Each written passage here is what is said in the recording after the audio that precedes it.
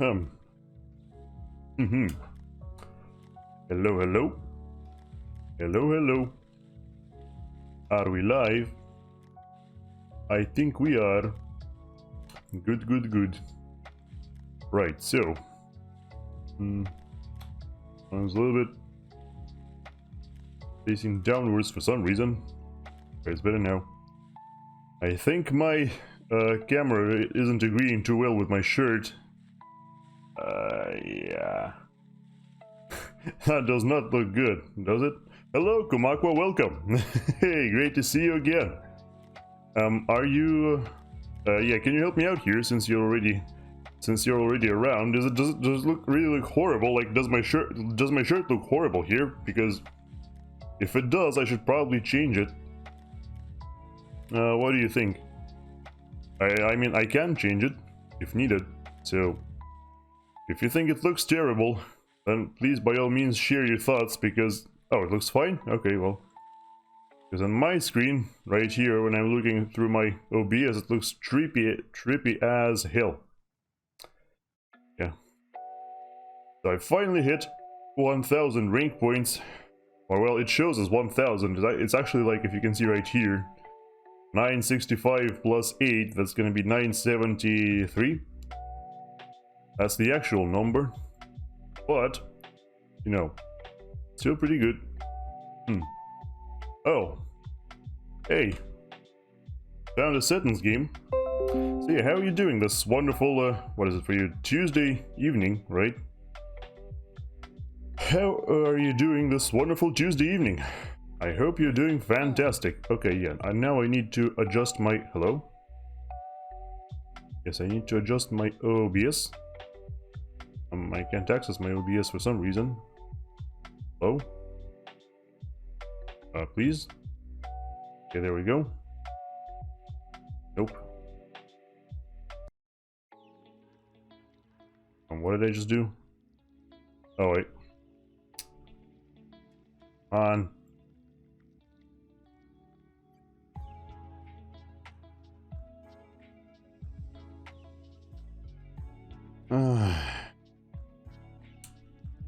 Well, I think my friggin' game just lagged. Yes. Okay. Yeah, I accidentally switched. Yeah, you know. It showed to me like I was in game, but in actuality, I wasn't. So some nasty stuff happened. Let's go and try again. Because, yeah. I'm fantastically mediocre. Your shirt reminds me of those optical illusion emails from back in the day. It really doesn't bother me. Oh, okay. Well, if it doesn't bother you, it's fine. Okay, now it looks like we are in the lobby. So now we can go ahead and adjust our settings a little bit, because yes, forgedalliance.exe. What? Forged Alliance, please. Alright, now let me check and see if you can actually see the lobby yourself. Should be able to see it now.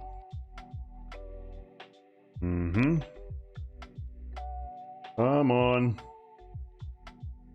Yeah, you should be seeing the player names in the middle right now. With all the factions and the... Okay, yes, it works. Nice. Very nice.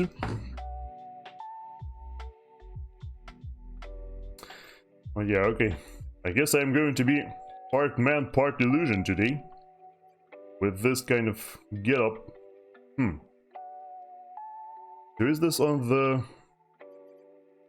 Yeah, you know what? I think I'll go up against In Depth. In this case, this filler from Australia, right here. Should be about the same skill level as I am. Not entirely sure, but... UEF, huh? Well... I think we can do pretty good against UEF in the early game if we pick Aeon, or at least in mid-game. Because Aeon destroyers are vastly superior...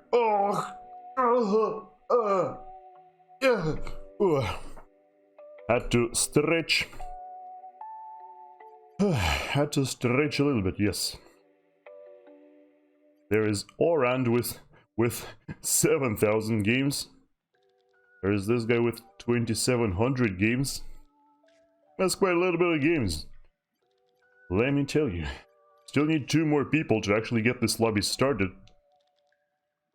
But yes. My computer is potato. All welcome. I mean, I found another lobby that literally says that. Right here. My computer is potato. You okay? I was not sure if you were enjoying the stretch you're about to die. Ah, sorry about that. Yeah, I do make some weird noises whenever I stretch. That is, yeah. That is the thing I end up doing. Fairly often. But no, I'm currently pretty fine. Or pretty okay, I should say. Yeah. Let's see if we can make life miserable for this player, who's going to be opposite us, because yes, this map is played in this kind of way, where there are 4 players at the top on one team and 4 players at the bottom here on the other team. And the 4 players, yeah, we are currently here. Our direct opponent is going to be here, and we shall be fighting each other for naval superiority. This is what this map is about. The players in the corners go for air superiority. The players in the bottom body of water, which is usually called pond, go fight each other for naval superiority, and the players at the top pond do the same thing, and then the players in the middle rush towards the actual middle really quickly, grab all of these orange spots that you can see over there. These are called reclaim. These are basically free resources that disappear very quickly if you don't claim them, because someone else will. And yeah, that's the usual game plan that unfolds Seton's clutch. Now, I'm not entirely sure if this in-depth bloke has some sort of secret techniques that he likes to use against his opponents, but I suppose we'll see. We'll see soon enough. Interestingly though, the lobby isn't filling up. There are lots of lobbies right now, and none of them are really quite filling up. There's like 7 players here, 6 players here, 5 players here. So they're close to full, but not quite full enough. Well, if, you know, if worst comes to worst, we'll just go ahead and cast a game, because I'm pretty sure it will be quite easy to find good games to cast. I saw some, you know, high-skill players streaming last night, which means, yeah, they've probably played quite a bunch of interesting games that will be quite a pleasure to watch. So, I suppose for now we can hold out for that. But you know, if the lobby is only missing 2 players, it's probably a good idea to just wait for them, because it's not gonna take very long. Or at least it usually doesn't. Especially considering in Seton's clutch, one of the most popular maps, next to Dual Gap and Astral Crater, which if we go back to the lobby list right here, let me just bring it up for you. Yeah, we can see that, yeah, we can see right here. So the 2 in the middle are Dual Gap. This is Astral Crater, this is also Astral Crater. So, and there's another Dual Gap, and there's another Seton. So, like I said, these are the 3 most popular maps, and among them, Seton's is the best, ostensibly, because it offers a wide variety of playstyles, and you can do various things on them, and surprise your opponents greatly. Unlike, for example, we'll check out Dual Gap. You're still seeing the lobby list, right? Yep. Dual Gap right here, you can see 6 players spot on this side, and then the other 6 players spot on this side, and then they've got this vast space between them, which is really hard to traverse without being noticed. So this usually ends up going to the late game, where, you know, essentially the players with better eco and better understanding of how to build things fast usually win. Astral Crater, meanwhile, was pretty self-explanatory. There is literally only one avenue of attack, is through this middle causeway right here, because, yeah, this mountain ridge surrounding those craters is pretty much impossible to even, you know, planes. It's really hard to even fly over it. Obviously, you can't walk over it, so what ends up happening is the players just also... Somebody holds down the middle here, while the rest of the players just eco up, and then, you know, launch an assault with the most powerful weapons. So basically the same thing. Anyway, let's switch back. Before we forget, there we go. But yeah. Yeah, Astro is just a meat grinder, yes, pretty much. It's a meat grinder in the middle. Which is why people, you know, usually just set up those like static fire bases that just fire into each other with standoff tactics and don't actually send units in until super late in the game, where they can make powerful weapons that can blast away the enemy base from all the way back at your base. So it could be a meat grinder, or it could be just a boring standoff for 40 minutes before, you know, one stray shot penetrates an important enemy structure and then the game is over.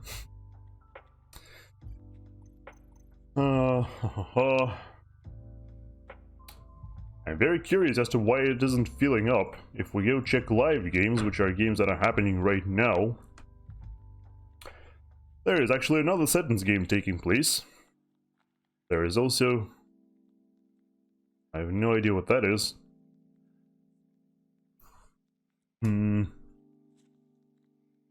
There's Gap of Rohan, there is... Oh, this one is called, I forgot, Finn's Revenge. There is some map gen even going on. That's cool. Okay, I think one of the Astro Crater lobbies actually filled up and started because I can't see it anymore.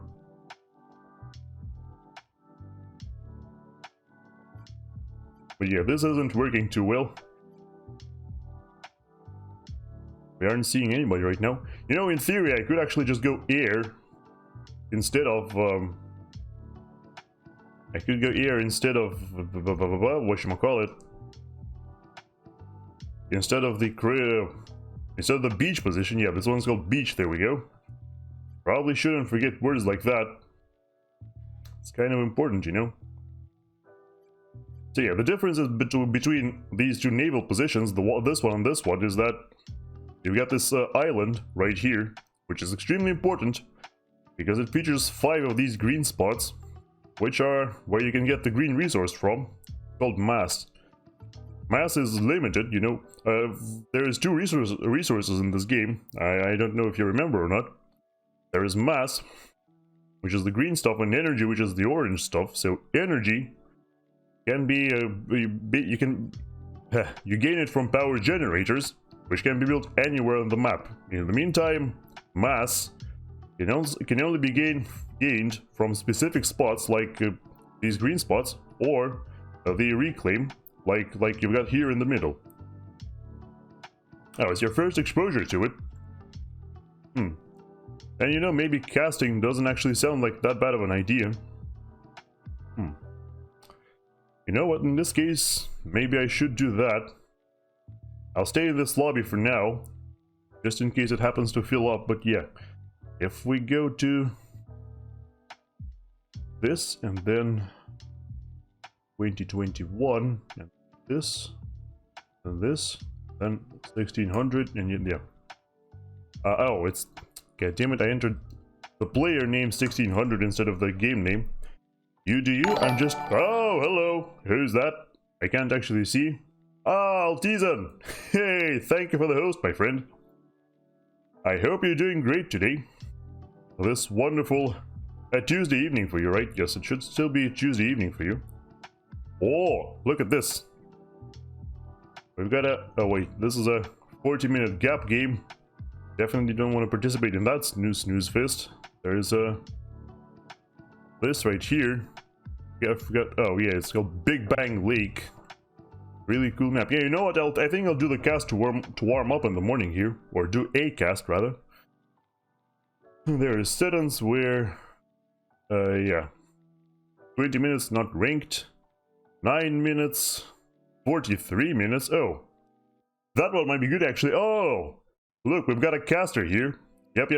So yeah, see this player right here named Derp is actually a caster, which is you know, you can find him on YouTube. If you just type Supreme Commander Derp in the search bar, you'll see that guy. We also got some pretty high skill players all across the board here. There's OK Puck, who is, you know, I think, yeah, his rank points are over 2,000. It's over 2,000! Which, like, I'm pretty sure the best people in the world have 2,500. So way higher skill than yours truly. And we've got MSG here, who is also, like, super high skill from what I remember. There is Maximus too, who is maybe not as good as these two, but pretty comparable. Also, there is someone named Butthurt, which is always nice. Yeah, you know what? Let's go ahead and cast this one, actually. I don't think we'll feel too bad about that.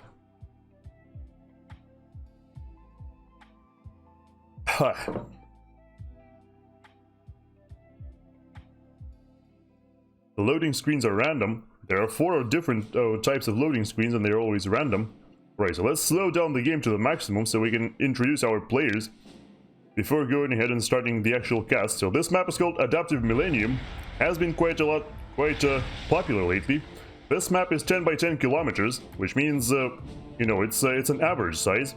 So the maximum sizes of the map you have in this game is 80 by 80. This map is 10 by 10, so it's actually a little bit on the lower side.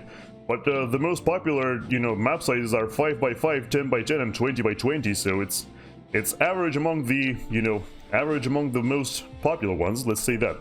So this map is interesting because there is a total of 96,000 reclaim all over this map. So these little rocks right here, you can see they each give you 169 mass, and they're scattered all over the place. And there are smaller rocks too who aren't really counted, but yes, there is a ton of reclaim on this map. So you would do well to, you know, spread out your forces, your engineering troops, and grab all this mass as quickly as possible.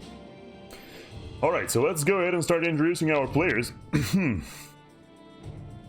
First and foremost, in the yellow corner on Team 1, we've got ourselves MSG, who is currently at 1,800 rank points. I think he's fallen down a little bit. But yes, going for playing UEF, and going for first land, and it looks like he's in this mellow yellow color, I think this one is called.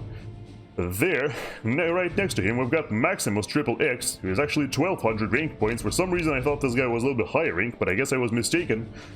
In baby blue, playing as the Cybran Nation, or Cybran, going first to land, and then undoubtedly going for... Wait, no, I was gonna say undoubtedly going for the Hydro Rush, but the Hydro is actually here, so never mind that.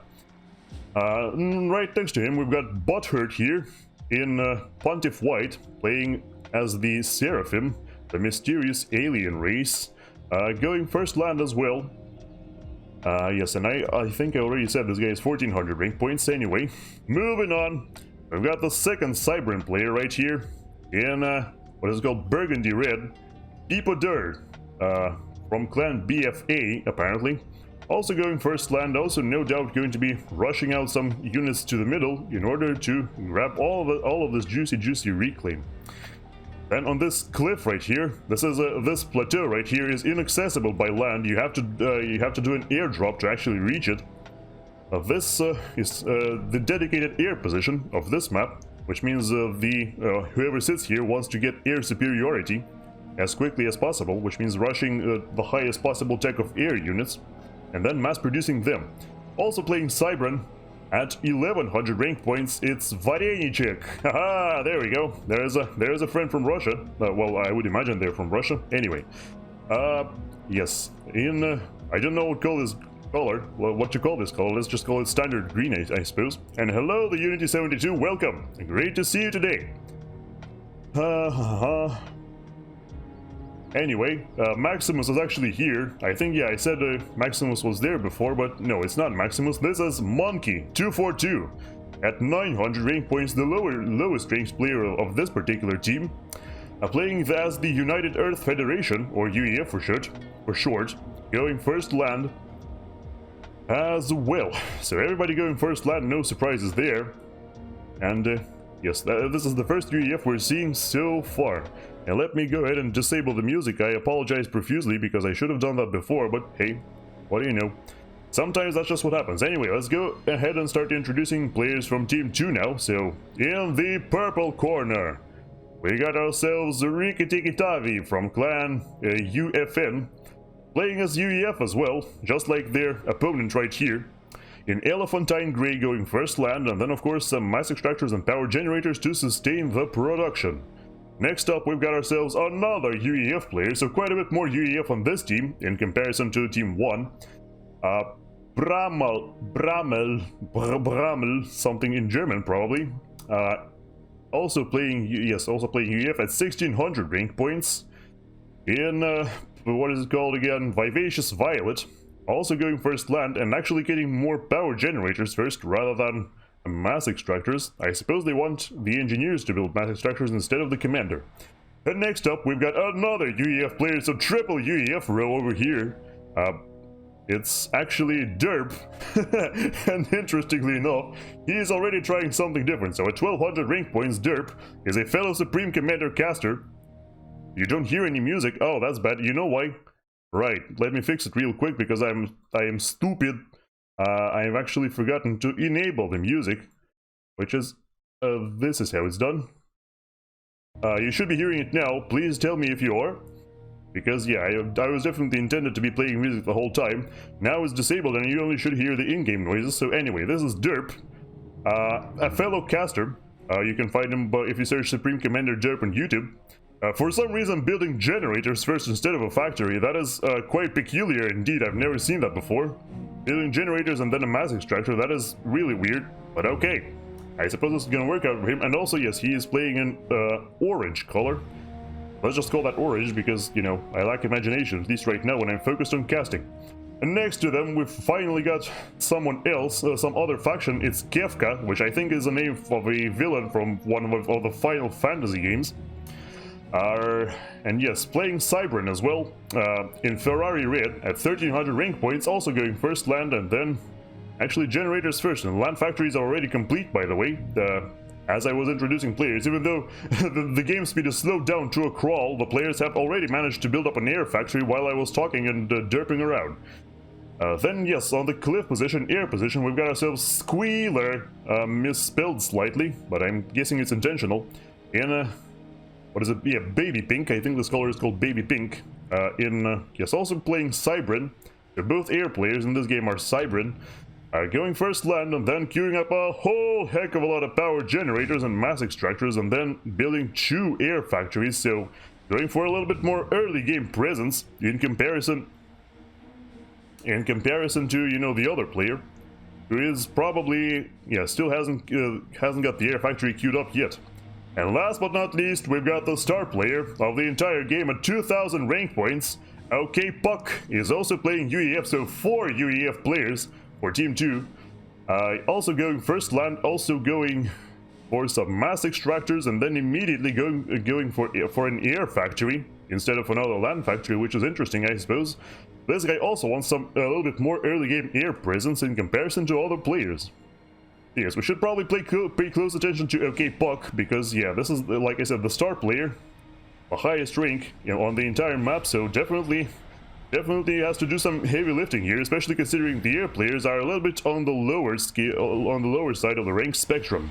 Yes, thank you for your comment, Altizan. Yes, it is very weird because, you know, actually going for factory first. Oh, it's because he is starting a drone. Look at this. Yes, so basically he wants a drone, which is basically a flying engineer.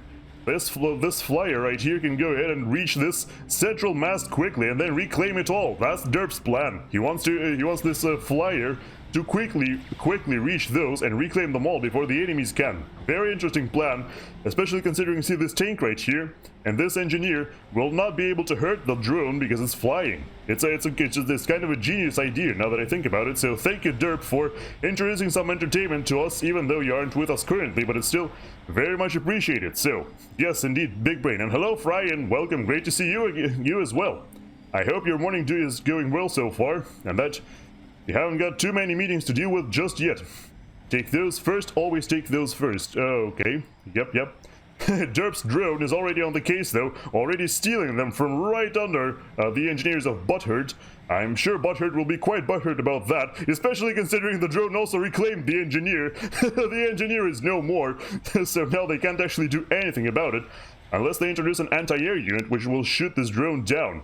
Wow, dude, that's incredible. An incredible opening from Derp. Already making us casters proud, even though, you know, casters usually aren't the best at actually playing the game, you know, myself being a case in point. Right here, you know, Derp already making some serious big brain plays with that drone. Wow, that was incredible. Anyway, here we've got some land presence being built up from MSG. So the top players of the two teams facing off here on the right flank, MSG versus OK Puck. It looks like MSG already managed to do some damage with his little light assault bot that was introduced here. And then, yeah, MSG is already flaming the teammate here, Maximus, about the fact that Maximus basically has no units.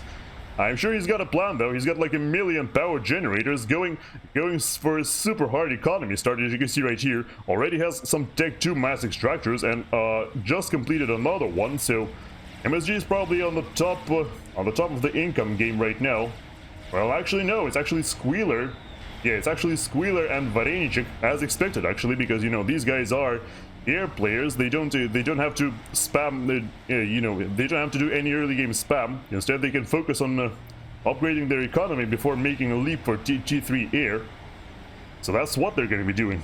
Drone MVP, yes indeed. I wonder if the drone is still alive. Actually, I can't see it, so it must have been shot down by some anti-air now, but that was friggin' incredible. If you look at the reclaim difference by the two teams, Team 2 is super far ahead at 24,000 mass versus 11,000 from Team 1, so there you can see the difference right there.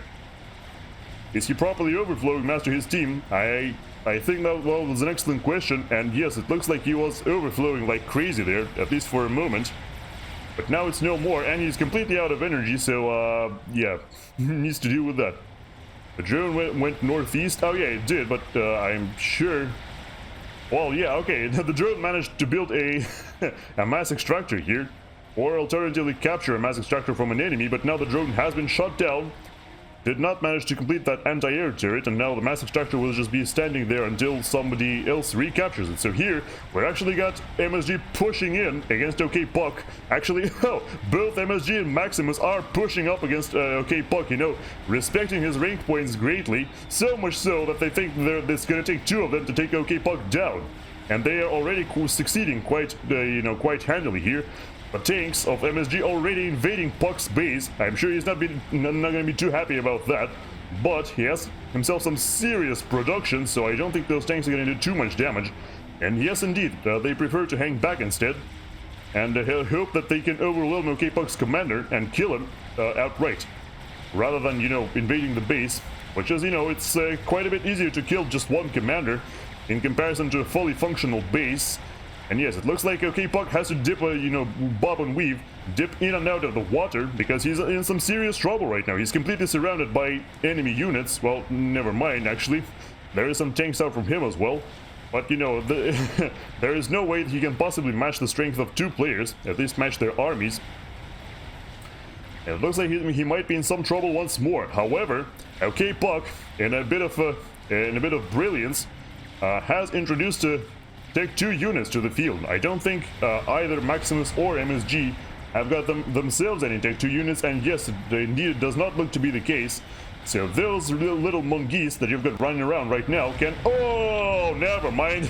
Disregard everything I said, they're both dead. Both Maximus and OK Puck kill each other. You know, the final shot from MSG, from Maximus, took down OK Puck, but the nuclear explosion of the commander actually killed Maximus as well. So yeah, for people who are new here, like Kumakwa, I'm sorry I wasn't explaining things too well probably, but your commander, which you can see right here, one of them is right here, your commander is the most important unit in the game, because if you lose your commander, you're out of the game. This is literally you walking around right here. This is you in the game. So right here you can see, because Maximus has died, his base has completely self-destructed, with only the charred remains, you know, standing here.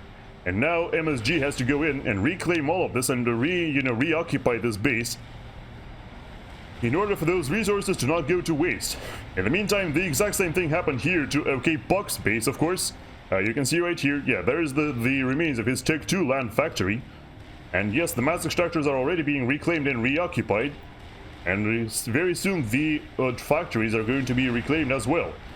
It looks like, yes, Derp has actually walked all the way from the base, all the way through here, in order to protect this position. It looks like, yeah, he's building some Tech 2 point defense turrets, which are extremely good at taking down Tech 1 spam. However, it looks like MSG, not to be outdone, has got some Tech 2 defense turrets of his own, and quite a bit more of them too. So MSG, Derp should still be extremely careful. So yes, the two resources in this game are energy and mass. Energy, yes, energy comes from power generators like these ones, which you can build literally anywhere. Mass, meanwhile, comes from either these right here, which are called mass extractors. You can only build them on specific spots, so which is why map control is extremely important, because you want to control as many of these spots as possible. And second of all, it comes from reclaim, like this engineer is doing right now. If we switch over to Squealer's perspective, he has plus 51 mass right now per second, and a lot of it is coming from this factory which he is currently reclaiming. As soon as the factory disappears, his income is going to drop dramatically, and boom, there you go, minus 27 all of a sudden, minus 57 I mean. That is exactly what reclaim does for you. And MSG is continuing his insane aggression, trying to airdrop here. Yes, this is an airdrop, where you plant your units on a transport and then you try to deliver them towards your enemy, and then quickly, they will quickly do some serious damage as long as they actually manage to land. They didn't manage to land this time because they got shot down by interceptors out on Squealer. So I guess Squealer did make a wise move by building so many interceptors. But yeah, next thing I should probably explain is technology levels. So there are 3.5 sort of technology levels in this game. Hello, the one dude, by the way. Great to see you here as well. There are 3 technology levels. We've got Tech 1, Tech 2, and Tech 3. So Tech 3 units are much more expensive and much more powerful than Tech 2 units, and the same thing in relation with Tech 2 and Tech 1. So yes, you upgrade from Tech 1 to Tech 2, and then you upgrade from Tech 2 to Tech 3. So in particular, we've got these air, like I said, dedicated air players here. Squealer for Team 2 and Varenchik from Team 1. These guys are focused on specifically upgrading their air factory to Tech 3 as fast as possible before they start out producing, let me actually see if I can, yeah. Before they start producing these bad boys right here. These are Tech 3 air superiority fighters. These are completely unmatched when it comes to, dealing with opposing air units. So their plan is to mass produce these air superiority fighters, and then using these achieve air superiority, like the name implies, which air superiority means that, your enemy cannot have anything flying without the risk of it being shot down by these. And then with that air superiority, you can produce some dangerous units that can, assault the enemy's land position and ultimately win you the game. Such as, if we click right here on this factory, we can see, see strategic bombers right here, which, as the name implies, they drop massive bombs that annihilate most units of a lower tech. Only Tech 3 units can have any hope of surviving these bombs. But then you've got Tech 3 heavy gunships, which are basically the same thing, except they serve more or less like planes and more like attack helicopters. They hover above their targets and constantly pelt them with constant damage. So yes, both players, it looks like they have achieved their superiority at reasonable time, like I was saying. Because if you don't, if a player on one team rushes Tech 3 air and a player on the other team doesn't, that will result in a strategic bomber popping out of nowhere and destroying a good chunk of of the other team's economy. This did not happen this game because both players went for fighters immediately rather than strategic bombers. But if one of them went for fighters, it could have had serious consequences for the opposing team. It looks like Derp is having a little bit more success pushing in here. Although there are plenty of Tech 2 defense turrets, Derp has been producing those Tech 2 heavy tanks called pillars, which are, as the name implies, they are quite survivable. and they are, you know, true pillars of your army until, you know, higher tech units can be mass produced, which requires a lot more resources. So these pillars are actually making what's called a run-by right here, where they completely ignore this fortified position and instead go for more vulnerable spots like this, you know, this batch of engineers here.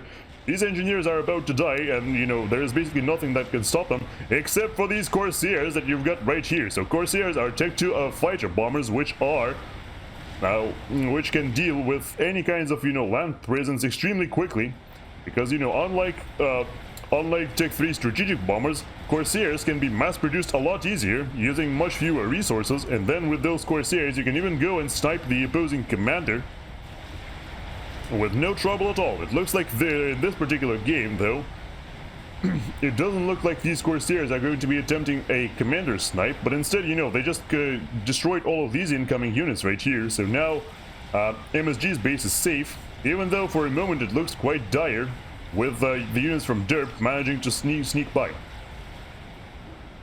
And yes, we've got some standoff tactics over here. Two shield generators built up by Derp, which are now being belted by artillery installations. Those things right here.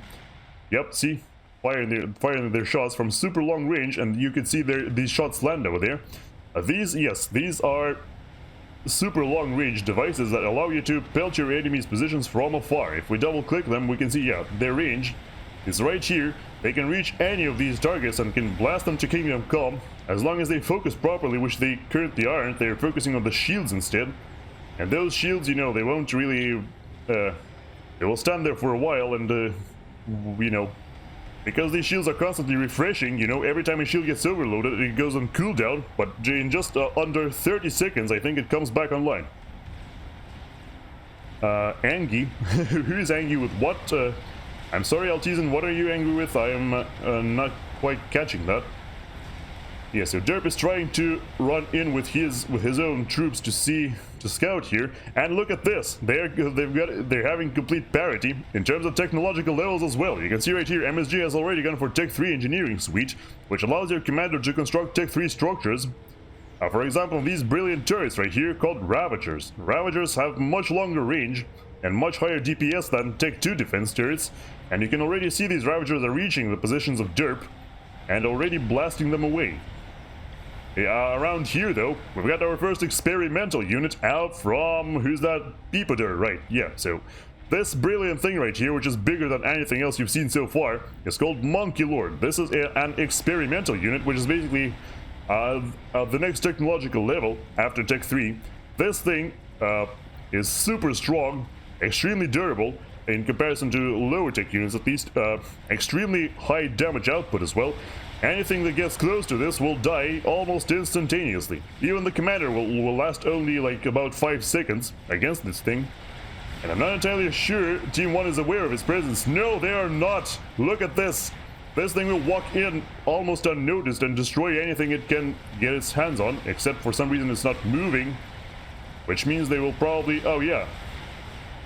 They have scouted it. You can see ML right here. That means Monkey Lord. That means they are aware that it's coming. But it has managed to elude them thanks to its personal stealth. Actually, it's not a personal stealth, it's a stealth field. If we can click on Peepader here, we can see, yeah, the green radius is a stealth field where all of your units will become invisible to radars. The only way to see them is by using optics, and Derp has been defeated by Control K, which means Derp will now quit. Yeah, I guess Derp has disconnected there, which is really sad, because that will definitely make things a lot more complicated for Team 2. So yes, the Monkey Lord is now walking in, and you can see how quickly it's shredding everything. Look at this, the laser just barely turns, and it's already evaporates all of the engineers here. About to focus on the factories next. Oh, detonates the mass fabricator, which explodes extremely violently, kills the Percival assault bot in 2 seconds, and destroys all of these factories that have got thousands upon thousands of health. And yeah, it doesn't look like there's anything that can currently stop the Monkey Lord. The commander from Bramble here is running away, trying to save his life ASAP. There are Ravager turrets being constructed here, which can actually bring down this Monkey Lord given enough time, but it's not entirely clear if they will have enough time. We've got some strategic bombers out from Squealer already doing some serious damage to the Monkey Lord, so in combination, the bombers and the Ravagers can probably do the trick. But look at this, it's just gained veterancy right here, which instantly restores some health and gives you more health and regeneration.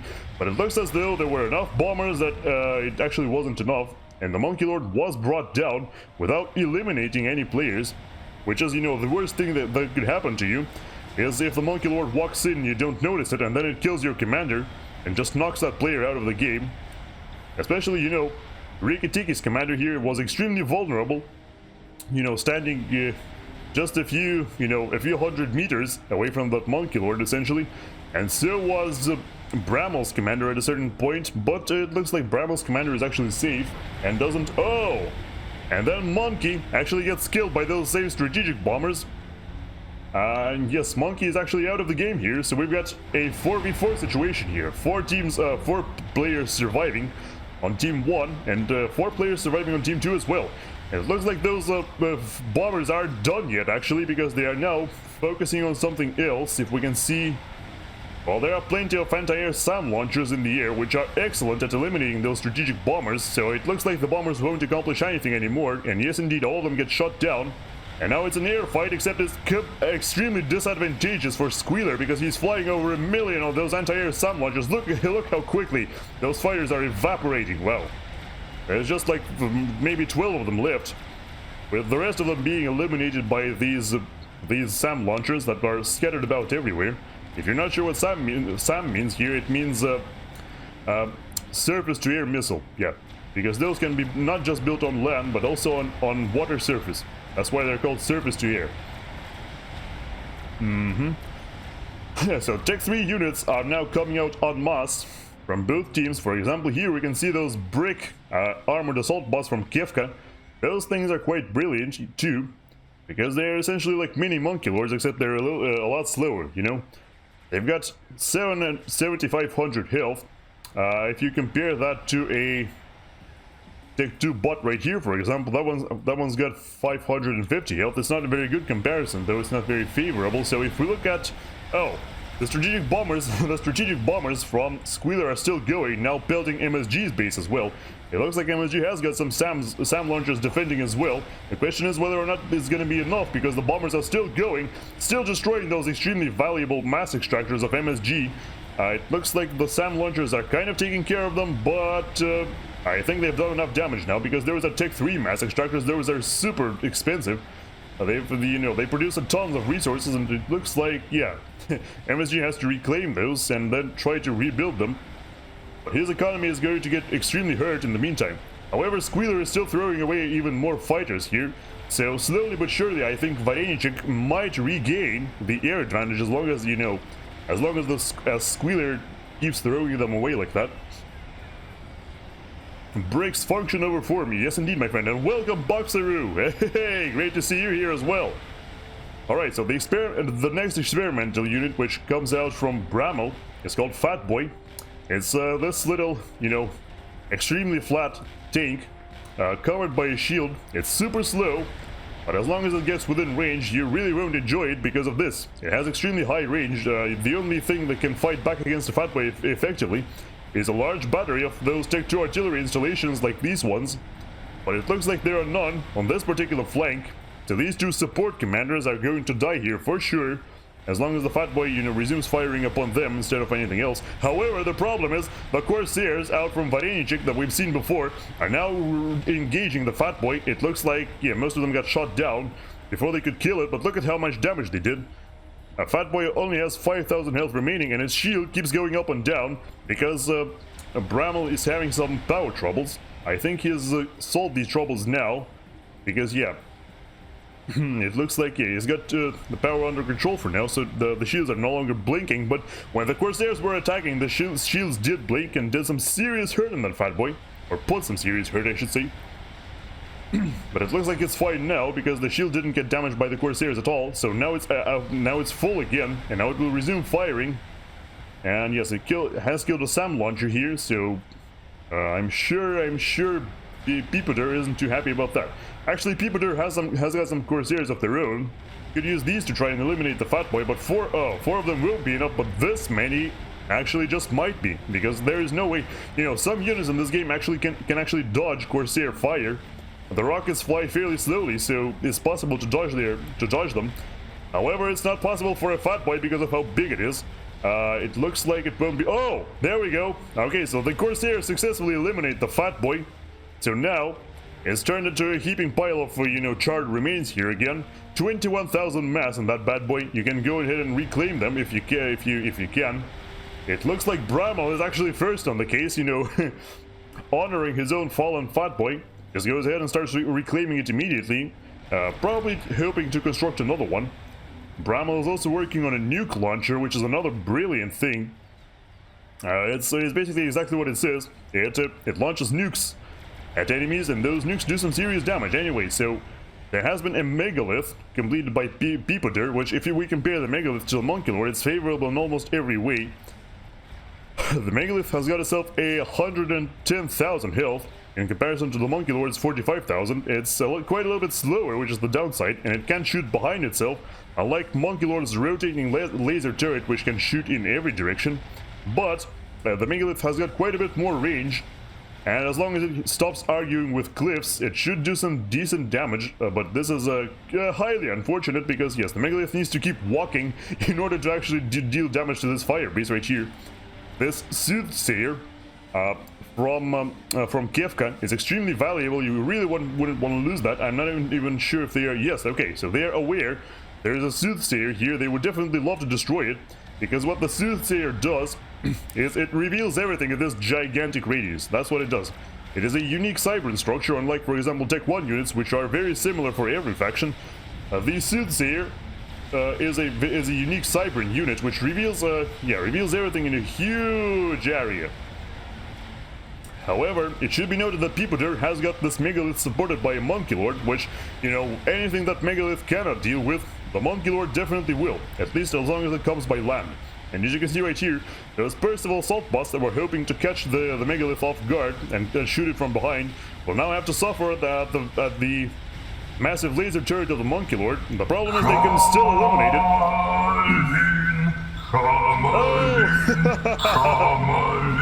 Thank you for those. Oh my god, thank you so much for those bits. That's crazy. 500 bits, holy canoe.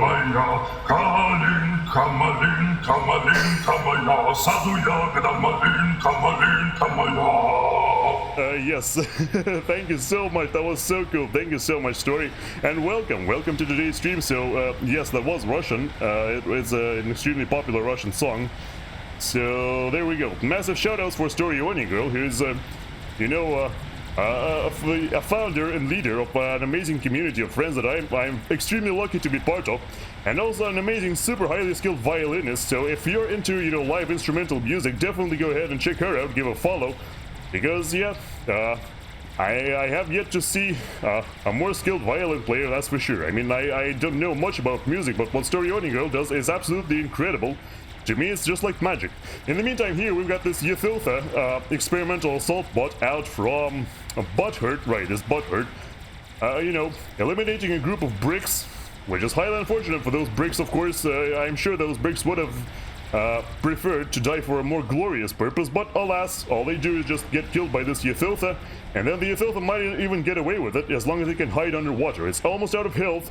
Those strategic bombers out from Squealer are, you know, they could eliminate that. I must sleep so I can get started early tomorrow, but I wanted to stop by. Thank you! Hey, love you too! Have a nice sleep, get some nice rest, and we can't wait to hear what you've got for us in store tomorrow. At least I can't, that's for sure. But yes. Also... Yeah, oh yeah, also Battle Moose, welcome. Sorry, I kind of missed you there. Yes, welcome Battle Moose. I should give some shoutouts in a moment, but yes, for now, we've got the Monkey Lord and the Megalith teaming up together and invading the base of Bramall once again. Poor Bramall has suffered tremendously throughout this game, getting constantly assaulted by all kinds of horrible things. Well, actually, it was just one Monkey Lord, but it did enough damage, you know. It destroyed a whole bunch of Tech 3 factories the last time it was here. However, the megalith is already down, and it looks like the strategic bombers will take care of the Monkey Lord as well, because honestly, it's got nowhere to run now. It's surrounded by Percivals on one side, you know, strategic bombers from the sky, and even gunships from, I don't even know who these are, actually. These gunships are from... what? I don't understand where these gunships came from. Oh, it's from Rikatiki, right, yeah. A massive air fight breaking out, and it looks like actually Squealer's air has been eliminated. So now, Team 1 has air superiority, like I've said before. Because Squealer kept throwing away those fighters flying over so many SAM launchers, now Team 2 has an air advantage. Because, oh yes, and also because not only Varenchik was going for that, Peepader was going for that as well. Battle moves is easy to miss. Wow, okay. You gotta appreciate those Australia folks. Never missing a chance to fire shots at each other. I love you guys. I'm so happy I found you guys as well. You're amazing. Okay. So yes, the Euthiltha did manage to run away. It made it back all the way to this base, and now it is being healed, because guess what? The Seraphim commander has a unique upgrade called, I don't know what it's called actually. Let me quickly see. It's called Restoration Field. So the Restoration Field grants massive health regeneration to every ally standing near. So Butthurt has got advanced Restoration Field, which results in this Euthiltha having a 285 health regeneration per second. You know, I would have told you how much that is per minute, but I'm too lazy to count. Actually, you know what? I can just use the calculator, so never mind that. So 285 times 60 is 17,000. So this Euthiltha will get fully healed in about 6 minutes, and that is absolutely insane. And now Butthurt is also working to, you know, capitalize on that air advantage that just happened there, building an Awasa experimental bomber. I'm really hoping we can see that bad boy in action, because every time it goes in, it's an absolute spectacle. Especially, you know, if it actually doesn't drop a bomb and just gets shot down before it arrives, that's even more of a spectacle, because at least it's funny. But anyway, anything else we got breaking on? There's yet another fat boy out of Bramall, of course, you know. After reclaiming this fat boy that was over here, Bramall is now managing to, you know, has managed to build another. And look at this graveyard over here. I don't know how I missed it, but there are actually 4 Monkey Lord wreckages here, as well as a Megalith wreckage, as well as a whole bunch of Percivals dead as well. This is insane. Yeah, this is just, look at this. If we hold control shift while looking at this, we can see that there is 160,000 reclaim just on this screen right here. And that's not considering the entire map. There's probably even more everywhere. Yeah, there's a total of 246,000 all over the map, but here it's 160, which means that is like, what is it? It's like, sorry, let me just zoom out again. Yeah, that's basically, that's like over 60% of all of all mass on the map, of all reclaim on the map is in this tiny screen. That's kind of nuts, actually. But anyway, MSG is going too late. He will. Yeah, I haven't been reading the game chat at all.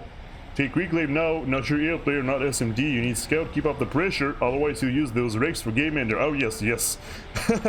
These guys will definitely use these Rex for something. Okay, that's for sure. A strategic launch has been detected. So yes, the strategic launch silo, or the nuclear launch silo, also constructs the missiles within itself, so you don't have to construct them separately, unlike in real life. So the missile is going out now, and it looks like it's actually going to land because there is no defense covering it. Oh no, that's not good. Oh no, never mind.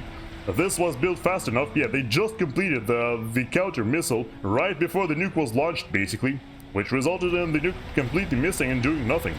So good on Team 1 for countering that quickly enough. Very brilliant. It's how I stay alive. Also, just watching, unfortunately, can't listen. Oh, no problem, my dude. Please, by all means, you know, do your own, you know, your own life comes first. Yeah, the Euthiltha that we saw before walks in and gets killed by a massive horde of bricks over here. These bricks are, how many of them are there? 23 of them, which, by the way, every brick does a, I can't actually see, no, I can, but yeah, 312, yeah, okay, 312 DPS from every brick, which means when you've got, you know, 23 of them, that gets multiplied by 20, so the filter basically just melted instantly by the combined power of the bricks and the monkey lord. But here comes the Awasa though. Yep, the Awasa dropped a bomb. You saw that brilliant flash of light over there, and immediately killed, like, you know, more than 10 bricks, I'm pretty sure. The fighters are chasing after it, but that's not enough fighters to deal with an Awasa. The fighter screen out from Varenichik is completely brilliantly covering it. The Awasa is still mostly full health, is gonna get another pass at least. The Monkey Lord was killed out from Kievka, which, you know, that was to be expected. Oh, the Awasa dropped another bomb here, and it looks like it actually, that bomb dealt with the rest of the fighters out from Squealer. So now, oh, yep, it's gonna drop on the wreckage as well. Oh, look at those engineers melting. So every time you attack the wreckage with anything, the amount of mass inside this wreckage gets reduced. So the Awasa, being expertly micromanaged, is now probably going to go for these bricks right here. Yes, yes, yes, it's going, it's going. Look at this, look at this. Oh, that was a bad bomb. Actually, I was hoping it would drop in the middle here, but it didn't. Now the Awasa has to retreat because there are more fighters coming in, and those could destroy it. Or, well, no, actually not. Because the Awasa does have quite powerful anti-air cannons itself. They aren't enough to keep it alive against a big fighter screen, but, you know, if it's just like 10 fighters, the Awasa can shoot them down extremely easily. And that's exactly what's happening here. How dare you say that?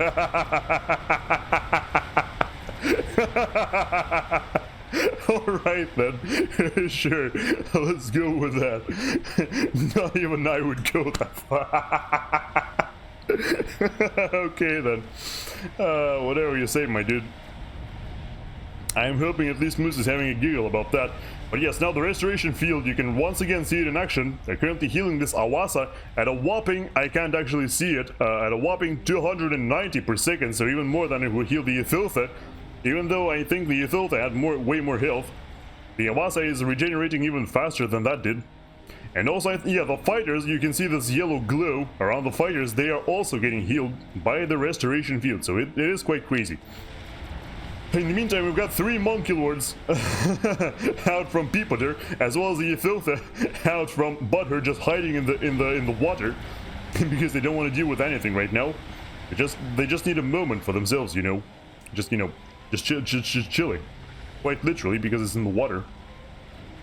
There's a support commander out from, yeah, support commander from Butthurt helping them out here, reclaiming stuff. Has built a whole bunch of torpedo launchers, and now those torpedo launchers will annihilate those Percivals that for some reason decided to walk into water against so many experimental units. You know, the Monkey Lords themselves have got some torpedoes which are, well, while these torpedoes are basically worthless, it's definitely enough to destroy a Percival who has nothing to show for it.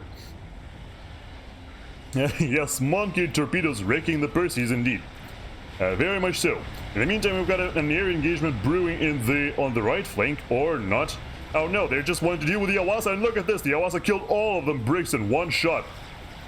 That's how powerful it is, except now it's dead. Yep, there we go, the Awasa has been shot down, but not only is there another one on the way, this one fell much closer to the to Team 1's territory, which means they can now be reclaimed. And those 38,000 mass can go right back into Butthurt's economy in order to make another Awasa, because guess what? Whenever something gets wrecked, and you know, the wreckage is left behind, the hello? What? Exception access violation, address, attempted to read memory, unknown symbol, well, fire's log, what? Okay, well, guess what? I guess we're not finding out how that game ended today. Because, yes, there was an error that destroyed the game.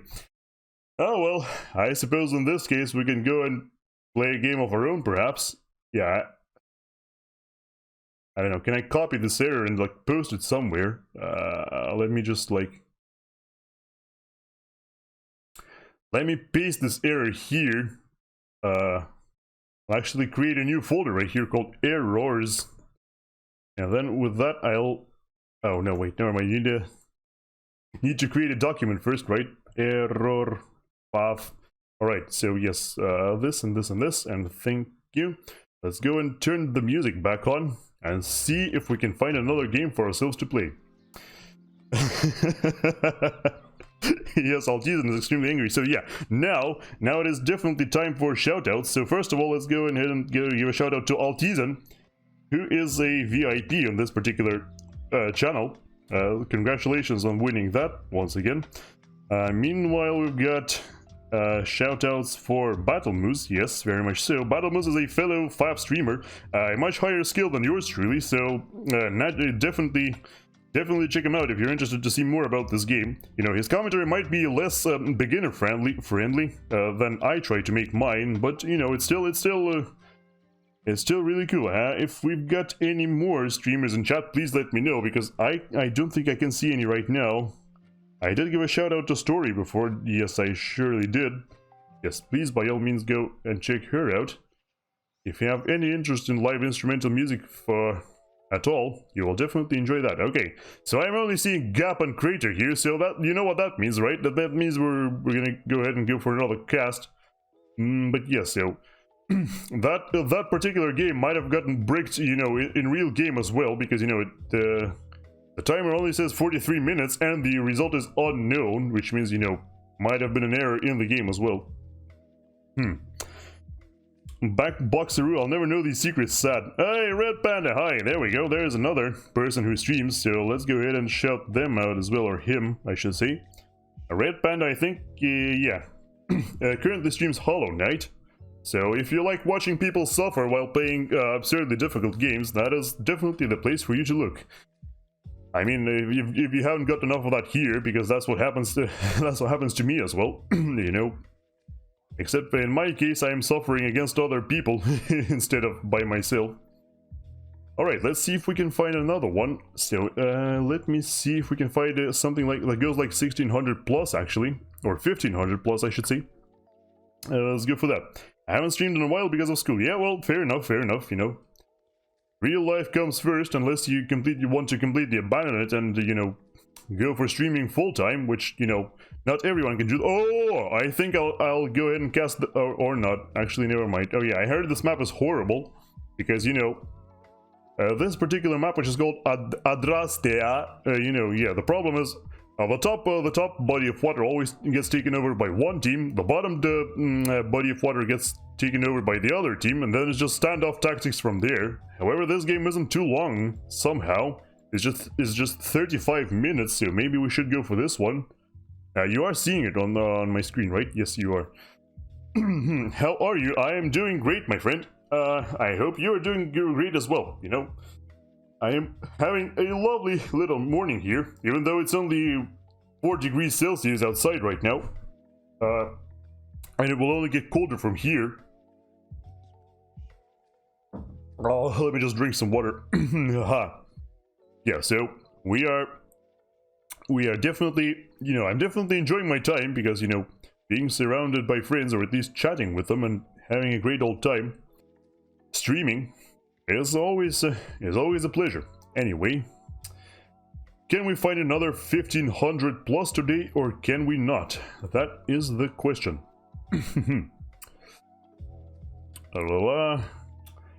These are all up to 1500 instead of plus. So we might want to go ahead and just cast this Adrastea thing. Oh, wait a sec. Oh, I like this one. 1500 plus, and it's also... Wait, no. What? Oh, it says need 1500 plus, but, you know, everybody is essentially above 1000 besides this guy. So maybe I should do that. Serenity Reef is an amazing map. I've got like, you know, I think I've got like 5% win rate on this map, because I've played it a whole bunch, but I've only won one game on it. But it is an amazing map, and it's always a treat to watch, because there's, you know, air, land, sea, everything is here. Unlike the previous map we've watched, where it was only land and air, here we've got some sea going on as well, so I think that's gonna be something to... Yeah, unfortunately, it's not technically 1500 plus. They just say need 1500 plus, which, you know, they just wanted one player of that rank to start the game. But in the meantime, we've also got ourselves... Yeah. See, it's always up to. Except this one, but this one is... when is this one from? This one is from the 24th, which happened last week. So I might have seen that. MSG system failure. Emperor Penguin, Velo and Juraj. The Sport Wish. Let me actually... can I download the map without opening up the replay? I'd like to see that. Because the player names are all the same from the previous game. And I think the teams are also the same. Yeah. I think I've casted that before. So never mind. Yeah, Juraj, Velo on the Sport, I Punch, Wish are on the... Yeah, okay, I casted that one, so never mind. Yeah, you know what, let's go ahead and cast the Serenity Reef. You know, even if those aren't the highest skill players, at least we should have, you know, should have fun, at least, at the very least, so that's good. Doing maximum damage with overcharge 15,000, costs 60k energy and requires at least 67k energy in your storage. Anyway, let us stop the music, because we're going to be listening to the in-game music as well. It's not particularly brilliant, but it's good. Good enough. This map is called Serenity Reef. It is 20 by 20 kilometers in comparison to the previous one, which was 10 by 10. This one is has 10,000 reclaim on it, or 10,000 mass worth of reclaim. Not sure which is more correct. And yes, it is played as a 5 versus 5. Team 1 at the top, Team 2 at the bottom. So let's go ahead and start introducing our players. In the green corner, we've got ourselves, who is that? I'm already missing it. Yes, Kramer, at 1100 rank points, playing UEF in baby blue. Surely will be going first land, because yeah, this player needs to rush towards the middle and grab all the reclaim they can before it disappears. That is the usual strategy, at least. Then right here, on the rock position, which is kind of feels like the Seton's rock position, we've got, who's this? Rubik's Octagon, not Rubik's Cube, but Rubik's Octagon, at 1100 points also, playing Aeon in lime green, going first land. Yes, it is first land, and then going for a hydrocarbon power plant rush, as you do on this particular position. Next up, on another rock position, which I think is usually played like air, we've got ourselves Yelena Oz. I have played against this player a whole bunch, actually. In Elephantine Grey, playing Aeon at 1000 rank points, so a little bit lower. Going first land, and then also going for a hydrocarbon power plant rush. Next up on this, do whatever you want position. Essentially, you can go land, you can go navy, you can go air. We've got our first Cybern player of the day. It's Sailor Moon at 1300 rank points in beautiful Ferrari red. Also going first land and seemingly, well yeah, I imagine also going for a Hydro Rush next. And finally, last but not least, on the island position, in a burgundy red, we've got Jox 333, who is at 1400 rank points as the star player of this team. Doing, you know, from my understanding, this player enjoys this map quite a lot and mostly plays on this map, actually, because every time I see a replay or a live game of this map, Jox is always there. I don't know how he always manages to find these, but somehow he does. And yes, that is it for Team 1. Now let's go ahead and start introducing our Team 2 players. In the white corner, we've got ourselves Supreme AJ at 1300 rank points, playing Seraphim in Halibor Range Orange, going first land as well, and immediately going for the middle next, without even building any mass extractors or generators in his base, just immediately wants to go to the middle. Fair enough, I suppose. On the first rock, or the dangerous rock, I should say, we've got ourselves Rikki-Tikki-Tavi, which we've seen in the last game, at 1000 rank points, playing Cybern in Cyanide Cyan, one of my personal favorite colors in this game, going first land, then surely going for a Hydro Rush as well, which we can tell because they want to build those 4 mass extractors immediately before going for the Hydro, because, you know, that's what you do. You go for as much mass as you can, while hopefully being able to afford the energy, to have the energy to afford the Hydro next. On the second rock, we've got ourselves Jim Jack J from Clan UEFN, which the majority of the players in this team actually are.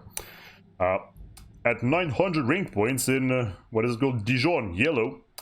Yes, also going first land, playing Aeon, the only one of the 2 Aeon players of this team. Right now, next up on the do whatever you want position, we've got the other Aeon player, going by the name of Totally Not a Robo. I'm assuming that's a robot. Yeah, Totally Not a Robot. Also going first line, also going for a Hydro Rush in Pontiff White, which does look quite amazing on this particular map. You know, those white spots there, you know, at least I feel like green and white on green is a very nice color scheme. And last but not least, on the island position, we've got ourselves Keen, the star player of this particular team as well, playing, yes, in Baby Pink. It's playing Cyber Nation as well, going first land.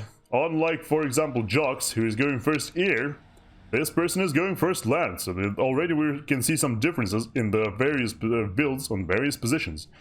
And also seemingly going for a Hydro Rush next.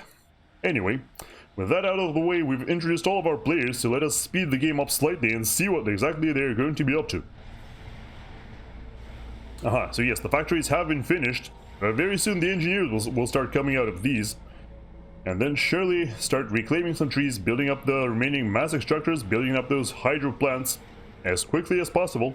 And hopefully we'll see some engagements in the middle very soon, because like I said, Supreme AJ is already going there.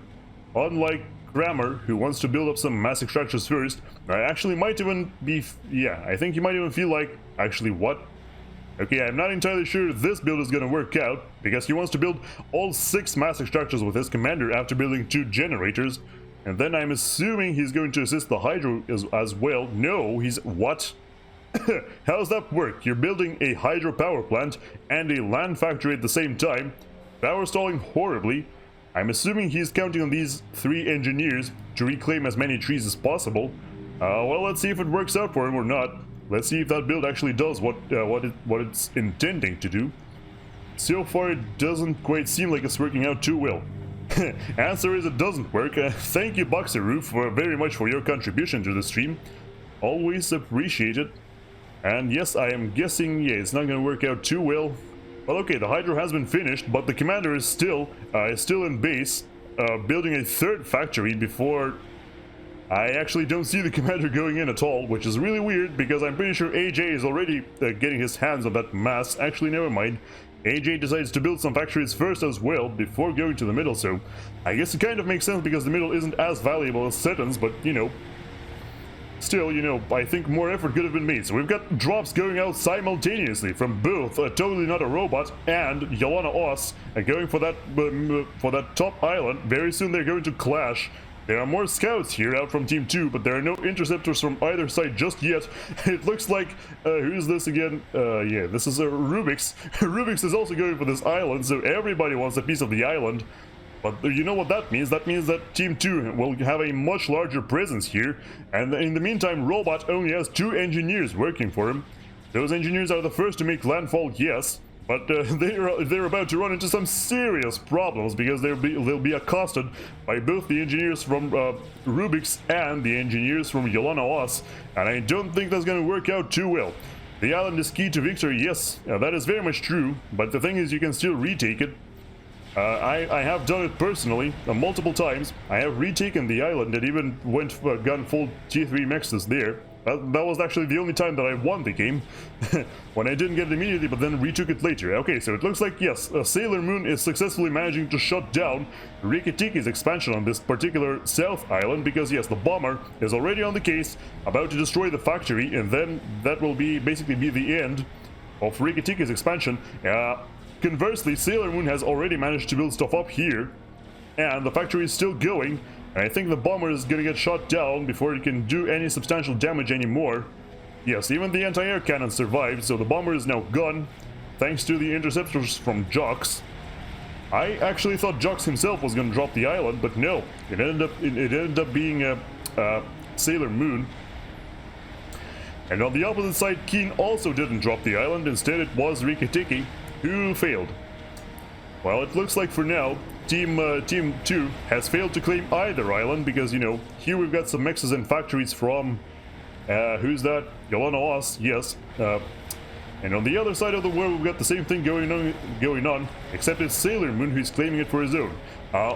On the bright side, though, it looks like still, somehow, yes, Team 2 hasn't actually claimed this island. or Team 1 hasn't claimed this island, because yes, it looks like there's air superiority currently for Robot, which means all of the engineers have been killed out from both Robot, Yolana and Rubik's before they could build a factory. So yes, there is actually no presence on the island itself, as there is just some extractors, and that's it. Those are about to get finished as well. Get reclaimed. Yeah. So currently it's a little bit of a stalemate here, because nobody can claim this island. There are no land units here at all. So yeah, the situation is developing a little bit interestingly there. In the meantime, for some reason, these extractors have been given over to Yolana. I'm not sure why that's been done. Oh, and they haven't been given. Yolana just dropped the island himself because he didn't feel like, he felt like he deserves it for some reason, I don't know. Even though Yolana is like on the other side of the world, I guess. I don't know, I guess the first one in claims it, you know, something. But yes, the bottom island is definitely within the firm grasp of Team 1. Sailor Moon is complaining about something. I fight for the island. Yes, Sailor Moon quite understandably upset. I fight for the island and then you take my mask. Yes, reclaiming my mixes. Well, I mean, look, it's just one extractor, okay? I'm pretty sure he only built one. But yes, Totally Not a Robot does manage to secure this island for himself after establishing air superiority over it. And now, yes, it doesn't look like there's going to be anyone contesting it anymore. So great job to Robot for coming back to this island. Despite the fact that he was initially ousted, it still didn't help them, because yes, Robot just had so much more air that he could beat back 2 players and still reclaim that spot. Very nice. Anyway, we've got our first engagements in the middle. Supreme AJ busy reclaiming all of those wreckages, having a gun on his commander, while Kramer on the other side has got himself T2 and is now constructing some serious defenses. Wow, that's a lot of turrets to get queued up there, buddy. I'm guessing, yeah, those turrets should cover all of this passageway nicely, so that now nothing can sneak by. But holy cannoli, that's a lot of turrets. Why do you need so many, though?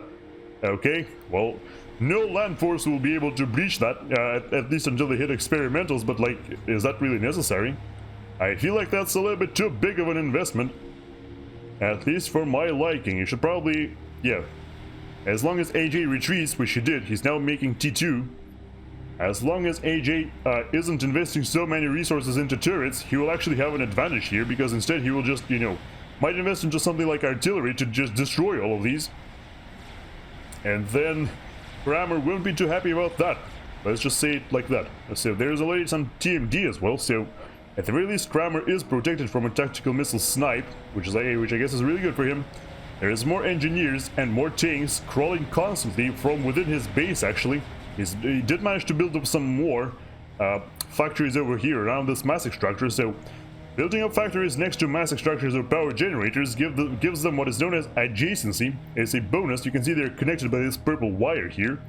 Adjacency allows you to reduce the cost of production of the factories or other structures that are connected to the resource producing facility. So yes, Kramer has already transitioned to T2. There are now Tech 2 tanks crawling in. You can see this one pillar right here. I think it's the first pillar, actually. Could be mistaken, though. In the meantime, AJ is building closer Utoshala turrets, the Seraphim equivalent of the UEF Triad, going up here, already working on a third one, so even though, you know, Kramer is fortified super heavily over here, the same thing can be said about AJ, and it looks like he's being a little bit more efficient, at least for now, because he doesn't have flak cannons or TMD, so as long as your enemies aren't planning to attack you by air or by, you know, missiles, then this is a little bit more efficient than this. Yolana lost, oh yeah, Sailor Moon is still complaining, or still giving Yolana lost some flack. Right here he's saying that Yolana should build Navy, although I'm not entirely sure that's necessary, because, you know, there are plenty of players who can go Navy, you know. Jox can do that, Sailor Moon himself can do that, although understandably Sailor Moon is focused on the bottom pond, or the bottom side of the ocean. But yeah, I feel like they can still secure Navy at the top side, even if they don't, even if Yolana doesn't go Navy, because, you know, Yolana has some torpedo bombers instead, and those torpedo bombers are already annihilating the Navy of Who is that? The Navy of Jim. Yes. This person's name is Jim Jack J. I'll just call him Jim. So yes, Tech 2 Air, out from Yolana, doing some serious damage to those frigates and those submarines. Rikitiki has drawn with Rubik's. What? Okay. I guess I missed an airdrop there. Yes, so Rubik's actually airdropped towards Riki's base, and now both Riki and Rubik's are dead. So there we go. We got 2 players getting knocked out of the game. Of course, I missed the airdrop completely, just like I do in game. You know, what else is new? But yes, there was some serious, balls on that, you know, on Rubik's for airdropping on Riki like that and eliminating him. However, yes, it is. I don't think it's a very good trade because both Rubik's himself is also dead. So the trade it has been kind of symmetrical. Rubik's is pointing out that, you know, Riki was T3 air, which means now, you know, Team 2 will be slightly behind on air because I don't think anyone else is going for it. Well, with no T3 PGen, that's, you know, that's cool and all, but he also had a T3 factory, which is a little bit more important than just one generator. So yeah, I think Rubik's is actually correct here in his assumption and predictions. And also Riki, no, actually Rubik's has a little bit higher rank, but you know, that's not that big of a difference. I think, yeah, at this point on the opposite team, Yolana Oz has achieved Tech 3 Air and is now queuing up a massive air grid. I think you should add your mass extractors being upgraded to that because, you know, you definitely won't have enough mass to sustain all of this. I'm pretty sure he's mass stalling already as we speak. Never mind. Actually, never mind that. Yolana Oz is completely fine on mass, so disregard everything I said. Yeah, I forgot he isn't building Navy at all, so he doesn't need that much mass as of right now. That will change eventually, but yes, for now he can just carefully construct that, construct that T3 power generator and then start producing Tech 3 Air, be it bombers or fighters or whatever he pleases. In the meantime, here at the rear guard of the team 2, we've got destroyers coming out en masse from what is that again? Yeah, robot. Sorry, it's robot, right? Even though it's not, but it actually is. As well as Jim, both Jim and Robot going Tech 2 Navy, which Tech 2 Aeon Navy is famous for being super powerful because, you know, those destroyers, they are no joke. They have torpedoes that cannot be blocked at all. And also they've got those nasty submarine hunters, which could give some trouble to the opposing navy. The problem is, you know, the ones who usually have trouble dealing with the submarines are the UEF, and there is no UEF navy for Team 2 at all. Kramer is the only UEF player, and he's going full, full mid. We've got standoff tactics being done here. A second Clink Hammer artillery installation being constructed by Kramer. In the meantime, here we've got AJ, who's just sitting on one shield. I can't see his commander. Oh, the commander is right here. Yeah, you might want to invest into a little bit more shields, which is exactly what he's doing right now. Except the tanks are in the way. They aren't allowing him to construct it quickly enough. And it looks like actually the Clink Hammers aren't doing too much damage because the shield is full health. What is going on? Where are the Clink Hammers shooting? What? Okay, the Clink Hammers are shooting the shield. I'm guessing he's just assisting the shield, so that stayed up longer than it should have. But yes, with 3 shields, I think you should be safe from, from 3 Clink Hammers for sure. If Kramer decides to construct more, that's another story. But if Kramer spends so much mass on those Clink Hammers, while you just build up a couple of shields, and then you rush, build more, take 2 assault bots right here. Those things are absolutely brilliant. They're called Ilshevo, because, Seraphim being aliens have got the alien names for everything. So those Ilshevos are absolutely brilliant because they are extremely powerful. They've got, if you click on one right here, you can see it's got 2500 health, and it also has got itself, what is it again? DPS, 105. So 105 DPS and, 2500 health. Versus the UEF equivalent, the Pillar, which if you click on it right here, we can see it has got itself 1500 health, so quite a bit less. And then when you go for DPS, it's 56, so yeah. The Ilshevo basically has double the DPS of a UEF tank, and almost, I want to say 65% more health. And I don't know how accurate that is, so sorry if it's not, but yeah. way more powerful, so those Ilshivos could steamroll your position unexpectedly. I have done that myself, you know. I've been in this exact situation before, where, you know, my opponent was building a ton of clink hammers, while I just built a couple shields, and then I, you know, got a whole bunch of Ilshivos and just steamrolled him completely. That is definitely a thing you can do. Just gotta make sure that your opponent isn't investing in those nasty turrets here, but instead into clink hammers, because clink hammers can't shoot something that is standing right next to them. They will be completely helpless against that. Yeah, we've also got some mobile missile launchers out from those aren't. Yeah, there is one. Mobile missile launchers out from Kramer, who are constantly pelting this position with missiles. However, those missiles aren't quite working because, you know, at this point AJ has got some missile defense of his own. So let's look at our overall situation right now.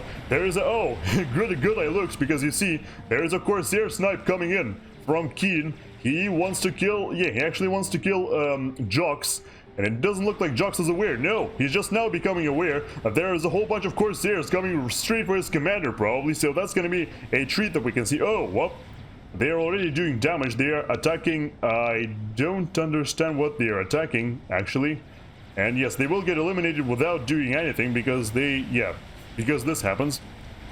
They didn't target anything in particular. I don't think they could find... yeah, Jox's commander is very wisely underwater. I think Corsairs can punch through that, but I'm pretty sure they actually can't see the commander. Yeah. Kramer is complaining about the Navy situation, of course, because he is getting pelted by those Exodus-class destroyers. Clink hammers can actually beat back destroyers, but, you know, as long as destroyers are being microed, it's a little bit too hard to do. And they also do way more DPS, if we can see right here. An Aeon destroyer has got itself 7,500 health, and its main cannon, the Oblivion cannon, does 212 DPS, while for a clink hammer, it's got itself, what is it, 3,600 health, so almost half as much. And it does 100 DPS, so also half. Alright, and now it's time for a land push. Like I said before, AJ is pushing in with those Ilshivos as well as tons of tanks and artillery.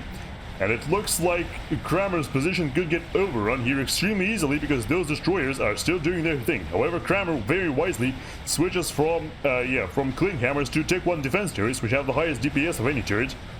And it looks like, yeah, they can also be constructed extremely quickly. And those turrets can put some serious hurt on these Ilshivos, so I don't think these land units will be enough to kill, well, definitely not enough to kill Kramer's commander outright, because, you know, it's just, the shields will go back up and the commander will be completely fine. In the meantime, all the Ilshivos will die.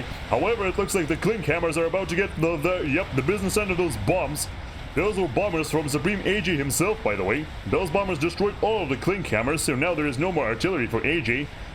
And his base keeps getting destroyed by those destroyers. Very appropriate name there. By those destroyers from both Robot and Jim. They're moving their navies together, you know, to compound their strength.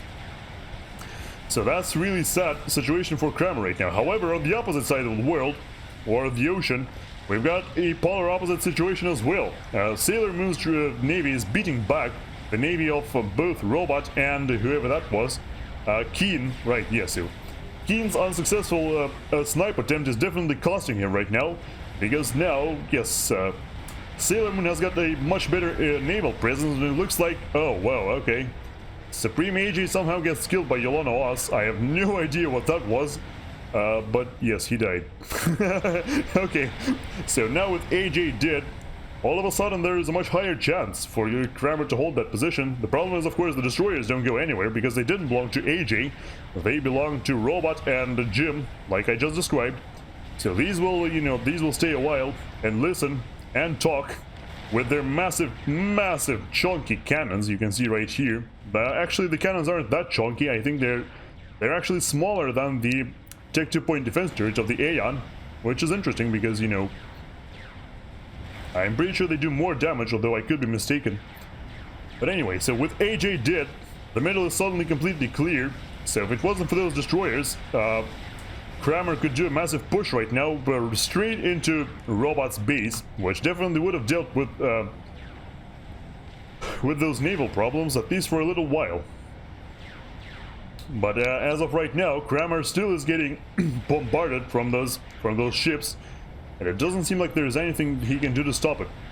In terms of air presence, right here, if we can see who has the most units, it looks like, yeah, Jox is the main air player for team 1, while for team 2 it's well, it's shared between Robot and Keen.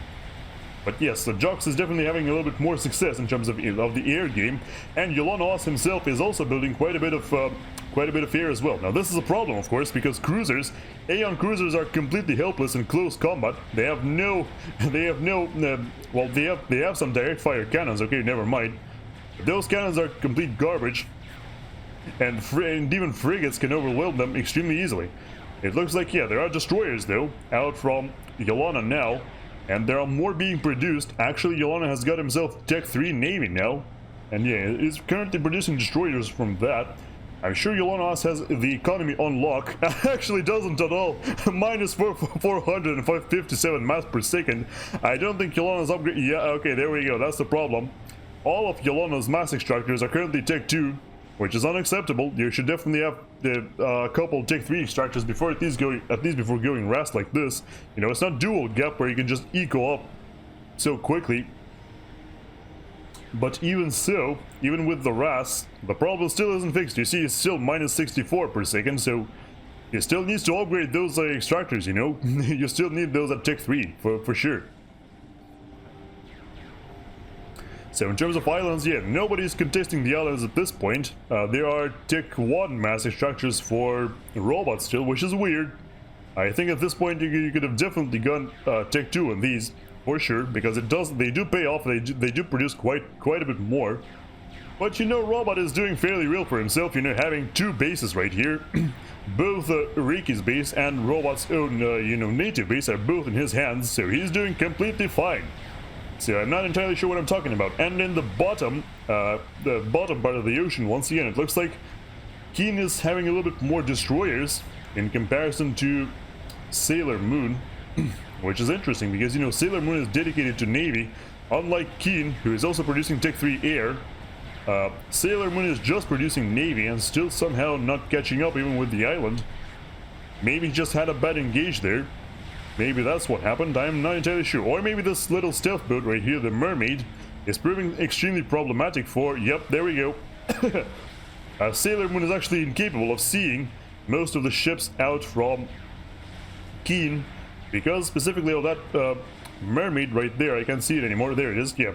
So the Mermaid gives you a stealth field, you know, in place of shields, where other factions have shields, other factions have got shields. Cybran have got themselves these instead, mobile stealth, both on land and sea, and those, you know, make sure that your destroyers cannot be seen by the enemy while the enemy will see you. So even though both Keen and Sailor Moon are Cybran, Keen is using them destroyers, these boats, and Sailor Moon is not. Right here, I'm pretty sure Keen could just steamroll Sailor Moon's navy, because Sailor Moon mainly has cruisers, while Keen mainly has destroyers, which destroyers are much more powerful in surface-to-surface combat in comparison to cruisers, because, you know, cruisers have got themselves 3,000 health, and they do, let me see actually, they do, what is it, where are the surface cannons? Anti-missile, yeah, 184 DPS and 3,000 health, versus destroyers, who have got themselves 6,000 health, so it's twice as much, and also twice as much DPS at 230. There we go. Even so, it looks like Sailor Moon is willing to protect the island. I mean, of course, you need to protect that island at all costs. The problem is the Tech 3 radar from Sailor Moon has now been eliminated, and now Sailor Moon is mostly blind because, well, no, you can see them right now. But if you couldn't see them with optics, you would be blind because the Yummy sensor just went down. Yeah, and it looks like I said, the destroyer advantage is paying off here because, yes, those destroyers are completely, you know, steamrolling those cruisers.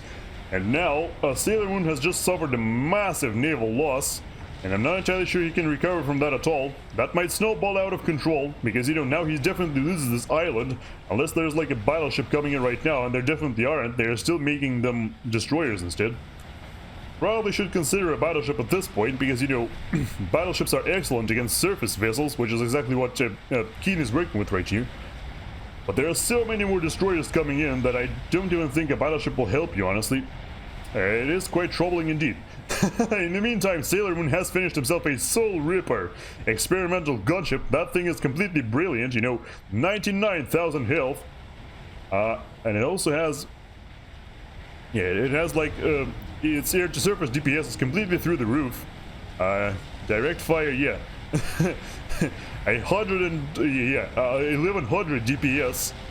And also there's another cannon that also does like almost 300, so this Soul Ripper can actually take care of all its navy by itself, as long as it doesn't get shot down by incoming fighters. But it looks as though Keen has no fighters anymore. I'm not entirely sure what happened, but yes, Keen has no fighters to speak of, and that's a little bit problematic. So an anti-nuke has now gone up for Yolana Oz. I'm hoping at least at this point he's got his massive structures to take 3, because it's way past the time, and no, he actually doesn't. I'm not entirely sure what happened, but Yolana Oz is not upgrading those massive structures. I do not understand what's going on here. I think you should have all of them upgraded by this point, even earlier actually. But yes, so there is a massive force of torpedo bombers and fighters and the Soul Ripper out from both Jox and Sailor Moon, and these, you know, these can deal fairly well with the navy out from Keen. However, there is a group of fighters invading here from Robot, but it looks as though Jox's air is way bigger, or Jox has way more air units. So yeah, the fighters out from Jox completely clean up the fighters from Robot. There is no air now for Team 2 at all. And now the Soul Ripper has mostly free reign, you know. Of course the cruisers can take pot shots at it, but there aren't enough of them to actually matter. So the Soul Ripper will definitely beat back all of this, you know, naval goodness. And now, once again, Sailor Moon's island is completely safe. On the top island, there have been no attempts at incursion. Yeah, it doesn't look like it. There are some torpedo bombers trying to sneak by from Yolana Oz. I'm not entirely sure where they're going. It looks like they're just going there. I imagine Yolana Oz probably wants to set up a snipe against one of Team 2's commanders. It does, you know, it's still we aren't entirely sure if that's going to happen or not. The Soul Ripper is still terrorizing the navy of Keen. However, I feel like it's getting a little bit too close, because at this point, you know, when it's standing so close or flying so close to the enemy shores, it's a lot easier to snipe it using the remainder of the fighters that, you know, Totally Not Robot might or might not have. The last cruiser, well, the second to last cruiser out from Keen is eliminated, and now the Ripper switches targets, and now it's rampaging across Robot's base. This is a serious problem, because yeah, it still has enough health where it can eliminate all of those SAM launchers and then continue its rampage all throughout. I don't think it can kill Robot's commander here, because I don't even see the commander, but this is still a serious problem. If it manages to destroy one generator, all of this could blow up, and then Robot would be extremely unhappy. I mean, Robot is probably the worst player to target if you can't eliminate his commander, because Robot has so much economy, and the Ripper will now get shot down, or not. Or yes, okay, so the Ripper does get shot down. It is most likely to get reclaimed by Team 2, so that is some small consolation for Team 1, that they could get their hands on this 25,000 mass. So that's something. Time for my sanity sleep. I would love to keep watching, but I will have to pick up on the VOD. Take care, everyone. Yes, by all means, please, Kumakwa, go to sleep. You definitely need to sleep, and you definitely need to prioritize your own health, because, you know, your health is extremely important. It's a reminder for everyone, by the way, not just Kumakwa, but for everyone. Anyway, mad shoutouts to our VOD squad right here, because they are awesome, and they're always watching, you know. There are actually people always watching my VODs, which is incredible, and I'm super grateful for that. That is absolutely brilliant, and I love you guys as much as I love the live viewers. Alright, it looks like... oh yeah, Yolana Oz is just getting a sensors upgrade to see around himself a little bit better. It looks like Yolana Oz's commander is doing nothing right now. I think the commander could have been assisting, like the nuke defense or something else. No, the commander is currently upgrading the massive structures, which is way past the time he should have been upgrading them. Yolana actually has a decent chunk of mass right now to his name. I'm not sure where that came from, but he definitely does. The anti-nuke is about to load, which means, you know, Yolana will be relatively safe from nuking, and if we see the range of the nuke defense, we can also see that it doesn't cover any of his allies, which is unfortunate, but you know, at least it covers himself. So he should be relatively safe from that now. However, that could change at any moment because the navies from Jim and Robot are both about to converge on Yelana's one of Yelana's Tech 3 naval factories, and that could develop into a serious problem because there's only 2 cruisers defending against all these frigates and destroyers and submarines, most importantly. So yeah, we would definitely like to see some torpedo bombers out from Jocks right now to help beat back all of this, because you know there aren't too many cruisers here. There are tons of flak cannons and shields, but they're lagging behind while the navy is advancing. So this is the perfect opportunity to sink those destroyers and submarines before they can do too much damage. It looks like there is nothing being directed this way yet, though. Yeah, the torpedo bombers are still going for bottom pond, which they haven't got much to do there because there are so many cruisers now out from Keen. But it looks like the engagement cleans up the air factory headquarters, which means this battleship, well, I think it should get completed. Yes, the battleship does get completed, but now the naval factory will go down, and I'm not entirely sure the battleship will fare any better, to be honest, because there are submarines, which the battleship is mostly helpless against. It does have some torpedoes to its name, but those torpedoes definitely aren't enough to do, any heavy lifting against those submarines. Hopefully the torpedo bombers can deal with those, and now we finally see the torpedo bombers out from Jocks now, when the flak has arrived and the factories are almost dead. Now you do that, well, it's a little bit too late, my friend, and the battleship will go down for sure. There is nothing it can do. So let's just watch it sink to the bottom really slowly as it gets capsized, and then proceeds to sink to the murky depths of the ocean, which actually aren't murky at all. You can clearly see everything, including the fact that there is literally nothing at the bottom besides the wreckage, but yeah, well, that's just how it be sometimes. But in the meantime, when Jocks' attention was elsewhere, it looks like Keen is once again advancing on Sailor Moon's position, so you should be extremely careful with that, because you could just lose both navies at the same time. Yeah, it looks like there are so many flak cannons that really, those torpedo bombers are basically doing nothing. The strategic bombers, on the other hand, could get rid of those flak cannons, but there are so many that even the strategic bombers are getting shot down. And besides, there is also air from Robot in the area, which shuts down any further attempts at engaging, those bombers engaging. There is, of course, air out from Jocks as well, but he's hesitating to move that in, because, those flak cannons, there are so many of them, they could shred those fighters in seconds if we just take one wrong turn. It looks like ultimately the destroyers and frigates will get cleaned up by this massive swarm of torpedo bombers that are now coming out from both Yelana Oss and Jocks, but not before they destroy at least one Tech 3 mass extractor. There we go. That's the big one. That is the one thing you don't want to lose. You don't want to lose your Tech 3 mass extractors, that's for sure. But yes, I think this push is doomed, but you'll have to do some work to shut it down. At the very least, you need to get rid of the destroyers quickly before they can do too much more damage. This is a massive problem, however. Kramer's navy is already being assaulted by those cruisers and destroyers out from Keen. This factory will probably go down. It is in headquarters, so it's a Tech 3 headquarters. I mean, it's got plenty of health, but it can't defend itself, and it's not currently producing anything because any production is instantly getting shot down by the opposing ships. There are some Tech 2 submarines out from Sailor Moon, and it looks like there are enough of them where they can sink the single destroyer, and then the cruisers will be helpless to stop them. But you might lose the factory before that happens, and that will be extremely unfortunate. Yeah, the destroyer goes down, now there is nothing to shoot back at those submarines, so yes, these cruisers will die eventually, but they might do their damage.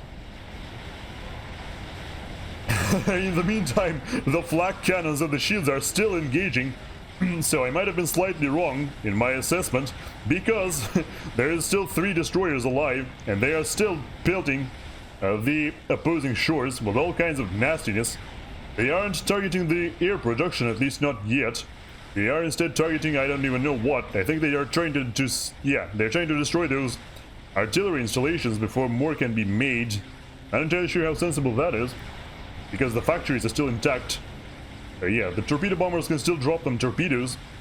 The flak cannons will kill them, but not before they drop. So that's something to keep in mind. However, there are so many more flak cannons and destroyers and shields coming in, and they are already threatening, threatening Yolano's base as well. It is developing into a more and more serious problem over time. Keen has finished an experimental unit. It's a Soul Ripper of his own, actually. Keen has also got himself a nuke launcher, which does have a nuke loaded, so he could fire it right now, if he so desires. I imagine he probably doesn't want to fire it because, you know, the bases are actually well protected. There's one nuke defense here from Sailor Moon, there's one from Yolano's, and there is one from Jox as well. But oh my goodness, look at this. And yes, the destroyers from Jim and the submarines are still supporting, Robot's push. And the push is being, is getting bigger and bigger now. And yes, at this point, there's definitely nothing those artillery installations can do. They will just die. The flak cannons and the shields actually make landfall. Not that it matters, because they can't actually attack those extractors, but they're still, they're still in the area. It's more like a statement at this point, My shields and my flak are on your land. What you gonna do about it, bro? The Tech 2 submarines from Sailor Moon are finally catching up. However, the problem is they are facing destroyers here, and those are Aeon destroyers, which are probably the best at dealing with those submarines, so that might be a bit of a problem. Like, what I'm trying to say is that this might not be enough to stop them. Yeah, so the Tech 3 naval factory from Kramer has actually gone down. So yes, the ships out from Keen actually did their damage. So now the headquarters of Sailor Moon are also being threatened. It looks like, yeah, the headquarters will go down for sure. And yes, the torpedo, the submarines are basically all sinking at this point because, yeah, there aren't enough of them. And there are Aeon submarines as well. Yeah, it looks like Team 1's navy is completely collapsing here. Not something you want to see, not very pleasant, let me tell you. Yeah, it looks like, of course, more and more destroyers are dying. The Soul Ripper, there's also a Soul Ripper out from Sailor Moon. Now that could deal with the problem very easily. In fact, it shreds those destroyers in seconds, and the flak cannons don't do enough damage to actually take it down. So that could be something. But still, there are so many flak cannons. Look at this. Look at the Soul Ripper has almost lost 40% of his health already, and it's only going to keep dropping. Of course, it could be, as it eliminates the flak cannons, it is going to get better. But there's a Soul Ripper out from Keen, now harassing Kramer's base, trying to take down those strategic missile defense, I'm assuming. Well, yeah. Ultimately ends up being a mass donation because there was like 1 million drones assisting the shield that the Ripper was shooting. So yeah, now the Ripper didn't accomplish anything, and this Ripper is a lot more successful as it's being used for defense and attacking helpless destroyers instead of, heavily fortified bases. But the flak cannons and the shields still keep going. The shields keep blinking, so it might, yeah, it means Robot is having some problems with the power. Apparently Robot's okay, so it looks like Robot's property got wrecked by something. I think that might have been a land push from Kramer, because I honestly can't see what else it could have been. Yeah, I think those are Titans. Yeah, it looks like there might have been a land push from Kramer that actually seriously damaged Robot's economy. So that might be a serious problem. There's a nuke launch happening right now. However, it's attacking the side base of Yolano's, which is already getting pelted by a torrent. This marvelous looking rocket ship, missile ship, the favorite ship of Willow's Duality, for what I know, which Willow's Duality is a caster, is another fellow Supreme Commander caster. There is another nuke going out right now. I'm not entirely sure where it's going, but this one will land for sure. It won't do too much damage though, like I said. All it does is destroy this side base, which, yes, that was a lot of income, but I don't think it's entirely enough to justify the nuke. And the air factories are still standing, by the way. Barely, but they are standing. So that's something to keep in mind as well. The Soul Ripper is being reclaimed and turned into another Soul Ripper out from Sailor Moon. So with 2 Soul Rippers, I don't think there is any naval presence that, Team 2 can produce that would, that would do any significant damage to Team 1. But look at this, the nuke actually lands because somehow the nuke defense out from Yolano's did get taken down. And now Yolonos loses his entire economy, his Tech 3 air factory, and basically everything. Yeah, that is extremely damaging. I don't think he noticed his nuke defense got taken down. And now, yes, this is now Yolonos is basically homeless. That is extremely sad, but you know, that is just what happens sometimes when you play Supreme Commander. And yes, Yolonos actually self-destructs, quits the game. That's the last we'll be seeing of him in this particular match. Well then, let's see if Team 2 can still fight back after all of this. They do have 2 Soul Reapers. Yes, 2, right? Yeah. Actually, never mind. the first Soul Reaper, the first to be produced, actually got nuked. Yeah, he got hit by the nuclear blast, so it actually went down over here, right over Yolonos' base. That was extremely unfortunate timing from the Soul Reaper. But I'm not entirely sure if it's ultimately going to matter. Because yeah, there's another Soul Reaper on the way. We'll definitely clean up all of this, that's for sure. And after that, I think Team 1 will be safe from the opposing navy. At least for now. The commander out from Sailor Moon is very wisely underwater, trying to rebuild the naval presence, of course going for a Tech 3 naval factory upgrade immediately. The naval presence from Jox is still non-existent, and I think it's at this point that we should look at the players' economies to understand what has happened. So obviously, you know, Team 2 is actually not very far ahead. I was about to say Team 2 is super far ahead, but that's actually not true. Team 2 is still far ahead in terms of mass income. 1300 versus 900, or 1000 essentially. Yeah, so Sailor Moon, of course, having this island, is leading the charge with 549 per second. Kramer not very far behind. Kramer is actually matched with Keen, who is has the highest income of Team 2, which makes absolutely no sense because the robot having 3 bases should have way more income than Keen does. But so far it doesn't look to be the case, and you know why? Because the island still hasn't been upgraded, that's why. Keen is overflowing mass like crazy. He should start upgrading. Oh, I mean, Robot is overflowing like crazy.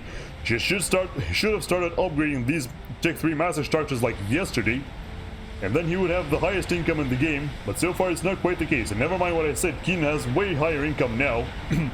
I'm not sure what happened there, but I guess Keen was just reclaiming stuff. So now Robot has much higher income, but guess what?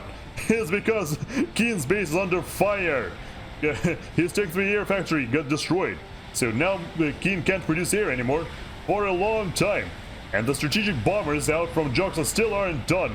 They are still destroying things here. They are threatening the air grid of Robot. It looks like the bombers are about to run out, but there are so many fighters from Jox that, you know, the bombers might as well be completely safe. Well, of course, if they fly over cruisers, then they die instantly, but otherwise, yeah, the bombers did some good work. Completely wrecking Keen's power. He should be power stalling like crazy right now. He actually isn't, because he isn't building anything. He can't build air anymore because his Tech 3 air factory got wrecked. That's a little bit of a problem. So both Robot and Keen overflowing mass like crazy. I am assuming they're feeding all of that into Jim, which Jim definitely appreciates because he isn't overflowing, so he can actually spend it. Good on him. Very good on Jim indeed. But yes, Team 1 still has air superiority, which is insane, considering how hard they got wrecked, you know, in the naval game, and considering they lost one of their main air players. So here this battleship out from Kramer is about to go down, because it can't protect itself from the submarines. However, it looks like the Soul Reaper out from Sailor Moon has cleaned up everything else, so even though the battleship will go down, that doesn't mean, you know, that still doesn't mean Team 2 can do anything with this, because they don't have anything to attack land. Those are just submarines. And all they can do is torpedo your ships, which is what is happening right now. And the battleship is about to go down. We can witness that firsthand. Yep, there we go. There down goes the UEF battleship, which is the most powerful battleship in the game, by the way. That is in fact true. The UEF battleship is the most powerful Tech 3 battleship, but of course, you know, the Tempest is a little bit more powerful. The Tempest is an experimental battleship that Aeon can produce. That is more powerful than the UEF battleship. However, you know, the Tempest is an extremely big target, so even though it's super powerful, it's also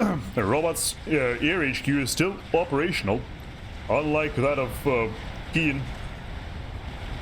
But I think at this point what Jox can do is just exactly what he's doing right now. Accumulate enough strategic bombers to just strike the final killing blow into the heart of Robot's base. And that will be the end of story. Probably shouldn't attack here, because Jim has like a million SAM launchers here. This base is super safe from aerial assault. It won't be safe from the Scathis though, because you know, the Scathis can land just a couple shots on all of these SAM launchers and they will go pop. So that is still something, you know, the Scathis is something that Team 2 still has to contend with, and I don't think anything will come off. But yes, so Keen commits Control K right now, which is self-destruct. That is how you self-destruct. Keen says, interesting game. Yes, indeed, it was very interesting. And I think at this point we can actually speed it up, because I'm not entirely sure what exactly Team 2 can do. All they have is 2 Aeon players left, so it's not like they can teleport on top of the enemy and kill them.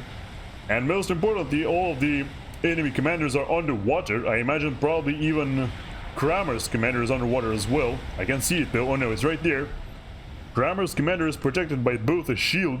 It has a shield bubble of its own, which has 36,000 health, which is a lot to punch through. And to top it off, there's like a million defense turrets here as well. Kramer is now working on his own, Duke, a heavy artillery installation. The problem, of course, being the fact that, you know, doesn't have the mass to afford it. At least not as it is being built up with so many drones. But I think Kramer will, get control of the situation soon, because he's got those engineers. Tech 3 engineers ready and willing to build those Tech 3 mass extractors, so yeah. Kramer could definitely boost his income very soon here. Should probably consider reclaiming those air factories. And yes, Robot gets defeated by Control K. It was, I think it might have been actual Control K, because yeah, they are underwater, so they couldn't be hit by Scathis. But now there are submarines, submarines from Sailor Moon also running in. And at this point, yeah, the Team 2 has realized that there is nothing they can do anymore, so yes, this is the end of the match.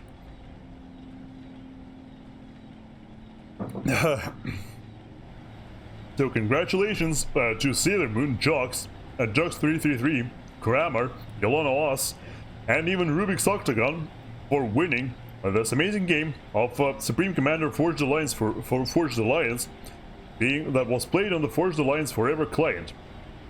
And now it is time for us to exit to Windows and see what else we can see. Anyway, so let's turn the music back on, shall we? And now we are going to look for a game to actually play, rather than cast. We can see, there's this game from Marcus, which for some reason still hasn't been filled up. There's this Gap game, which I wouldn't be too enthusiastic to play. Then there's, well, actually the game from Marcus is filling up, so we might want to join that. It's filling up quite quickly, so I'm not even sure if we can join that in time. I wouldn't want to play mid. Oh, it looks like I got auto-assigned an air position, which I don't mind as long as my opponent is of similar skill level. Because if they aren't, then we are in a little bit of trouble. Group formed.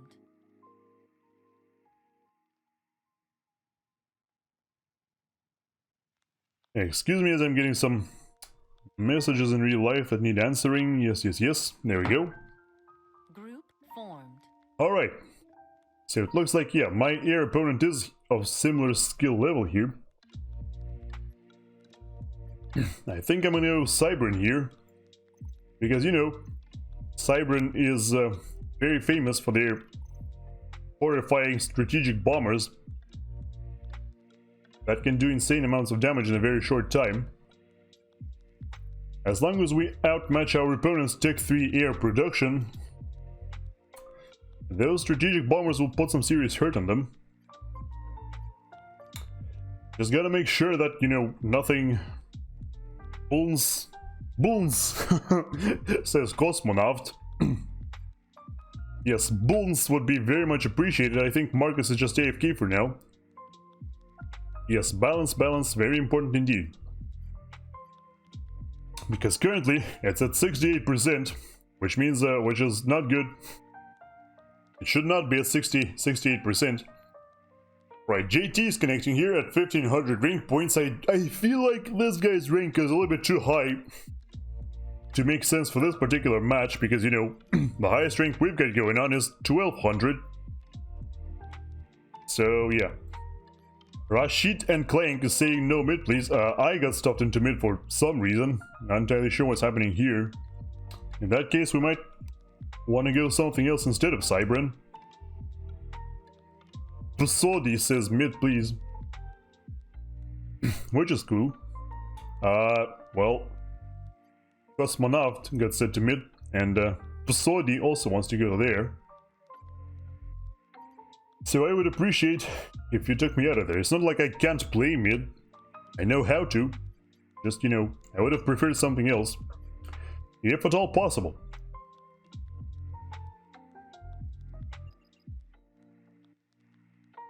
But yeah, I'm not sure why exactly JT is still hanging around. Also a little bit afraid of this Cosmonaut person, because they've got 800. They've got 1500 games. And now I'm... okay. And now I'm faced against a player who wants to go mid, which is probably even worse. Or, you know, maybe I should still be Cybran. What are you doing, says Rashid and Clank. He is apparently not happy with beach position either. At least the game seems to be relatively well balanced, so we'll see. A Dance Commander actually wants to go air. In which case, I think Marcus should go air as well. Because, you know, Dance Commander is quite a little bit more experienced than this guy. Yeah. Pinky is not happy with that. Oh, it's not Rashid, it's Rat Shit and Clank. Okay then. Stop stacking, says Rat Shit. It's not stacked. How is it stacked when it's 92%?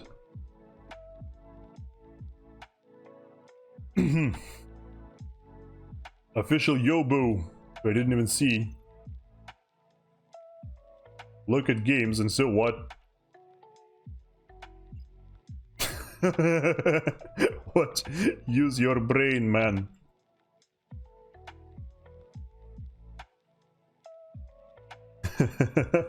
What?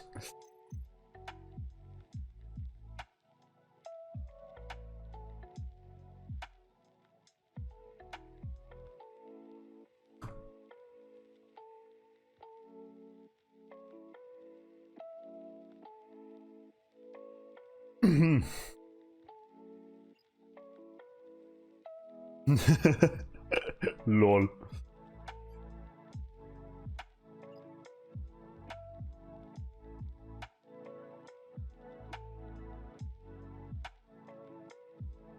Stration posture check.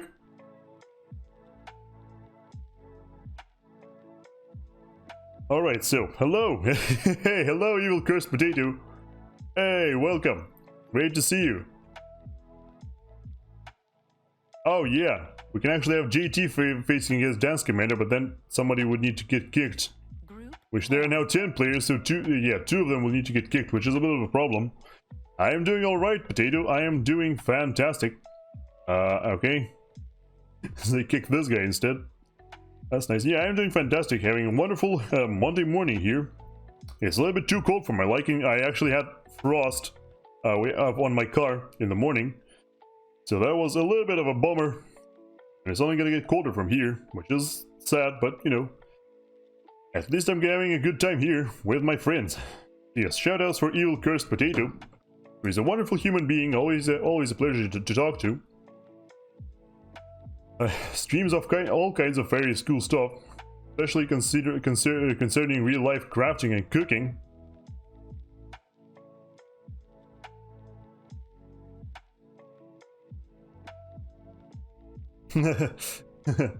But yeah.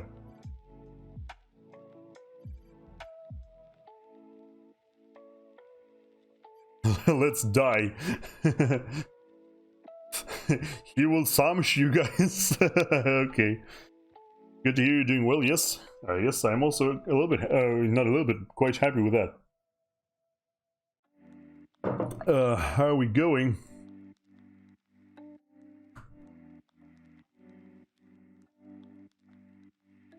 You might fare better.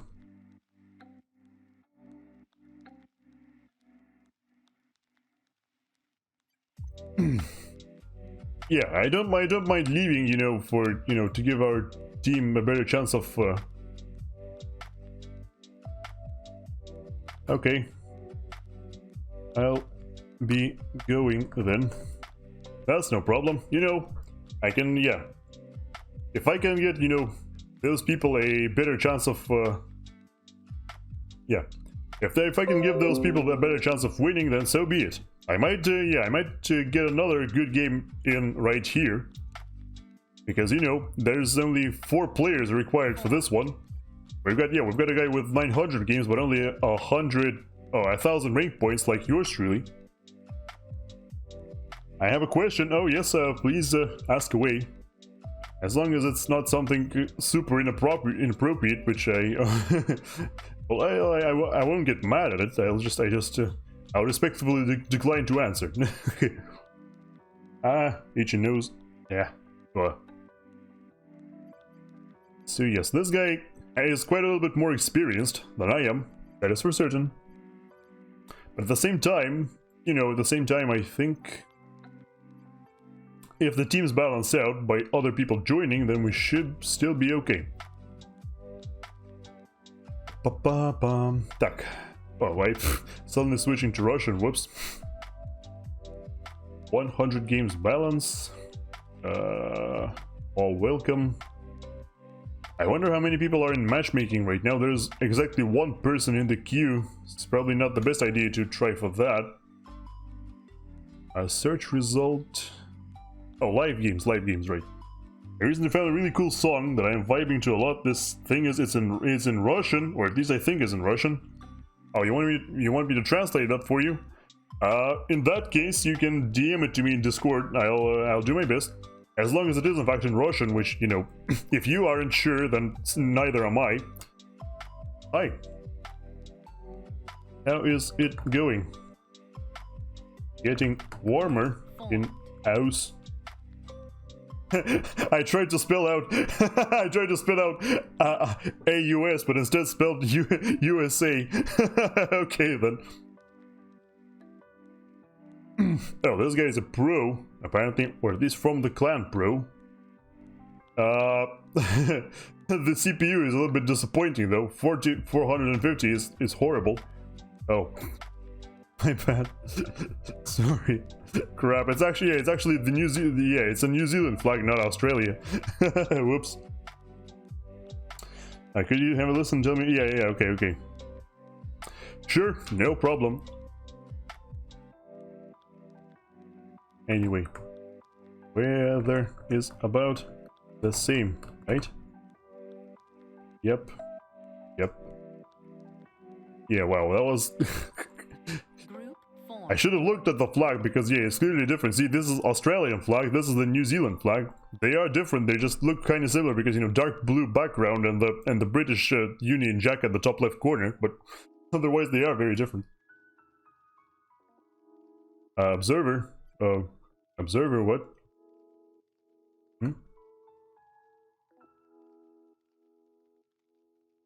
Oh, you want... Hoping for someone else from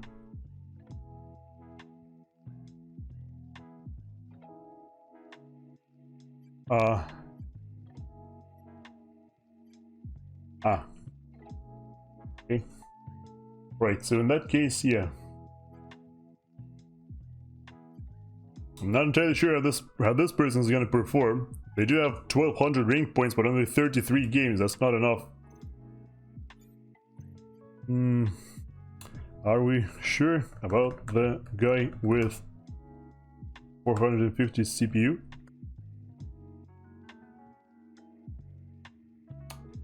Swap 1 and 2. For balance. I know, well, this guy does have more experience than I do, but...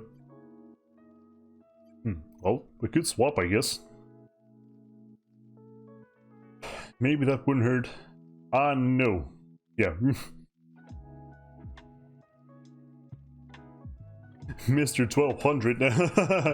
Yeah. I mean, 1233 games is a lot, but like... I still don't think this guy got experience. Enough experience, I mean. I'm back and send it to you. Thank you, thank you, thank you.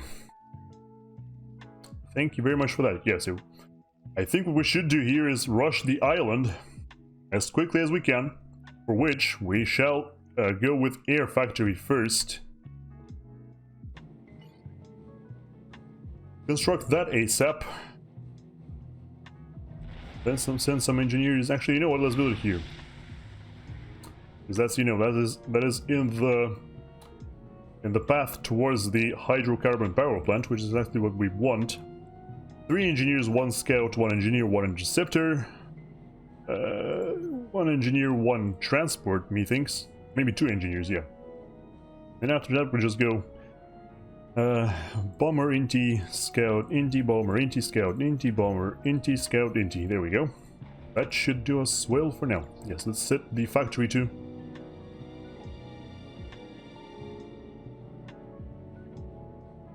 Not the other way around.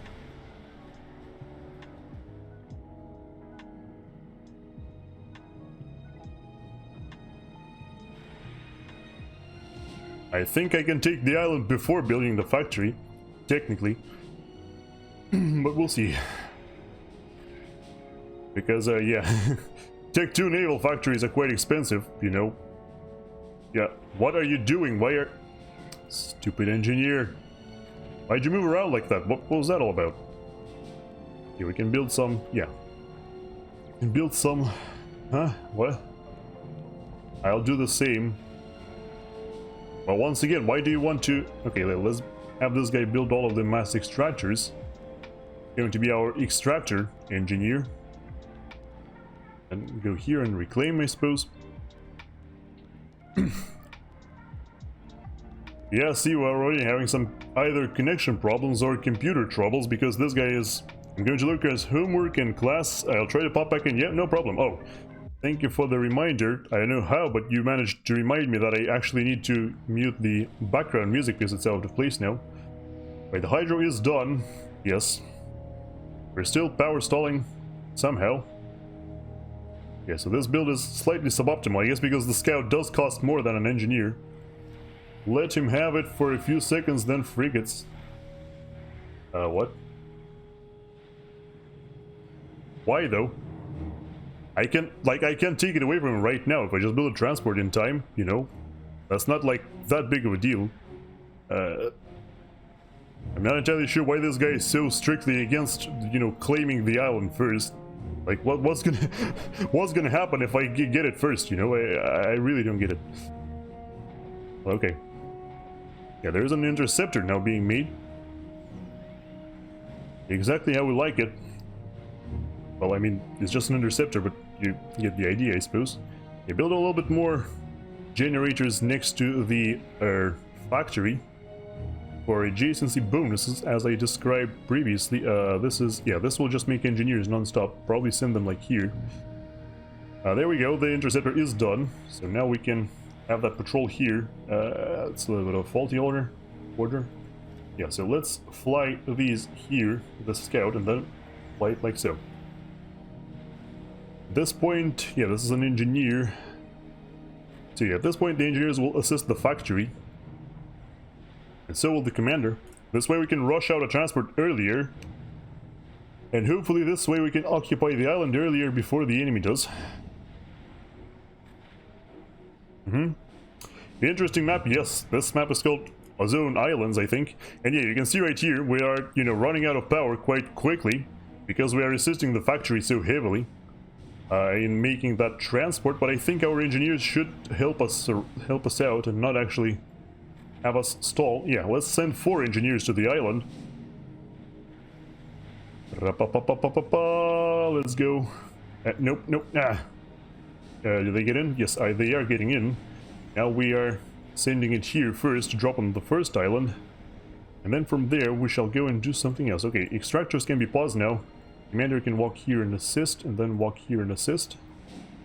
That will work marvelously, I do believe. Right. So, yeah. I don't see any...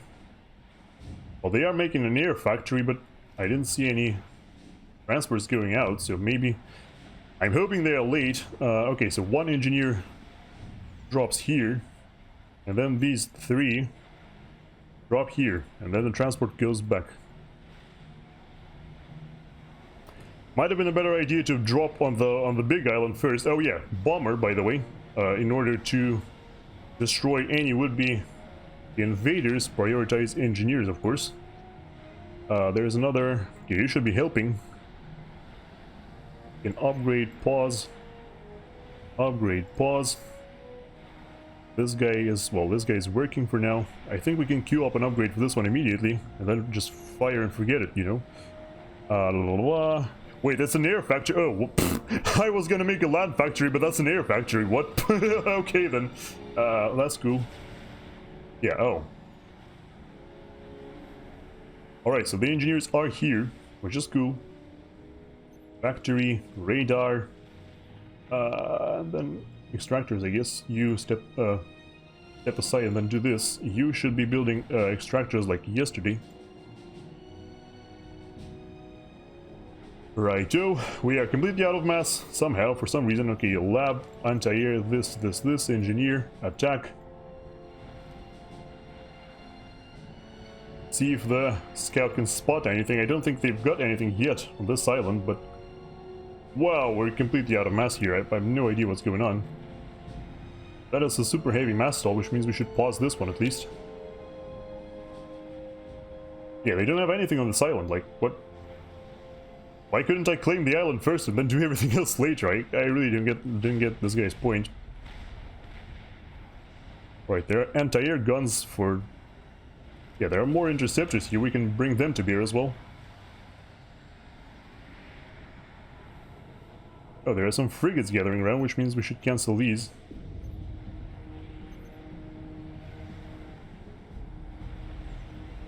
Okay, this one should be sending them here.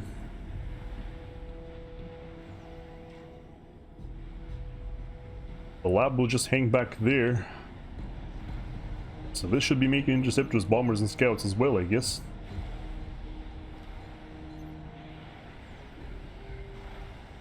Yeah, but this is I'm not entirely sure if it's a Cybern frigate or which faction it is, but yeah, we can now start making some Aurora tanks. You can...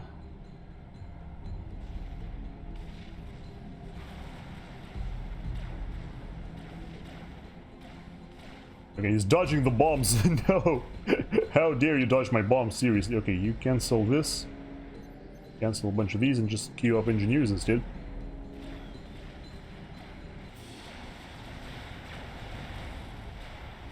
Let's go and bomb his their air production, maybe. I think we can do that. Even if we... Come on, stop.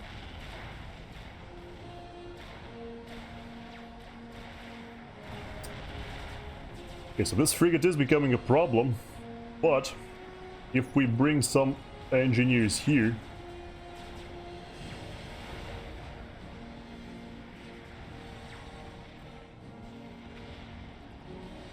Oh, there are engineers now out from here.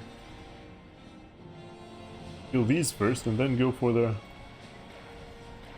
Well, now my bomber got spotted because they've got like a million frigates there already. It's not very good, admittedly, but if you assist this guy, you go here, here, and then here.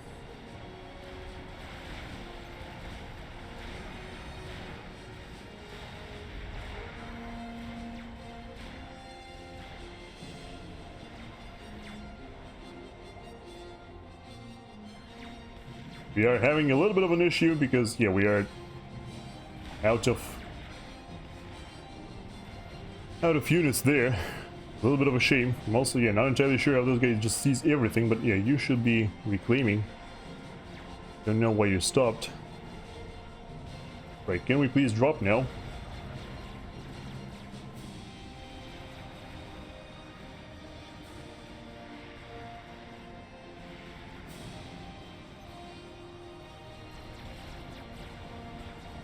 Alright, so yeah, we're still doing relatively okay.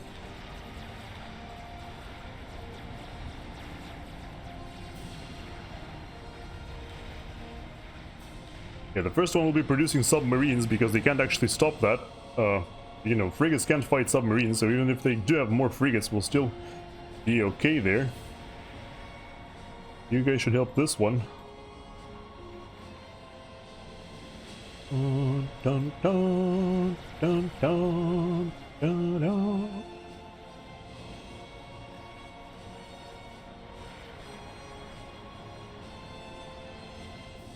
Everything except the transport. Actually, I don't need the transport to be there. Yeah, so let's build a sonar first and then more factories.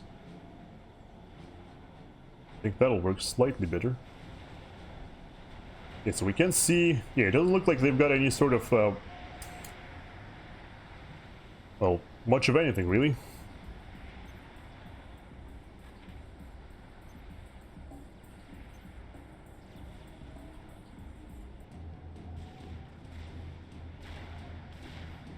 Same stupid frigate coming in again. I haven't got any... Oh, yeah. I haven't got any mass because of this, of course.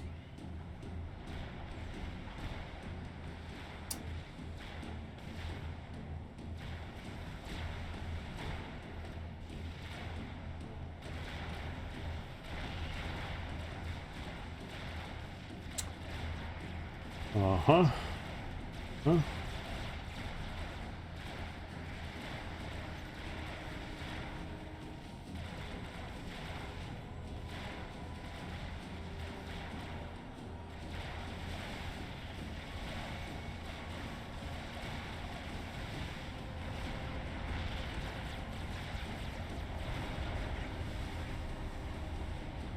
Aha, there we go. So yeah, the submarine is out.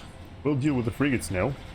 So at least we've got that going for us, but yeah, we're losing air here quite heavily.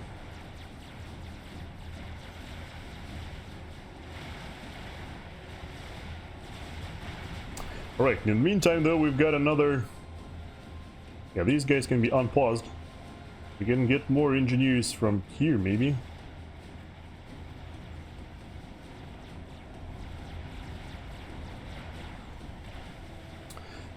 Alright, yeah, at the very least we've got good economy going on, so that's something. We should be going tech to air by this point, I feel like. Well, for some reason we aren't producing any... Okay, you guys should go assist the commander and you should go help here. What is happening? Oh, now my transport is getting destroyed, well, that's wonderful. I guess at least I can wreck his air here, which is good. If my transport is down, it means I should queue up a transport here, actually.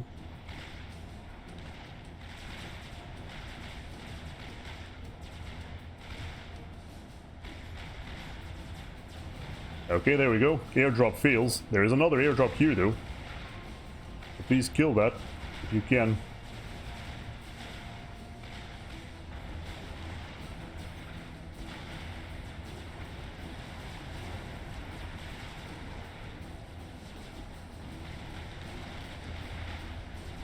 Yeah, we need another transport here.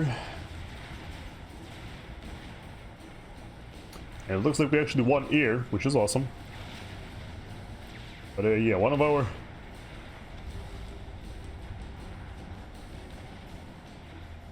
Sadly, the island will be occupied for now. Not much we can do about that. This guy is still getting wrecked by artillery, by the way. Not sure if you're aware, my friend, but you are getting wrecked by artillery. Meanwhile, most of our mass extractors are actually intact. We can... Yeah, there's more... There's more Navy now, which is cool. The frigates can probably...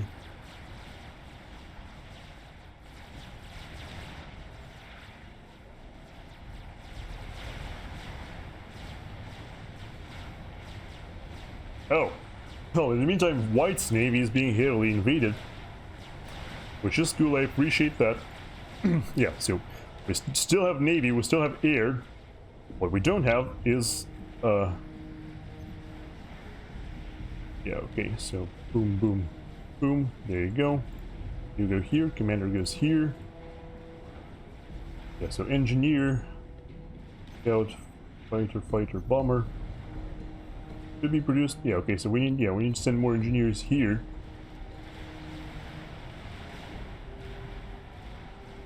And yeah, thankfully for us, this guy has lost air.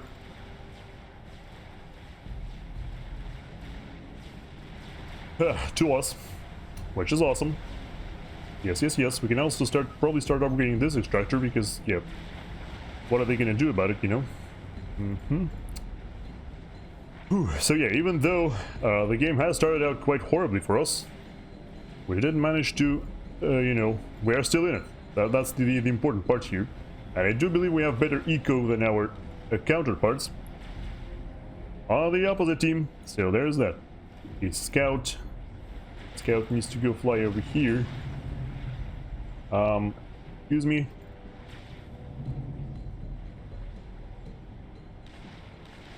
For some reason this frigate is still having trouble cleaning up the things.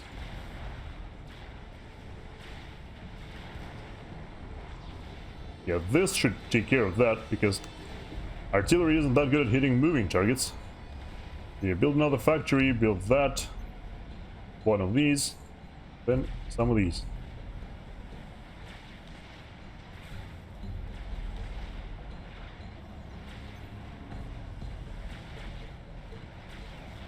Do you know, this guy might have been ready to claim the island slightly better than I was.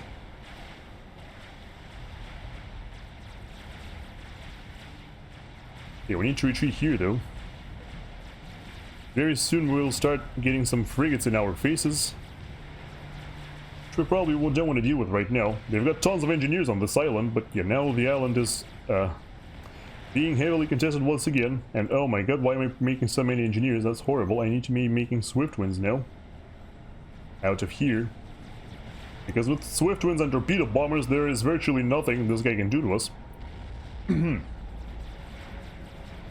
And we also, yeah, I think we would appreciate a Tech 2 engineer around here. Sure, why not?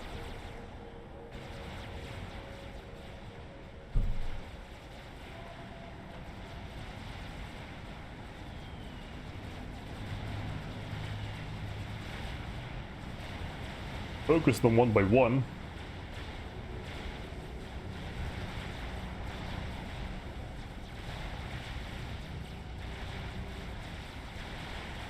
I think that's a scout coming in from... Yeah, it's a scout for sure. Which is good, we can send our interceptors like over here somewhere.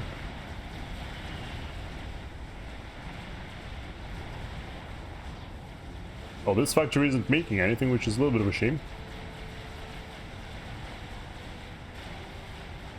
That needs to retreat.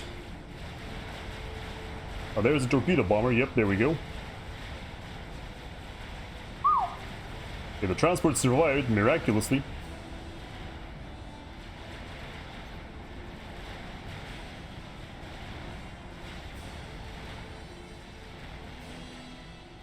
Come on. Can we please build the torpedo launcher already? This is getting ridiculous. Hello? Okay, there we go. The torpedo launcher is up, so now they've got virtually no chance of actually capturing this position. We can build another extractor here, and then take to radar probably.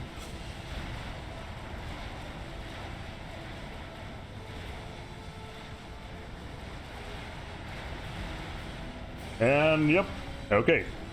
We'll clean up once more, I mean. If we can get, oh, we should, well, I guess we should start building a Tech 3 extractor first because there's quite a lot of mass we've got going on here. But yes.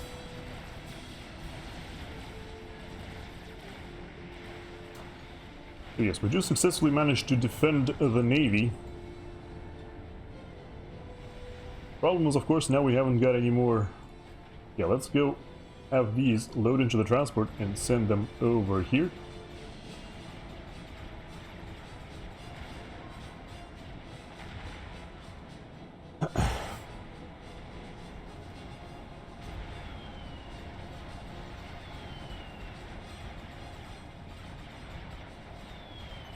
Yeah, I feel like we've got better eco. I can't be too sure because they've already got some Tick 2 Navy going on.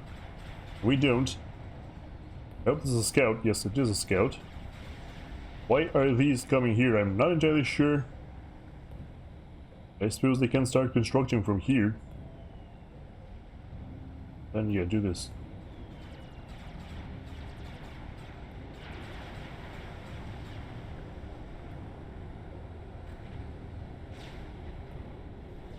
Yes, I'm not entirely sure where these guys are going, but hey.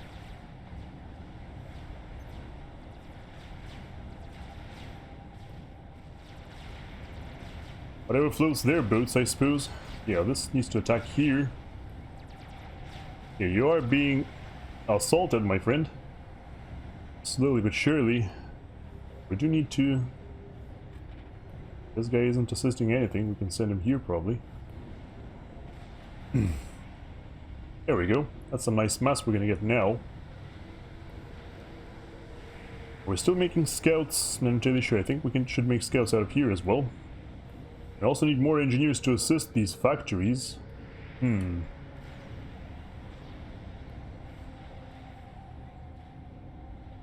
This Tech 3 extractor is actually half upgraded, so we should probably go ahead and build that. Build that up. Yeah, so with the torpedo bombers...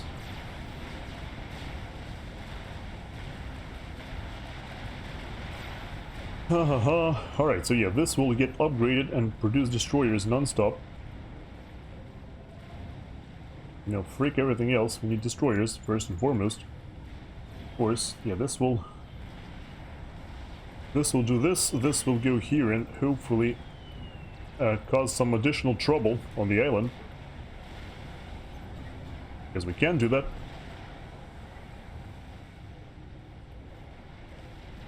Disgusting. Was disgusting, my dude.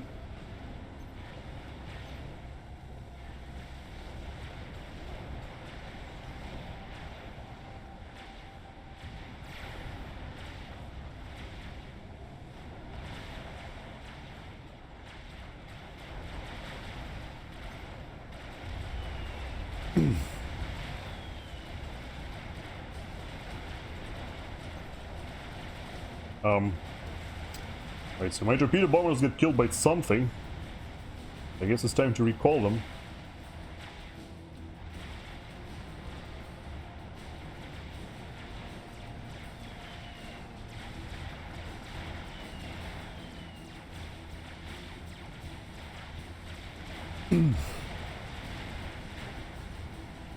Right, there we go. We've got the extractor up here.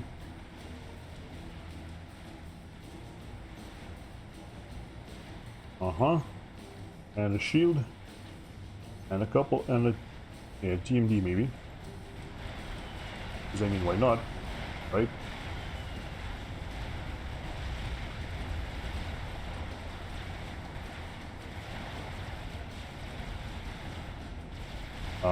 Alright. We're still in the game, boys. This guy might not be, though. Yeah, that's a little bit of a problem.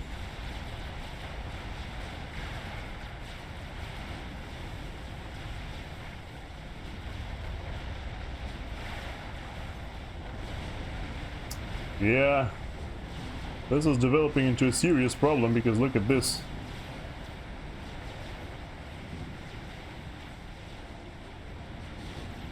Right, so we destroyed the factory, which is cool. Now we can start making destroyers of our own. And yeah, around here we should be making some... Oh yeah, engineers, these can help, I guess. Right, these guys are done, so now we can go ahead and probably get Tech 3 air, or alternatively, you know what? I think we should go ahead and get the RAS first. Then Tech 2. Okay, you can go help this. That's no problem. Okay, so yeah, RAS needs to be carefully managed because look at what it's doing to our economy. That is a go to 3 air, spam restores, kill enemy base. Oh! Well, I actually like that plan, but yeah, let me go for a RAS first. Because that will surely... That is something our opponents will surely like, right? Okay, why are there enemy engineers in my base? I would sincerely like to know. I mean, they are getting destroyed now, but, well, that was rude of you. Anyway. Oh yeah, now we're out of mass, so we're no longer going to power stall, which is cool. Yeah.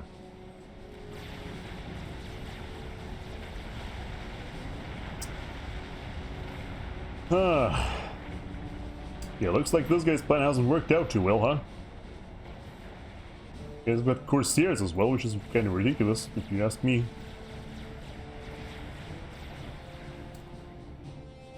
Curious as to where they are finding all that mass from, but oh well. But yeah, I probably shouldn't be sending my torpedo bombers alone like this. Also, yeah, the interceptors are going the wrong way. And the enemy interceptors are going the wrong way, which means we can probably... Yeah, torpedo bombers should be here. Oh, whoops. There we go, we've got a destroyer to match these now. I should probably... Yeah, you know what, I should pause all of these. Pause them. There we go.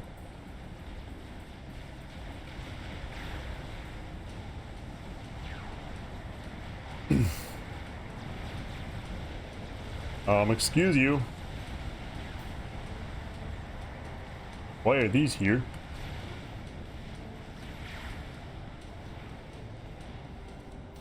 Come on, do it. Give me RAS.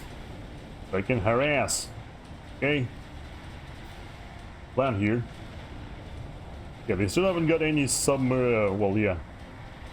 Haven't got any submarines. All you've got is... Oh, that's why. Because there's like a million freaking destroyers. Okay, yeah. Our ally is getting blasted to pieces here. He got focused by the enemy and we couldn't help him in time. What a shame. Okay, well, yeah, we have now got a normal RAS for ourselves. So let's send these guys through here. There's those evil Cybern T3 subs, which we'll be sure to eliminate quickly before they cause any additional problems. And yeah, I'm not entirely sure.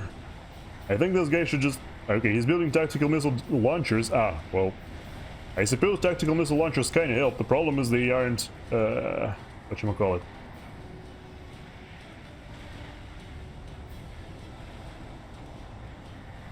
The problem is tactical missile launchers aren't quite, you know, aren't going to be quite effective against destroyers, cruisers, sorry. And there is even more things happening here. I don't think we can really afford to focus on that right now because, yeah, we need to deal with our own stuff here. And yeah, once the ARAS is done, which is at, well, 40 seconds, at that point I shall go Tech 3 air. You know, should have had radar on this island for a while. Okay, so yeah, finally the opposing island has been eliminated, which means we can just have these engineers build everything here. Probably another radar as well. Probably a factory just in case, and then just patrol. Yep. Alright, so yeah, we have successfully eliminated the opposing naval threat to us. This is still happening though, and I don't have the force to match this, okay? I can't match two of these, so I think the most I can do here is just not throw away my air unnecessarily. Send these guys there. Alright, oh yeah, that's a lot of anti-air cannons that will pummel these interceptors now. Hey, come on, complete the ARAS so we can go and do this. Yeah, now this will no longer be infinite, and yeah, you should... Oh yeah, Tech 2, well, Tech 2 is fine, okay. Tech 2 will take a few seconds. Is my radar ever going to finish though or not? That's the real question here. Looks like it's about to finish.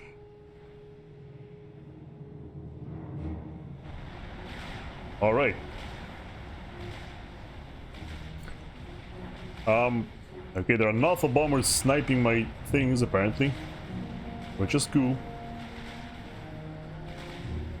Should get rid of Alpha bombers, no problem, right? Also, I've got like a million attack bombers for some reason. Okay, yeah, we need to recall these.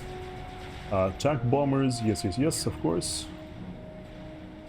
Okay, well, if they split their attention, we should still be okay, right? Yeah, we need to micro our destroyers by prioritizing enemy destroyers. And the rest will just go forward like this. To absorb more shots. Okay, yeah. So this destroyer is almost down. We need to kite them because that's what our advantage is. We've got range on them.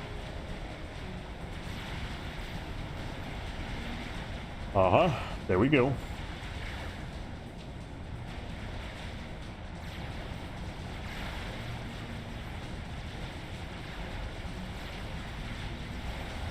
I think, yeah, my destroyers are now a little bit too far away.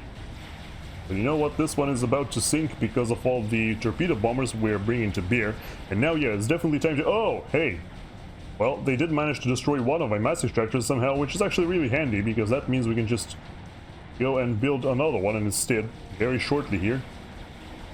Torpedo bombers need to deal with these now, probably.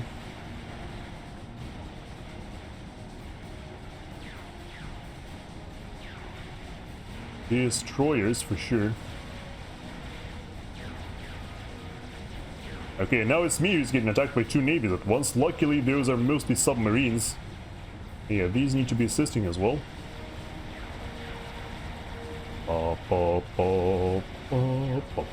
Attack bombers, right. Attack bombers can probably be sent against these as well. So, first and foremost, this one, and then the rest. Swift winds should be here, protecting us from the bad stuff. Yep, there we go. So the majority of the opposing destroyers have gone down. Got a lot of mass. You should invest into more T2 air factories to win air. Yeah, I suppose that kind of makes sense. Go and, yeah, do this. But yeah, first and foremost, we need to deal with this. Also, we aren't producing engineers. So this should just probably be producing engineers non-stop. At this point in time, because we definitely haven't got enough of them. Okay, so careful there. Oh god, torpedo bombers. Well, yep, there we go. Need to deal with these real quick.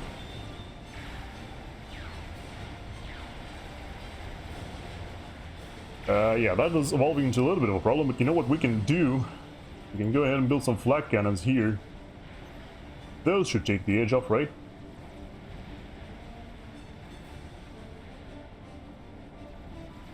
Alright.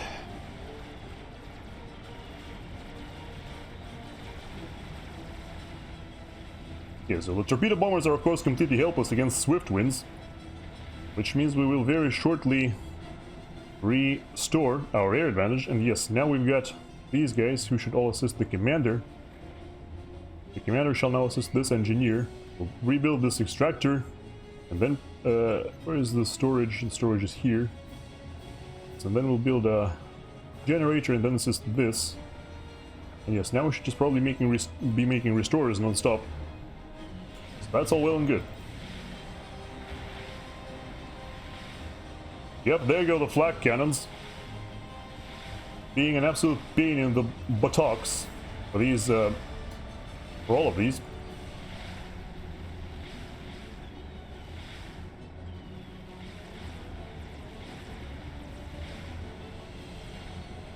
Okay, now some of our other factories are getting destroyed, which is a little bit of a shame. Maybe we should just start spamming Auroras from this one. You can go hold another T3 air factory. Yeah, okay, that is true. Okay, I wish my stuff was moving because for some reason it just isn't. Oh god, there's like a million interceptors coming as well.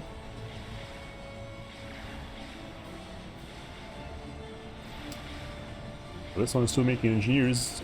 Yeah. Alright, so yeah, these engineers should help these. Why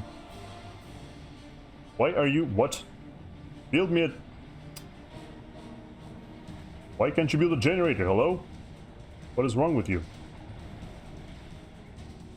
Didn't even build the friggin' mass extractor. What is happening? My things are straight up refusing to build. I don't get how it works. Okay. Yeah, prioritize destroyers. Where's that? Right here.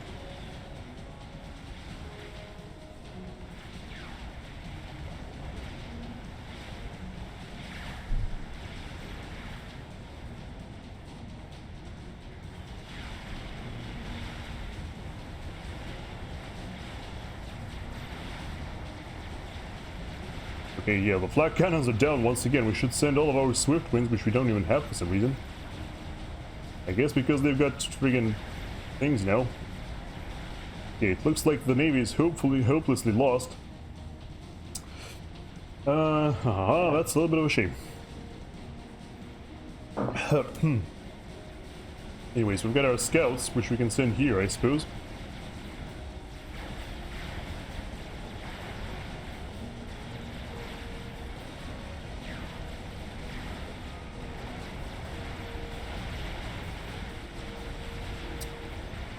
Alright, there are some things here that need dealing with now. Alright, you are done. Good. Please build me something now. Been refusing the whole time. Now is definitely time to build. And then, yeah, these guys should assist the restorers now.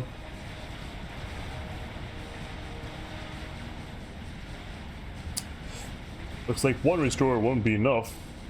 Which is a great shame, and yeah, at this point we're basically lost for sure. Which is really sad. You know what, yeah, let's upgrade this factory to Tech 2 now. Damn torpedo bombers. Well, they're already here. Yep. At this point it's basically over.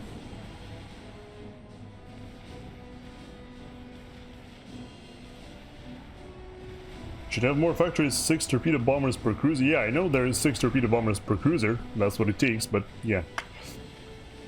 At this point, it's a little bit too late for that.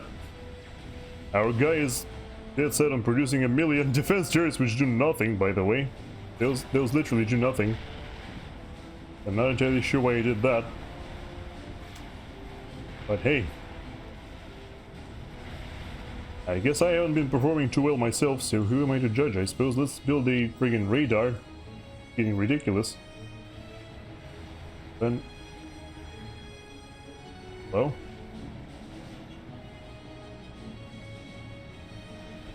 Then go here and then here.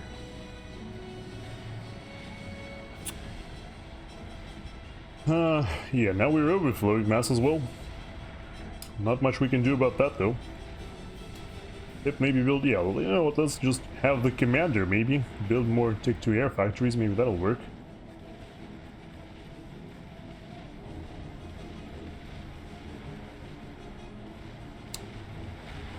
Yeah, so basically the problem was, you know, our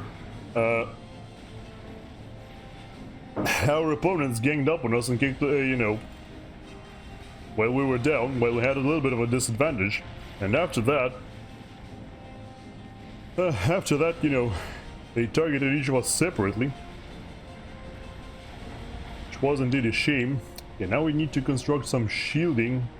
I can't even see the shield at this point, but yes. Actually, these guys need to make... Cancel that. These guys need to make shields first. And then this.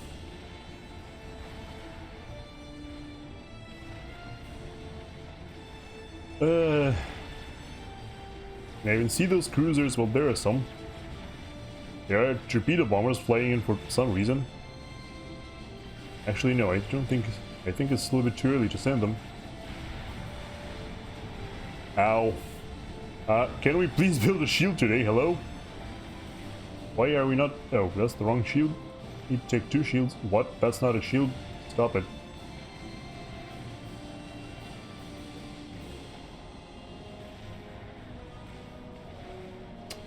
And our generator is about to blow up. Yeah, in that case, it's definitely... That is definitely GG, so yeah.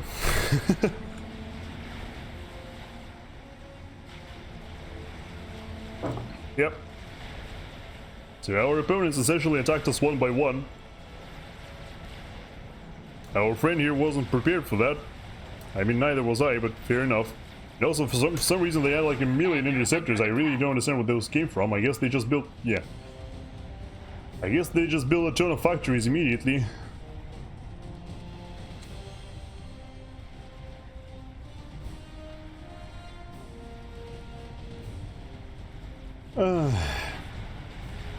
But yes. This is definitely the end of that.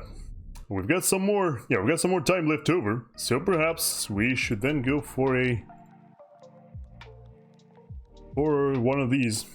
Although the game is still technically going, so... I can't actually queue up for... can't queue up for matchmaking. Because the, you know, matchmaking works in a funny way. Where you can't actually do it unless you are...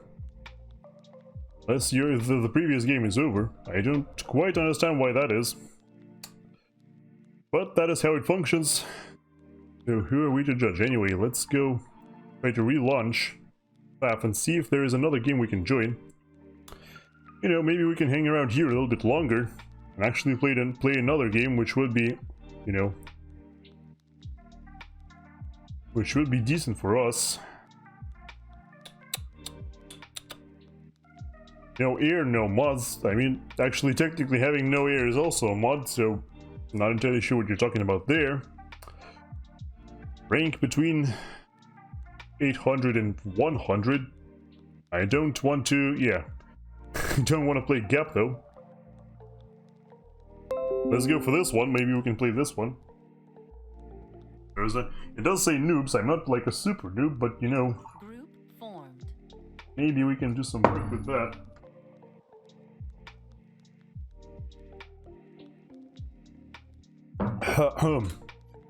Alright, so in this case we should probably switch to...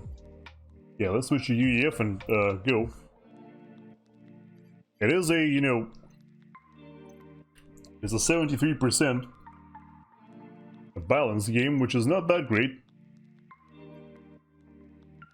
I'm not entirely sure if it's stacked in our favor or against us.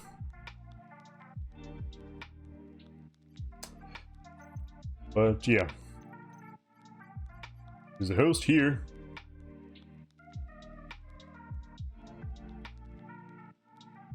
Reasons sorry. Okay, yeah, you have been kicked by the host for reasons sorry. Nice one. Let's see if we can find anything else then. Whoops, that's the wrong... oh, yay! We can go for a matchmaking queue. Cool story, Bob. Yeah, fair enough. That is exactly... yes. That is exactly an appropriate emote here. Or emote, I should say. Cool story, Bob, indeed. Okay, getting some messages in the meantime. Let's answer these.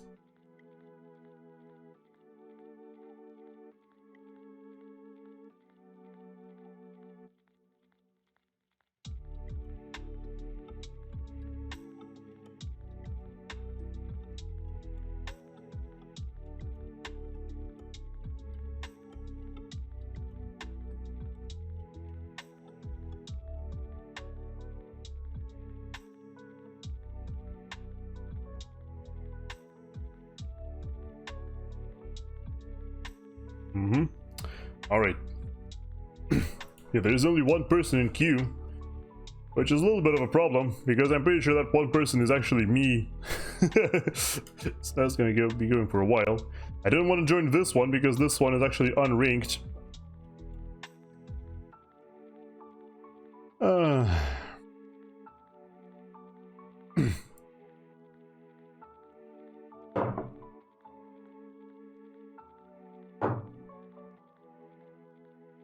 Do you have the Razer webcam? Yes, I do have the Razer, yeah, my webcam is a Razer Kiyo, or Kayo. I'm not entirely sure how to pronounce that properly, but yes, that is in fact the case. If you're referring to, you know, the way my shirt looks like it's all glitched, is yeah, it's because I, you know, when I was starting the stream, I was like, you know, maybe we can change something. I could have changed my shirt if someone asked, but people said that was, you know, at the start of the stream, people said that was going to be fine, so I didn't change the shirt. I can see it in the reflection of your glasses. Oh! Yeah, that's nice. All welcome. Okay, this is a Avaria. Nice name though. That means crash in Russian. No shirt, no problem. What? I'll leave all queues. Okay, yeah. Well, there is actually... Okay, there is someone else in the queue, so maybe we can play one ladder game to finish the stream, because, you know, those usually last a little bit shorter than the others.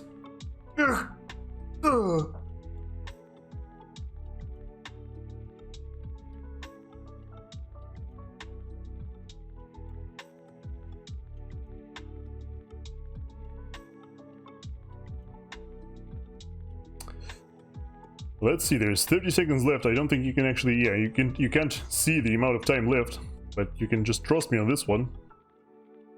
There is 3 people in the queue now and 20 seconds left. So we might get a game in, or we might not. We'll see.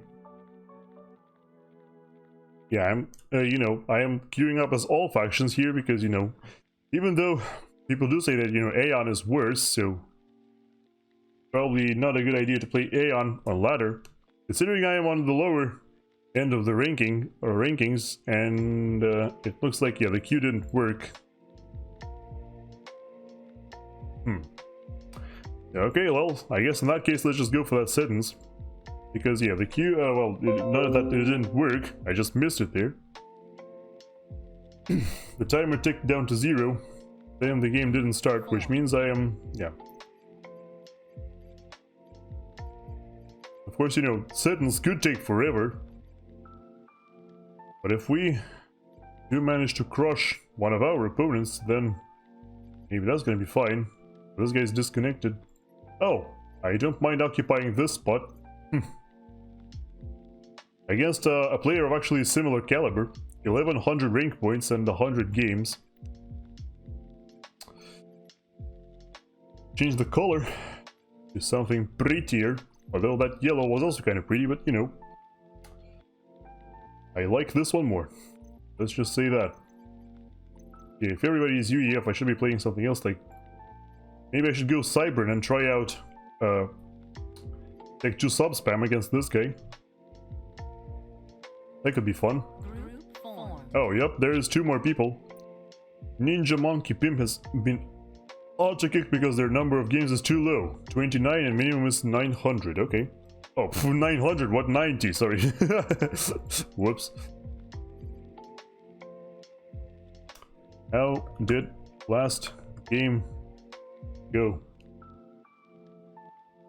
Because, yeah, those guys just played another game before, whilst I was playing mine. So that's cool. Kind of enjoying. Horrible. I died early against the other guy and he lived with 10 health on his commander. Dance commander dropped the ball. Oh. Dance commander dropped the ball. Well, that's unfortunate. Oh, Rowey! Hey, there we go. Rowey's in the game. Yay! Hi, Rowey. Rowey. How are you doing? Going. This guy actually doesn't kind of doesn't fit anymore. Hey. Yeah. Normally I might have left to make room for this SpongeBob guy, but you know, I feel like if you know, if whatchamacallit,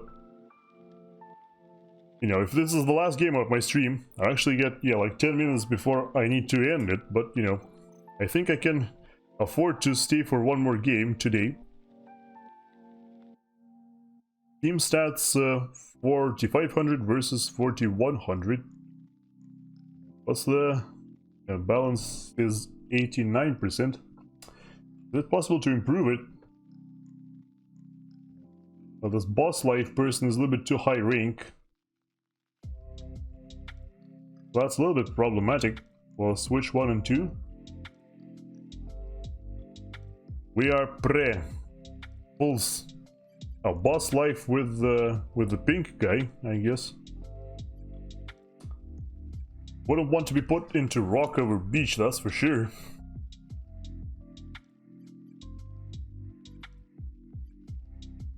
Well, yeah. If those two are on the same team, probably better for them to be together. Or, I mean, are on a Discord call, or whatever. So, as per usual, yeah, first of all, my color didn't change for some reason. I've had that bug quite often where I tried to change my color, but it didn't work. Wonder what that's about, but yes. So what I'll be going for here is the certified parallel build of a fast island rush. So that we need the commander to build the mixes, the generators and the mixes. There'll be another generator in the mixes.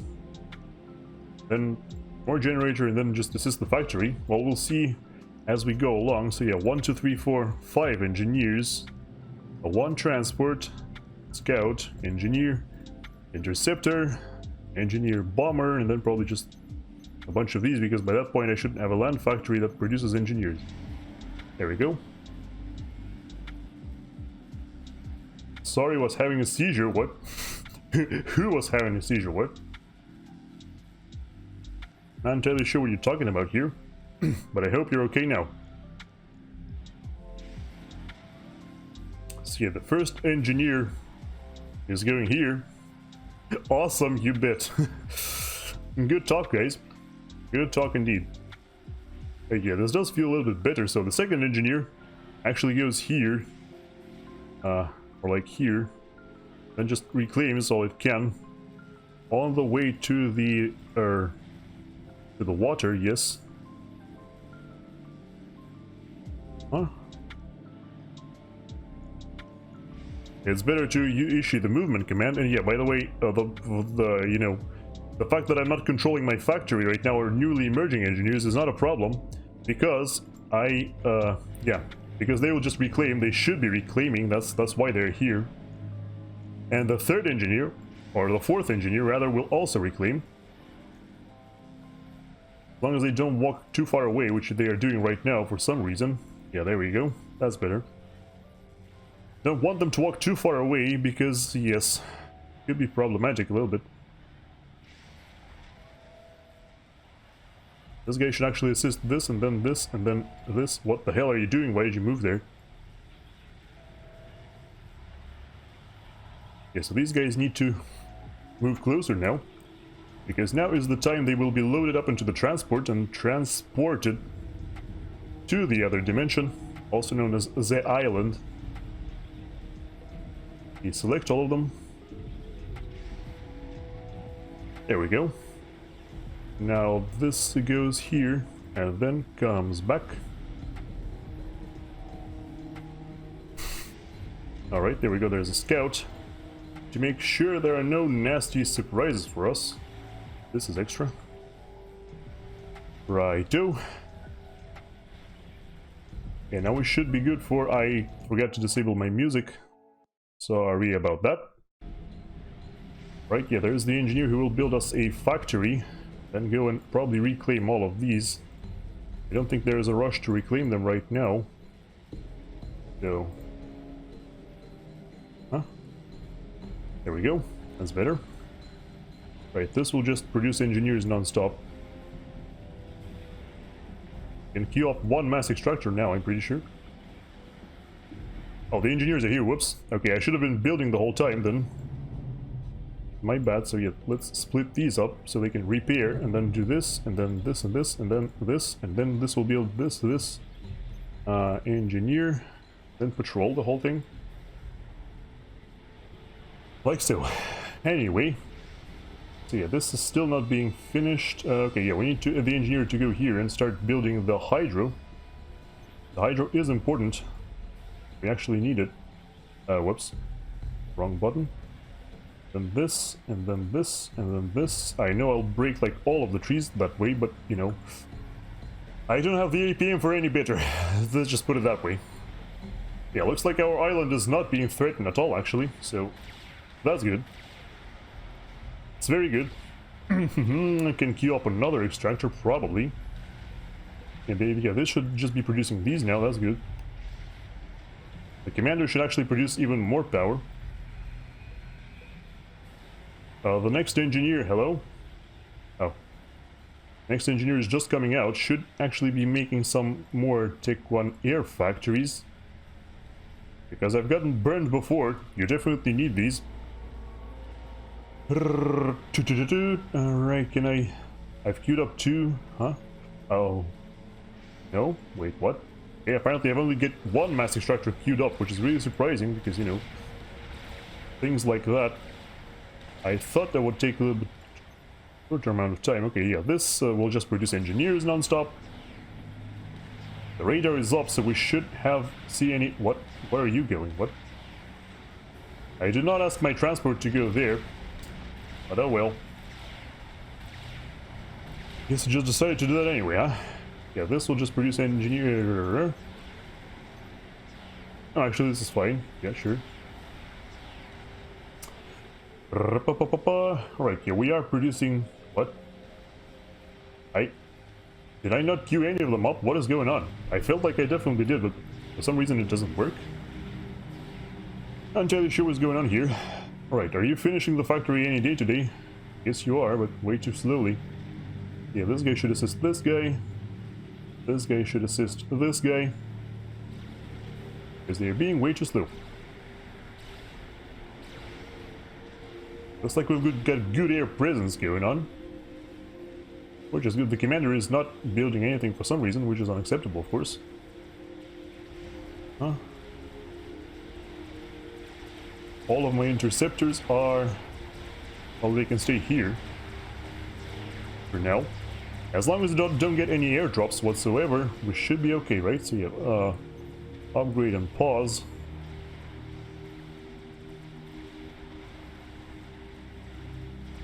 Alright. Sounds okay so far. We are out of mass, of course. As you be. As you be, as you do. There's fighting going on in mid. 2 comms mid, that's a problem. This guy has to retreat underwater. Although, it looks like he will be okay for the moment. So that's cool, but yeah, so this will just make some marines. I kind of want to see what's up there. What's over there, I should say. I think I might be upgrading too many mass extractors at once. Let's go for this instead. Oh, that's better. Yeah, this will probably just produce... hello? Can we get rid of these, please? This will just produce interceptors, probably.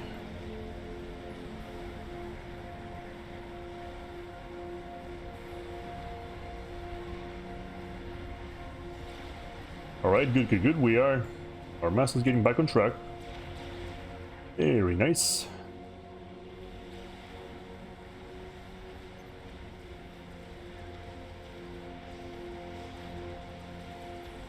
So yeah, as long as our opponent isn't sending anything, you know, vaguely threatening at us, should be good to just chill and eco up for the moment.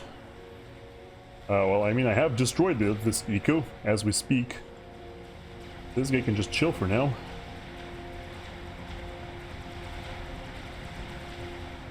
This will also probably just make interceptors for now. Right, can we... It looks like we are getting somewhere now. Problem is, of course, this is not enough power still. Yep. That's like as not enough as it gets. Huh. Need to pause something here. I guess we can pause these for now. Oh, never mind. We're out of mass, so it's... The power is alright once again. Oh yeah, so... For some reason nobody's scouting to top. I'm not entirely sure what's going on with that, but... In the meantime, we can send our bombers to deal with these things, because... Target like this. Come on. My god, I can't click on this one thing. I guess it's untargetable, whatever. Shift G. Alright, are you done? Because if you are, then we need, yeah, then we need this ASAP. Because we are running out of power here.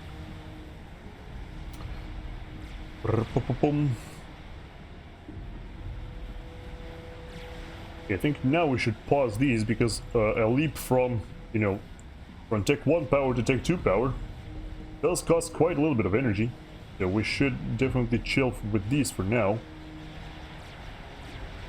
Right. Got 7 bombers now, so we should definitely go ahead and bring our interceptors to bear.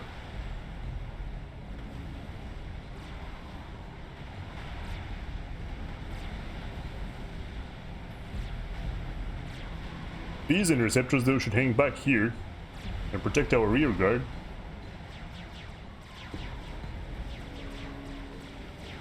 Select one bomber, destroy this.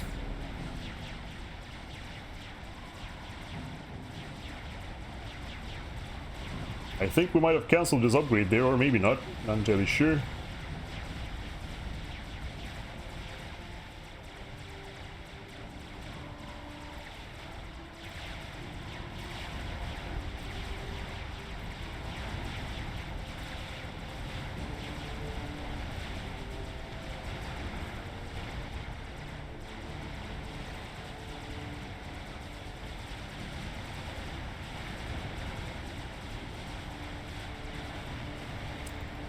Alright, so we are fighting the opposing air as we speak. It does look like we are actually cleaning them up here. Then we need to retreat because, yeah, there are a little bit too many for my liking, so never mind that. Oh my god, the mass, what is happening with it? What? Oh crap, okay, yeah, I was so busy microing them that I didn't realize my mass is through the roof. Oh no, oh no, oh god. Okay, this is horrible. I need to, yeah, unpause pretty much everything. Because, yeah, this assists this now. I need to, actually, you know what, let's just dump some of it because, yeah, that was horrible. I am terribly sorry for that. Anyway, if we got any scouts, we should send them here to check check this stuff. Right, so yeah, our bombers are of course dead, but they did manage to do something, or another. Okay, yeah, let's pause these once again because once again we're being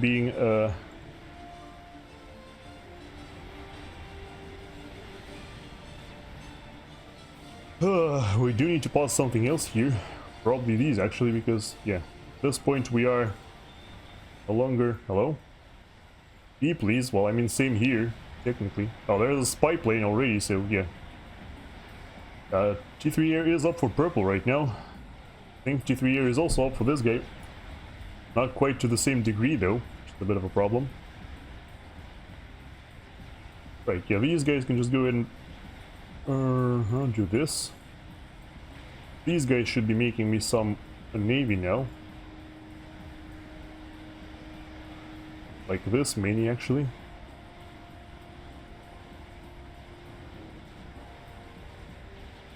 There we go.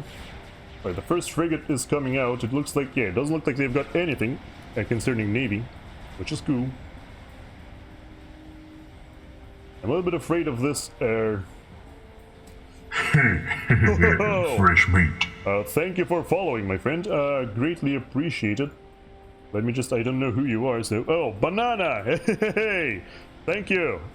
Welcome! Great to see you, my friend. I hope you're having a fantastic day.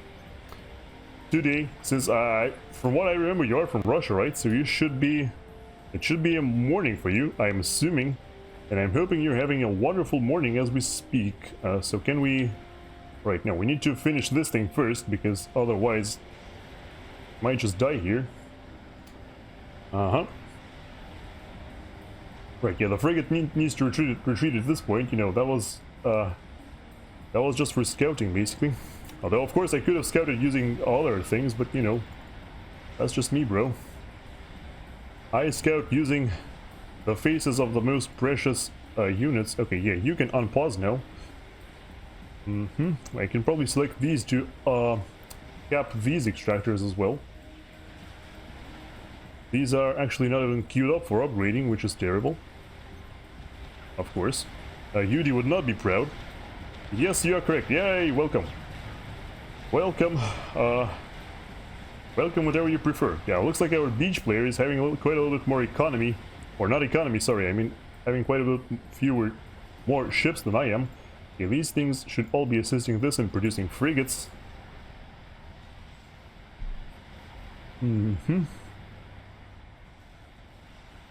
Alright, so these are done, which is cool. That means we can now start, yeah, we need to produce Scout, Torpedo Bomber. I think we should be producing them this way. Also, queue this up infinitely. Also, we might want to go for RAS right now. Yeah, well, let's go for that. Shouldn't take too long with so many. Wow, okay. There goes the power. Yeah, I don't have energy. You know what? Thank you for the reminder. I do need e-storage. Thank you, future me, for the reminder, or past me, or whatever. I'm not entirely sure how this works, but yes, we do need to deal with this pressing. Okay, well then. Yeah, there's not enough energy to sustain this kind of upgrade, but if we manage it carefully, at the very least, we shouldn't be doing too badly on mass. Yes, I think that's called mass, right? Nope, it changes too fast for me. I can't control it. But slightly better right now. Okay, minus 42 power. Now we shouldn't be yeah, there we go. Now that the power is, I mean, the mass is down, we are installing energy nearly as badly, which is good. Now I'm even actually, yeah. Now I am not even. I'm actually gaining energy, is what I've been trying to say here. As words fail me as per usual. Gotta be slightly careful, but I think we can manage it. Yeah, so pause right about now. 20 seconds remaining. We are still losing energy. Who wanted Cybrin? Oh yeah. That wasn't me, that's for sure. Because I am one. My power is still deteriorating, interestingly enough. I think if we just power through it here, we should be good, right? 4, 3... Yeah, okay, we can push it here. I think that's a good idea. Alright, there we go. Now we can just stuff our commander into here and forget he exists. In the meantime, these guys should probably go and assist this, because yeah, we will need T3 stuff and things very soon here. We are making a whole bunch of frigates, which is cool. Yes, yes, yes, yes, these should not be flying. These should be on land, because why would they be flying, you know? And yeah, I'll just queue up these lazily like that, so that I don't have to remember them. Okay, this one is paused for some reason. Alright. Yeah, we still need to keep reclaiming, because there is still plenty of stuff to reclaim. These guys should not be following these, they should be following these. At this point, you know what, since the enemy isn't threatening us, I think we should just go for, yeah, let's just go for Tech 3 Air, right here. Oh, well, why is this not, oh no, I was gonna say, why is this not upgraded, but it's upgraded, it's just not capped. This one isn't upgraded though, which is horrible. And should be remedied ASAP. Alright, so yeah, economy isn't looking too bad so far. There are more scouts that can check this out. The enemy air player isn't threatening us with torpedo bombers, or strategic bombers, sorry about that. Yeah, so the last torp is about to get done, and then we are advancing to Tech 3 Air, while still having, you know, decent economy. I'm quite pleased with this economy indeed. Of course, we will quickly need to go for our strategic missile defense, although I guess, no, we should scout first, but you know, the problem with scouting is I probably won't pay enough attention to notice when the strategic missile launcher starts going up, and then I will die because of that.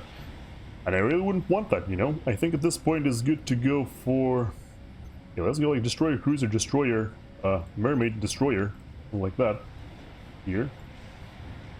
Start pumping out some Tech 2... So our opponent does not in fact possess Tech 2 Navy, but instead going for economy, already building a Tech 3 power generator, interestingly enough. Okay then. I don't think it's actually a reasonable thing to do though, because the problem with doing that is we are, I mean you are at a disadvantage against the beach player, against the rock player. As long as the rock player does this, which is claim the island, this should probably stop producing at this point. So yeah, the Cybern of course do not possess mobile flak that can go on the water like the Aeon or the Seraphim do. Yeah, what I was gonna try this particular matchup is actually take 2 subs, but I guess it actually is not gonna work because yeah, our opponent doesn't have our opponent isn't UEF like I was hoping, but is Aeon instead. Alright, so we are almost done with the Tech 3 factory, which is excellent. Those do not belong here. Okay, this thing upgraded by itself, but for some reason it wasn't. Alright, where is this going? What? Yeah, I'm not entirely sure what that is about, but we are now pumping out things that will help us, hopefully. And at this point I think we can start upgrading them to... okay, first of all, this needs to be Tech 2. Like yesterday. Their area is building torps. Oh, that's not good. I probably should bring my 51 interceptors somewhere in the vicinity. You know, just a thought. 51 interceptors, yeah. I think that's gonna be cool. At this point, I think we might want to start upgrading these extractors because, you know, they are relatively safe so far. Let's go ahead and do that. Where is the... yeah, okay. This one goes first, so let's go like this. The first destroyer is out. Very nice, very nice. We are having... okay, yeah, there we go. Tech 3 engineers. These guys should now construct a bunch of these. And then place a strategic missile defense right here. And then probably make some, I don't know, T3 shields or something. I know those aren't actual T3 shields, they're just fully upgraded normal shields. I feel like that's gonna help us a little bit. Or can we waste it though? Okay, there we go. These guys should go and assist these. You should assist these. Alright, cool. We are still actually... we've still got some trees that haven't been reclaimed. Yeah, if a high-ranked player were to see that, I imagine they might have been super angry. Alright, so the enemy navy is making a move, which means we should do the exact same thing. Prioritize destroyers in advance. Yeah, they've of course got themselves a, you know, Tech 2 Navy thingamajig now, so let's turn this into that and then produce torpedo bombers non-stop. Or alternatively, it looks like they're actually coming for us because they realized we are making a move. So let's check them out once again. Looks like they might have, they actually might have more Tech 3 extractors than we do, which is really weird. But that's okay.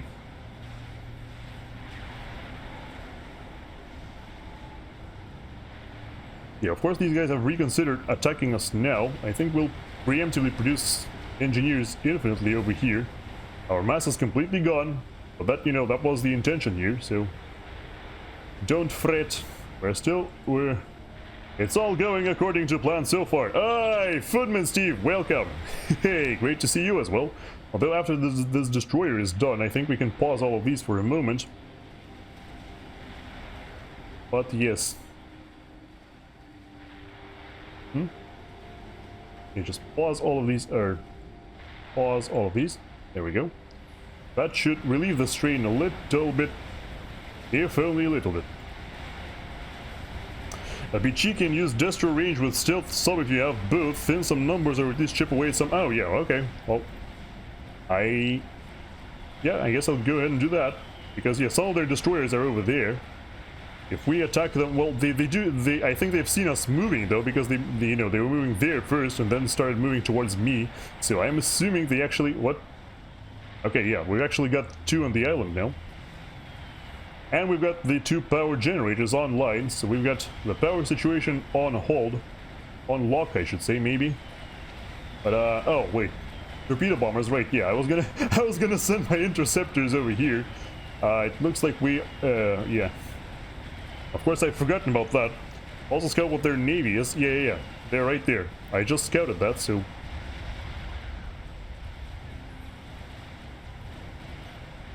Yes, my destroyers are prioritizing enemy destroyers, if we can see them. Yep, there we go. Already firing some shots. Firing some shots indeed. Why is this guy paused? What? The engineer, you know, leading the charge and is paused for some reason. Oh, yep. Yeah, there we go. Got some frigates over there. Thank you for your advice, Foodman Steve. That was very clever of you. I think we can, send those here. If we got any more scouts, though, it's a good question, and it looks like we haven't. So yeah, let's just stop making interceptors and make scouts instead. This one will. Yeah, you know what? We at this point we pretty much don't need interceptors anymore. Let's not do that. This one is. Yeah, we need to unpause this one, because it's definitely doing us a service right now. Okay, looks like they are about to engage though, so we should probably hold our horses and retreat a little bit. Yeah, this spot isn't worth fighting over, so might not want to risk it if we don't have to. We have got a whole oh yeah, there we go. So our interceptors have in fact worked out. Our ally is scouting the enemy, so it looks like they do have some cruisers as well. Which, you know what that means, we should just scout what they have and be done with it, because, yes, what else? What else could we possibly be doing? We've got some 7 attack bombers, which is nothing, of course. Oh, we've almost fixed our mass situation, that's impressive. Alright, so yeah, we can probably queue up all of these to be upgraded to Tech 3 and then pause immediately. Aha! Alright, so they've got plenty of destroyers to go around. But they haven't got torpedo bombers, have they? If we see a cruiser, yeah, let's go and eliminate the cruiser with these and then target the destroyers down one by one. Yes, our dudes here need to prioritize destroyers, of course.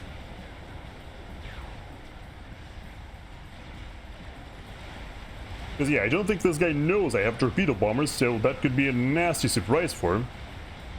And he's attacking too for some reason. I'm not quite sure, but he is attacking. So that's cool. If you have more destroyers than them alone into range, abuse that range, yeah, of course. We need to be retreating now though, as we speak.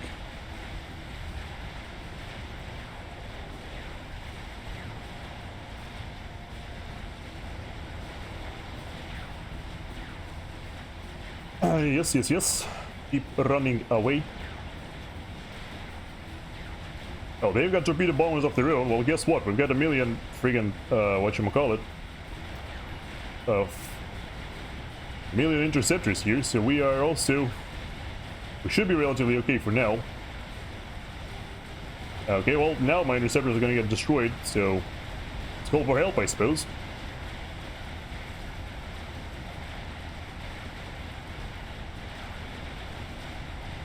At least for some reason the enemy is mercifully not targeting our stuff and things. That's cool. Let's send the yeah, we need to be sending engineers here now, of course.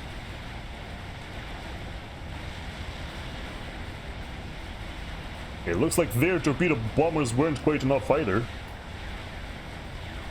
While ours are still bombarding their destroyers. So that's cool. We are losing destroyers here. Let's send the T1 bombers in as well, because we've got those apparently. Don't know how they're standing, but they're doing a really good job. You want to attack now? Maybe. They're flying over my cruiser, crying out loud, and you're still not attacking. What is wrong with you?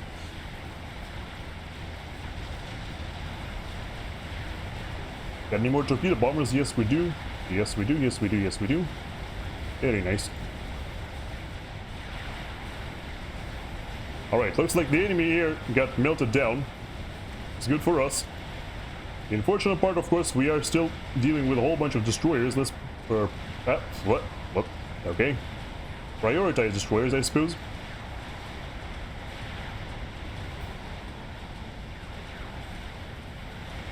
Because, yeah, they'll definitely need dealing with, and we are not quite... Okay, yeah, you know what? It's time to upgrade these.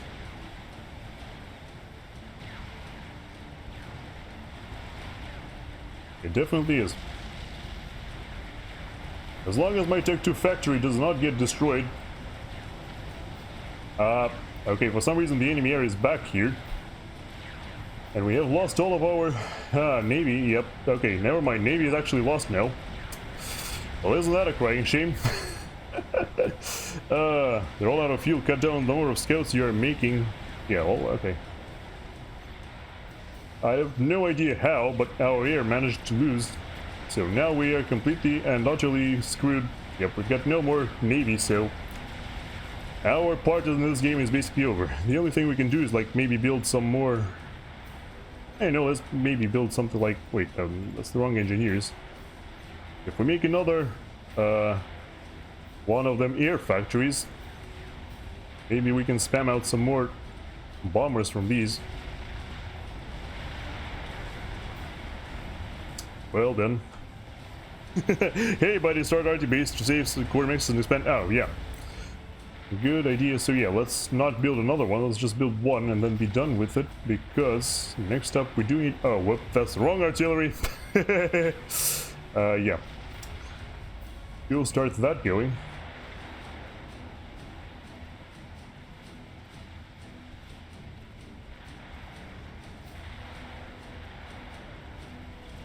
Right, so yeah, this assist order needs to be cancelled.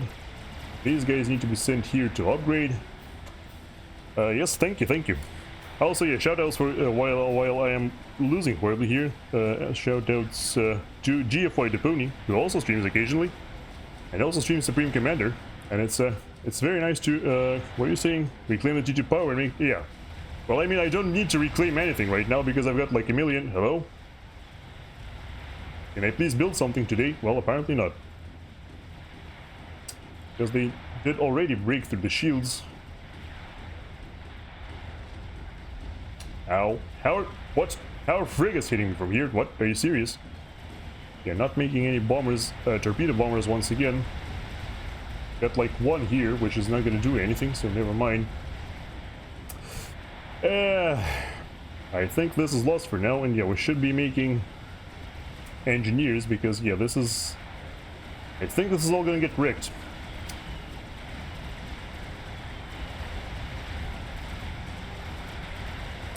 I'm still not quite sure how our air managed to lose so badly, but at least it looks like the situation is completely symmetrical on the other side of the world, so ow, well. And yeah, I can't even actually make engineers right now because the factory is being targeted, so you know what, I think it's time to do this and create another Tech 3 air factory here, because very soon we'll lose all of this and there is no point to do anything there. Ascent come back, and if T3 makes some eco with him... Oh yeah, we can... Wait, eco? Oh, you mean this? Okay, yeah. I suppose I can do that. I think these might be safe. Purple has no SMD, well that's a shame. As far as I can see... Oh, you mean... excuse me, there is an SMD right here. If you mean our opponents. But okay. Yeah, these just need to be reclaiming at this point because there is nothing else for them to do. Alright, this needs to go straight to Tech 3. Then make a bunch of Tech 3 engineers, and then I guess we'll just start pumping out support commanders because, yeah, what else could we possibly be doing? This should go here. Yeah, this can't make anything anymore because, of course, we are, you know, out of stuff and things. The island will be lost here. Well, there are two mixes that, you know, there are two mixes that are still in operation, but yeah, there is no point in making any more. Yeah, this guy has got T3 Navy, which is cool. Yeah, the engineers will just be reclaiming. I should control key this actually, so we can reclaim can get reclaimed faster. Official YOLO, Yobo has been defeated. Yes, I am aware. Thank you very much for noticing that my entire thing is dying. Okay, let's go and make some generators using the commander because we will need those. Maybe, I don't know, should we make an SMD here? I mean, it won't be too expensive, so why not? But, yeah, These mexes are hopelessly lost. All we can do is maybe send those engineers to reclaim, like so. I think they'll still get killed by them destroyers, but yeah, at least the destroyers shouldn't be able to reach any of this. That's cool. Also, for some reason, I've got nobody upgrading these. I guess I can send this engineer and send these to help. Strategic launch detected. Yay! What? Why are you... What? Why are you sending it there? It's not gonna land. What? What? Huh? Is there something I'm missing?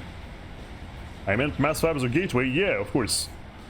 We will do the gateway very shortly here. I just want to finish these generators, or at least one generator first. Then we'll go for that extra stuff and things. Okay, yeah, let's go have these guys assist this. Ow, the power generators are dying. Don't think I can reclaim any of this. Rowey saying, well... Oh. Wait, really? Is that gonna land? Because it definitely shouldn't. Right, yeah, this can make... yeah, this should just be making engineers for now. Actually, I was gonna say maybe T3 fighters, but no, that's... We need to get other stuff in order first. Alright, yeah, you. So you control K. You... I'm greatly moved. Thank you, Depony, for the sub... yeah, Depony, sorry. Thank you for subscribing. It was very nice of you to do so. Yes, let's make some hives. You are correct. Let us make some hives. They are gonna nuke me back, didn't scout it in time. Oh, that's not good. Yeah, the nuke didn't land, by the way. Just like I envisioned. And why do you not have a nuke defense at all? Well, I don't know, maybe he can still charge it up, we'll see.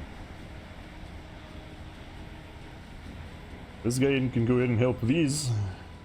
Yes. Actually, you know what, let's just go like this and then like this. And then we'll make some Tech 2 artillery. Make a little bit of a fire base here to protect ourselves from possible land invasions.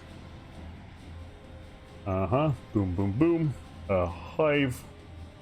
A shield, which I can't actually place. Shield, there we go. Maybe even a couple SAMs. Alright, that should be good. Yeah, I don't think I need to be super mass efficient right now because, yeah, there we go. Okay, so there are these. Now let's go ahead and build a quantum gateway around here. And then a bunch of hives in order to make more eco. Black, says this guy. What? Where? Oh, yeah. Our ear is still getting destroyed. Sadness ensues.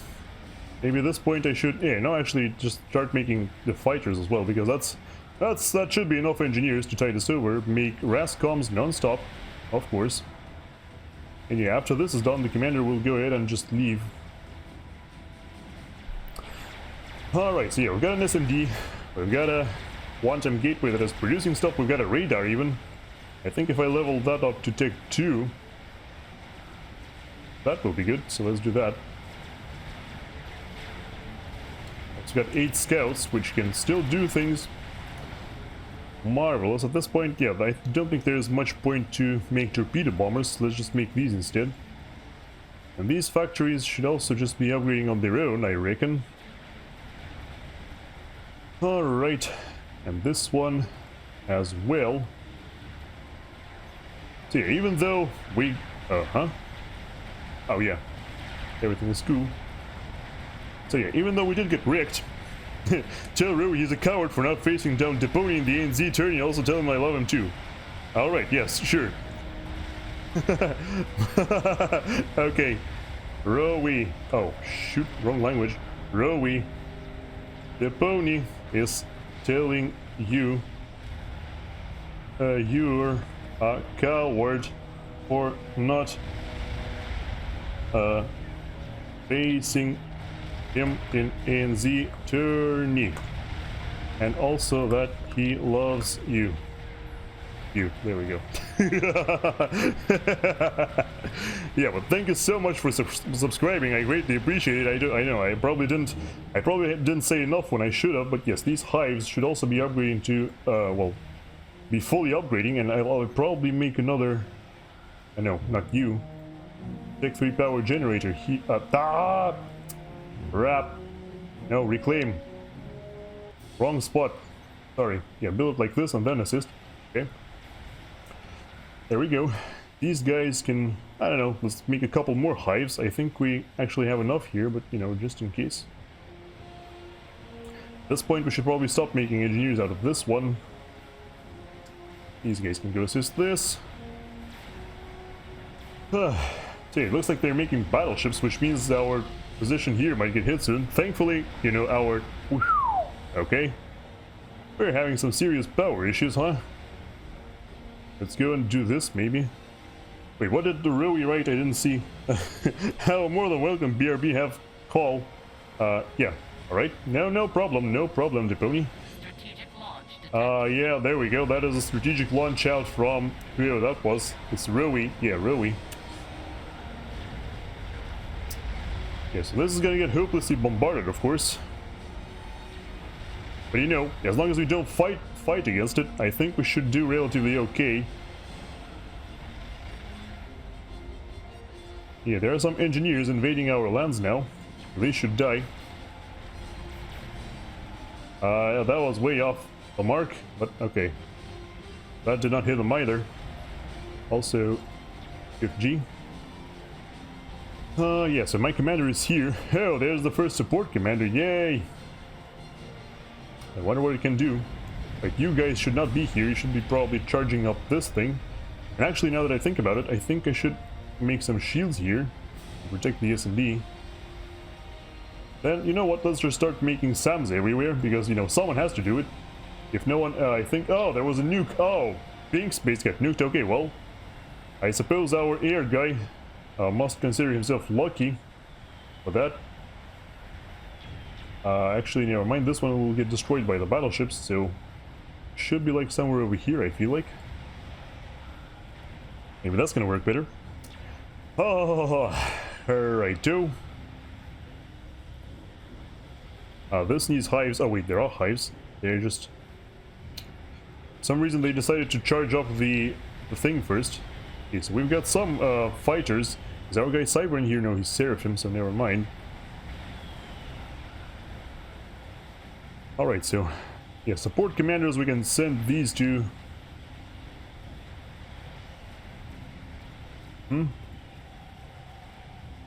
T3 mass extractor, okay, cool. So yeah, support commanders can in theory be sent to assist somebody. If somebody's going for something big, for a game ender, then support commanders can help that. Also, I should probably... Oh, you know what else I should be doing? I should probably be going for some mass fabricators. Let's do that. So, I don't actually have a proper template for, you know, building, what is it, 8 of them, right?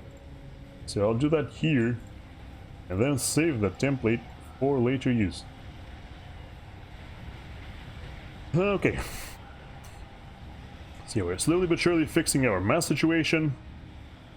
The SMD is almost up. Not quite, but almost. These ships will just die for free. Is why they'll not.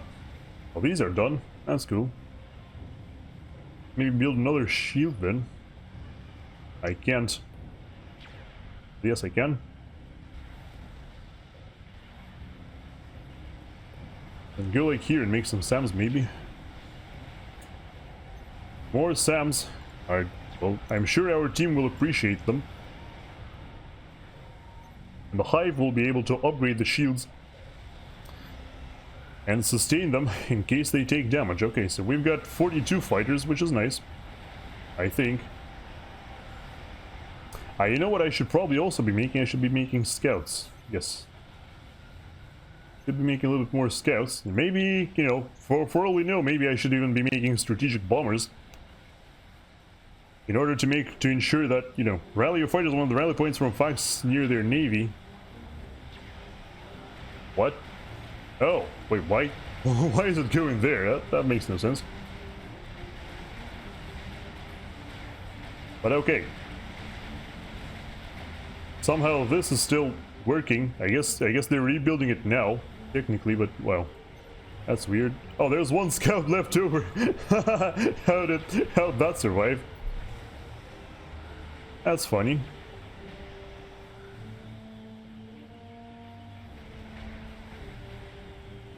Alright, come on. Deal with this stupid thing already.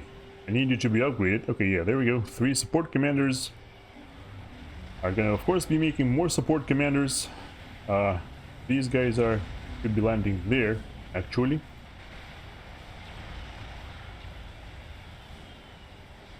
Alright, so yeah, the frigates are slowly but surely getting eliminated. I think that should prevent any establishments of engineers here on this location, or at this location. Oh, there are torrents now, and oh, okay, that's bad. Yep, we are taking some torrent fire as we speak, so let's go ahead and build some of this. Yeah, we'll need like a ton of these to protect ourselves from the torrents, of course. Oh, and yeah, the factories are now getting pummeled by the battleships as well, which is not nice. Not very nice of you, my friend. Get rid of this, please. Galactic coming down mid, you mean coming down hell? Okay, you should also make some of them tactical missile defense units. Because you do need a ton to protect yourself against the torrents. Now these should be in a template. Then these should try to construct a similar template on here. Boom and boom. And maybe even, maybe make some more around these. At this point, we need all the mass we can get.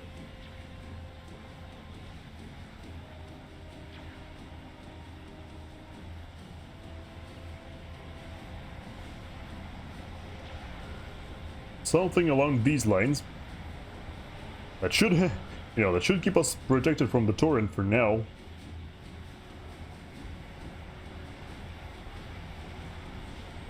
I'm a little bit afraid that this radar will die soon. Oh, strategic bombers. I think these are torpedo bombers. You don't need the BP. You're the 250 mass income. What's a BP? Wait, what's a BP? Hold up. Is that a... Okay, I can actually send my scouts there because I've got a ton of scouts now.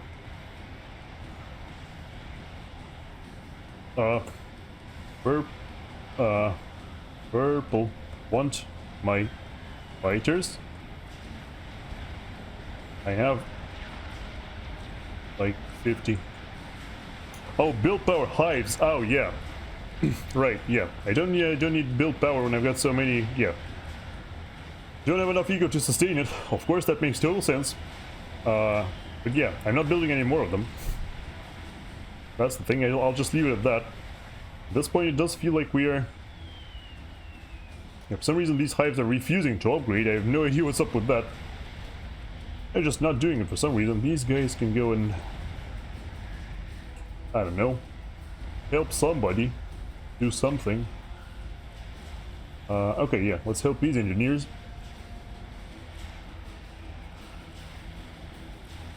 Did he say yes or... No, I don't know what he said, but it wasn't quite what I expected. And yeah, we've got... I think are we still producing torpedo bombers or... No. Oh, this one isn't producing anything though, which is a little bit weird. I know, let's have this one just pump out strategic bombers constantly. Okay, there's an extractor that I also might be able to talk. Oh wait, something is taking damage there. I have no idea how this is penetrating, considering we've got like 1 million TMDs. I guess that's not quite enough then. Ow. Yeah, these are all gonna get destroyed, I guess.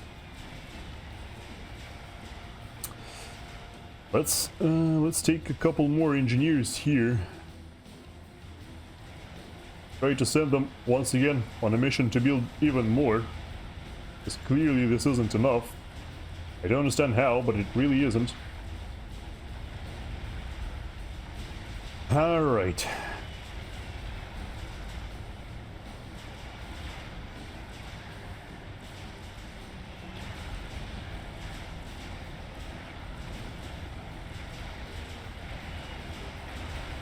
Yeah, I'm not entirely sure if anybody is going for a game ender. I feel like we should. Oh, crap.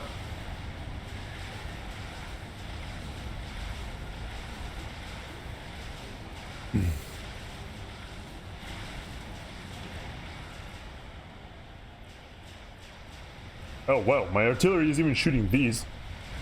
That's cool.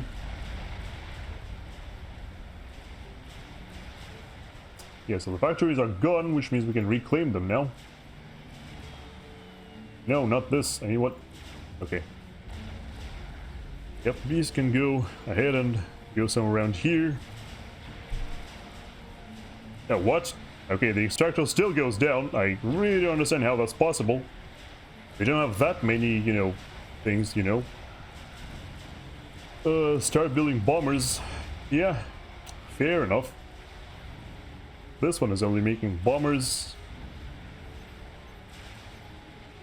We want air. Oh, wait, you want air without me? Okay, well, take my fighters then. How do I send that again? Hello? How do I send my units? Like this? Yes, okay.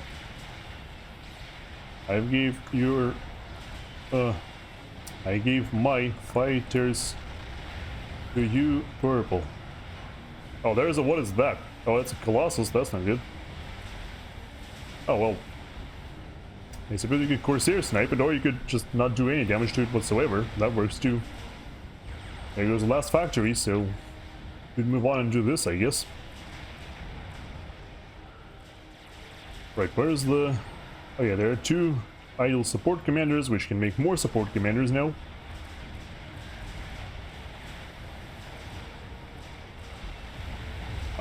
Yeah, they should be stealthed now.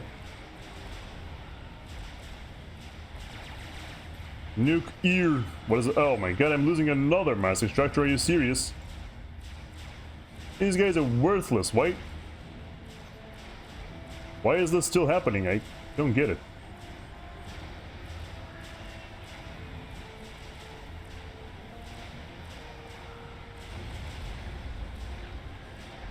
Okay, well, these bombers didn't even drop bombs. That's nice. Uh-huh. Can we just build a Monkey Lord in that time? Or is that not possible? Let me see. Okay. Well, you can finish that.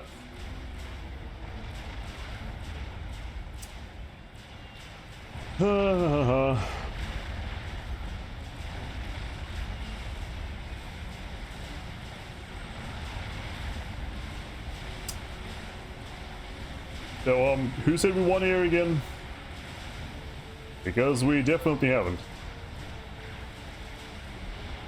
Okay, well, the Colossus goes down, which is cool.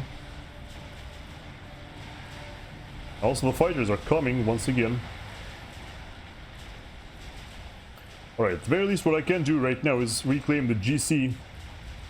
Except I can't. It's not reclaimable. Oh, because it's, yeah, the wreckage is right here, of course. These guys are still going.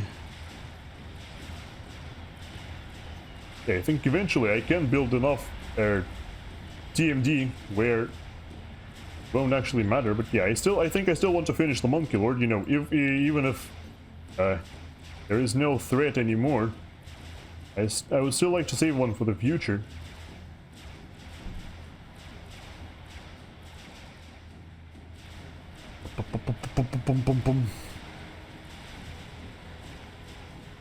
Although, well, I don't know, I've got no mass to speak of. These guys are still... oh yeah, my radar went down, so I can't see anything anymore. Come on, are you serious? Why you do this to me?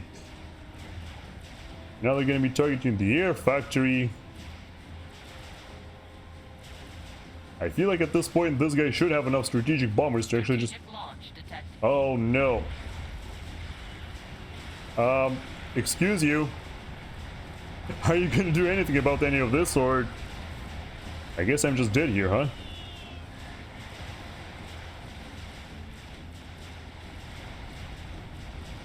Nice. That nuke is definitely going after me then. Because, yeah, once again, my team did nothing to prevent that. Oh, that's just marvelous. I guess if I move to this corner, it can't, you know, destroy me and all of this at the same time. yeah, the torrents are penetrating where they clearly have no rights to penetrate because it's way too much, but yeah. Oh yeah, missile ships will overwhelm, yeah, I guess that does make sense. And yeah, everything is basically gone now, so I can just reclaim these and then pour that into a Monkey Lord, I suppose.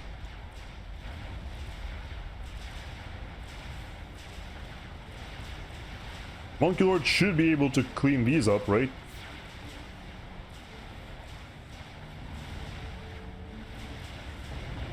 Oh! Okay, so the nuke went here. It destroyed all of the SAM launchers, but it still wasn't enough to kill me, so that's cool.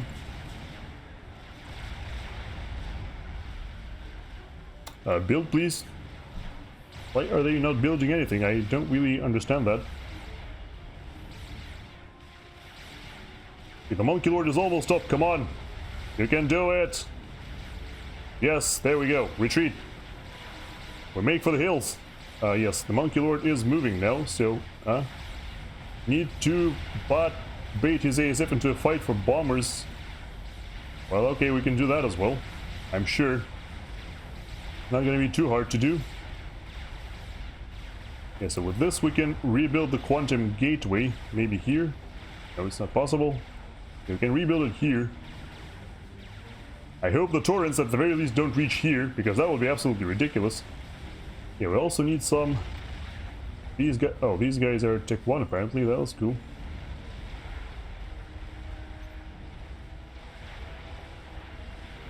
Alright, so the reclaim field is mine at the very least. Oh my god, are you serious? How are they penetrating this? What? There's a mountain here! You gotta be shitting me.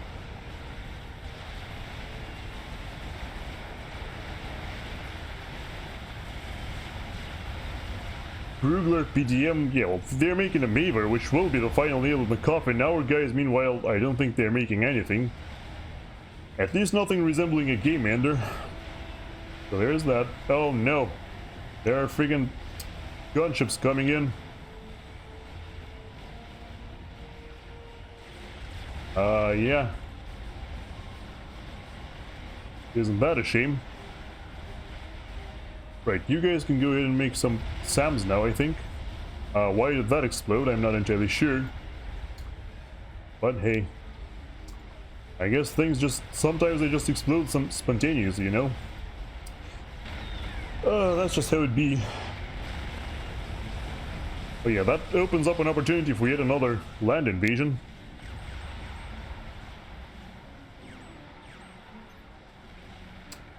I think there are some bombings taking place. I'm not entirely sure if they're doing anything though. Sullivan has been defeated. Oh, that's cool. Okay, so the red guy has been defeated, which is awesome. At least hopefully this way they stop building other things. But now, if that all gets transferred to... Hello? You teleported into the wrong spot, my friend. That was extremely rash of you. I guess the turrets don't reach him from here, but still, you need to kill the commander. He's not... Okay, yeah. Nice. Rowey has been killed. Oh, that's awesome. Alright, yeah, these guys need to then go ahead and construct a radar, actually. And I think the torrents should stop pounding us into the ground. I'm not entirely sure. Oh yeah, we should send one to recall. Ah! Crap. I think that's a Tech 3, right? No, I think it's a Tech 1, so let's go ahead and... Hello?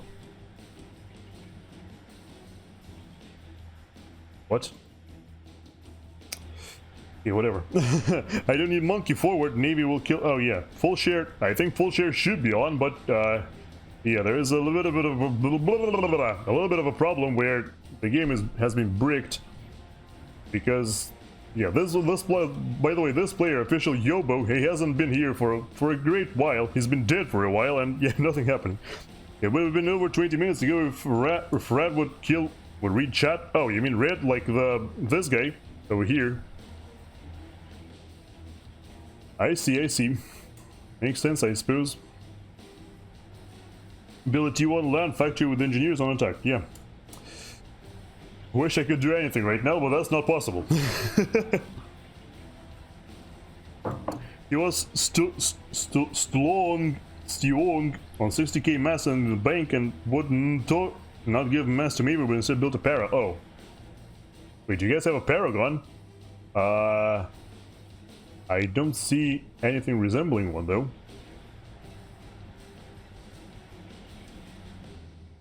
I hope it doesn't exist anymore, but yeah, this the pink guy definitely needs to teleport away now. Okay, yeah, let's eject this guy because he's dead anyway, so like, what's the point of keeping him there?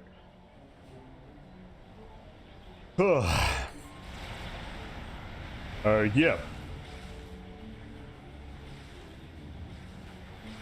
Okay, if you guys could finish... Oh, no. If you guys could finish this generator and actually just build a land factory instead, that would be cool. Yeah, first we build a land... What? Are you serious? Why are they still reaching me? What? Okay, well, this guy gets killed by Marcus. I guess it's to be expected. Okay, they are targeting Sams though, which is not bad. Not bad for us, and then maybe, I don't know, maybe we can finally eliminate these... Oh, well, maybe not many of them will reach this far. I don't know. Maybe we should also build a stealth field generator here so that they can't see us at all. I think that's possible, right? Oh, that's a lot of missiles though. I think this guy needs to step aside because very shortly he will die horribly. Yep, there we go. What is that? Oh, that's not a... No, these are still missiles, right? Yeah, they are destroying the Monkey Lord wreckage. Okay, I am completely overflowing now. Keep reclaiming. Very nice. Right, let's scout the commander. What? What is that? What? Okay, I'm still overflow. Ah, run. Run, little support commander, run. What is that? Oh yeah, those are just missiles, so that's cool. At least they don't have any more nastiness. Alright, this needs to be rectified though. They're still targeting my mass extractors, are you serious? What is that? Well, that's a Colossus. Okay, well that's not gonna survive for long, so there's that at the very least, but well. Yeah, I think at this point Torrents should not physically be able to reach any of this, so maybe we'll be okay. I don't friggin' know. I think that's the last of them I'll do. Okay, yeah, that's one too.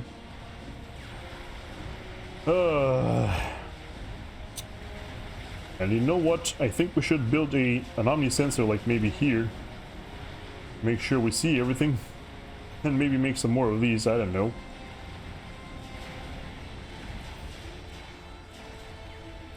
No, my extractor! Stupid. Stupid freaking things. I hope at least, I think the stealth generator covers this spot, so if they destroy the extractor, then I can rebuild it with no trouble. So that's something, but well. Okay, can we see the... Oh, the ACU is here. Alright. I've got like 6 torpedo bombers.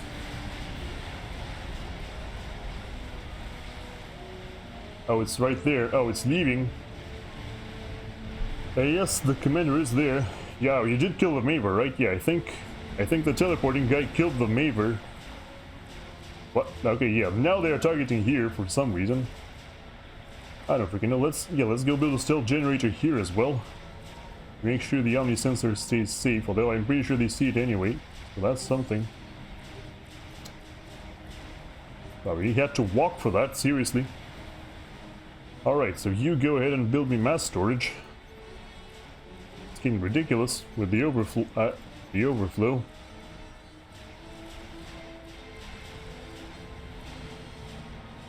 Oh, now they're targeting the generators again. Why are these torrents so broken? Okay, the ACU is all the way over there. Okay, there's tech for the artillery that is shooting now from somewhere. Oh yeah, there's one right here. That's good.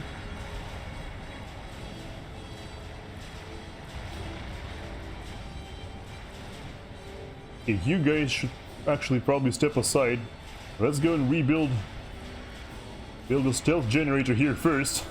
We have to start with the stealth generator every time, because these stupid, ridiculous things. And then yeah, this and then this.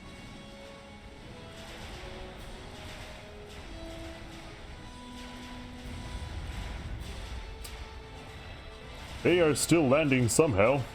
Really don't understand that part, but oh well. The engineer is helping the engineer is repairing the generator. That's cool.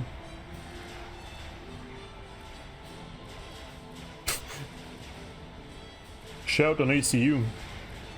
It's right there.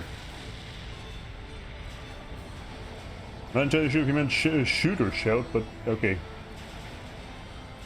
The ACU is right there.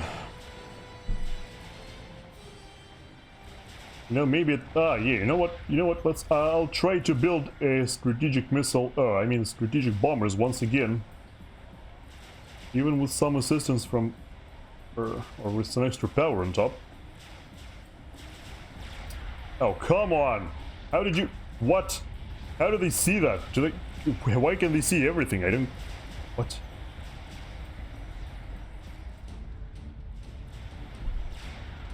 Well, it's pointless to shoot the ACU with the artillery. You need to shoot with something else instead.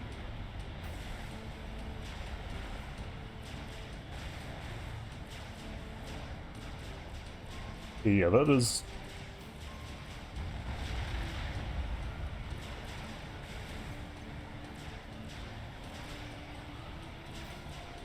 See what he has, not just the ACU.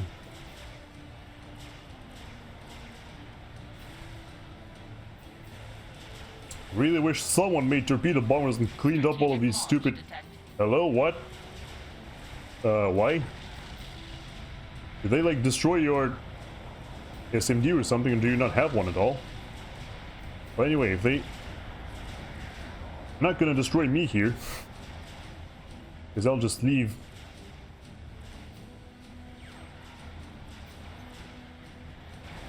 Okay, I'm hearing strategic bombers doing something.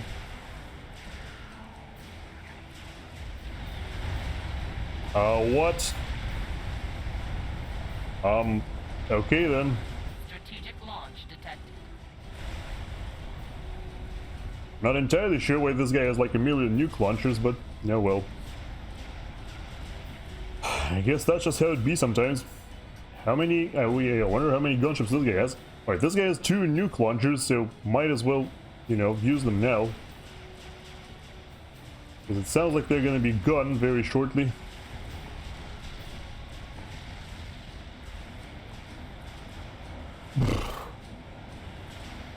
Maybe I should like go ahead and... Is that... Oh, that's an SMD. That's another SMD, I mean. Why are you... What? Okay, this guy's building Tempests for some reason, which will do absolutely... Well, no, they won't do absolutely nothing, but they will do precious little for him. So, I guess that's kind of good for us. There's another support commander. We can probably... You know what, let's just have one dedicated to building TMD, because I feel like we can beat them eventually, you know? I don't know how long it's gonna take, but I think we can beat those torrents eventually. Okay, so the commander should do... Yeah, let's go and assist the other commander, perhaps. Alright, strategic bombers are now being produced, which is cool. Don't have an Omni sensor, though that's a problem. Or do we? No, wait, yes we do, so never mind that. We do have an Omni sensor. I should not have cancelled all of these orders, you know, which is the usual fare for me. I hope the enemy doesn't realize where, you know, where my commander is. That... Oh yeah, there are shots being fired at by the Tempest. When are we gonna launch our own nukes, huh? I would greatly appreciate if you told me that.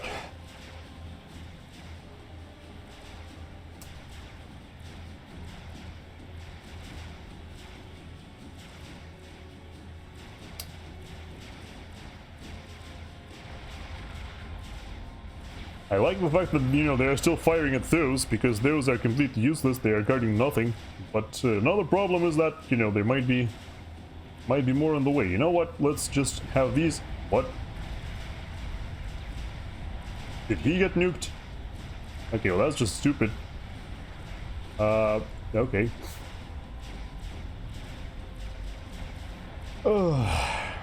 Yep, so now I need to claim this, I guess. Because I can. Go and build some of these, I suppose. Actually, no. First we need to build a factory like this. And we need a factory like this, and then we need some of these. Yeah, I really hope all of the units went to the purple guy, not me. But yes, they did. I don't know. Yeah, this guy clearly doesn't have enough SAMs. And yeah, it looks like this will be the final push that we need. I will send those strats in just in case. I feel like they should have enough strats to kill him. I really hope so.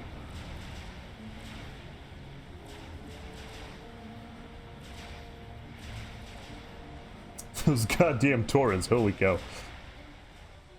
Right, build here. Right, come on! Please kill him! You got like a million bombers, just do it already! He's a Cybran, right? Yeah, he's a Cybran, so he didn't see them coming.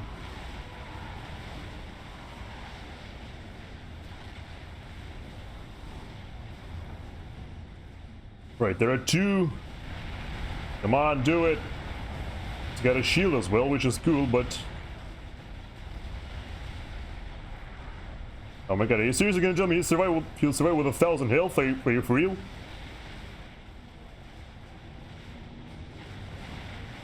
No, he's not. Okay, cool.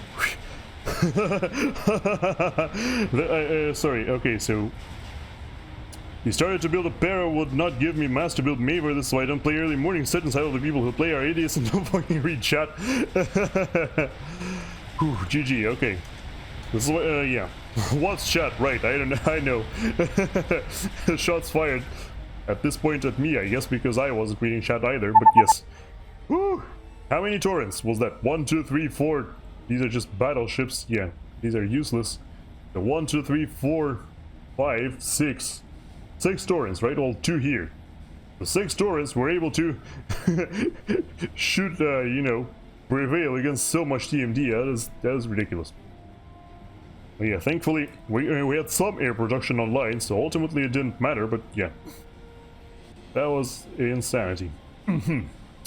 Tell Boss to refocus on conquering his navy. They're getting tempests. Well, yeah. Thankfully it didn't matter too much anymore. But yes, so I think I'll definitely be ending my stream here. Because you know, my brain is already melting as well. And I've got a whole bunch of other things I need to do as well. So yeah.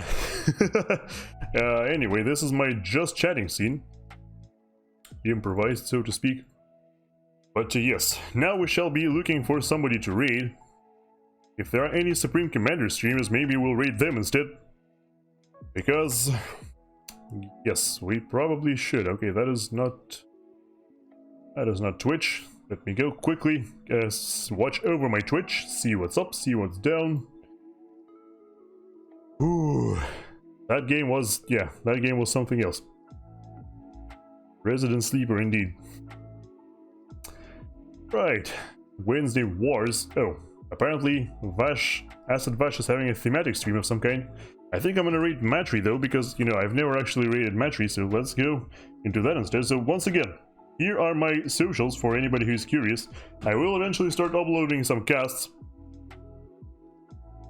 I will eventually start uploading these on my main channel as well, in addition to whatever is happening over there, which is I'm currently uploading my playthrough of Deltarune, so if you're interested in that, then you can, you know, check it out, maybe subscribe, maybe even leave some comments. I don't know, whatever you feel like. And yes, also got a whole bunch of other platforms that I've got, you know, that you can follow as well, if you're once again interested. And yes, next up, this is my raid message right here. You can copy that and then paste it once we arrive. I would greatly appreciate if you did so, because, you know, a polite greeting to our friend there. I think they would be really happy to see that.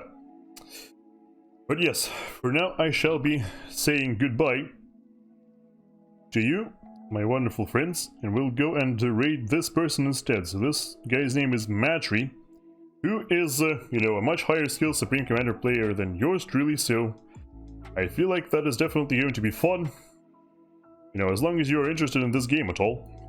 So yeah, for now, I'll be saying hi for goodbye to you. So thank you all so much for watching and for participating. I greatly appreciate it. Thank you for the bits, the subs, the everything. That was super kind of you to do that. And yes, and I hope to see you all again. For now though, let's give you a hug right here. There we go. So now hopefully your day goes better. And yes, goodbye. Take care everybody. Let's go and say hi to our new friend.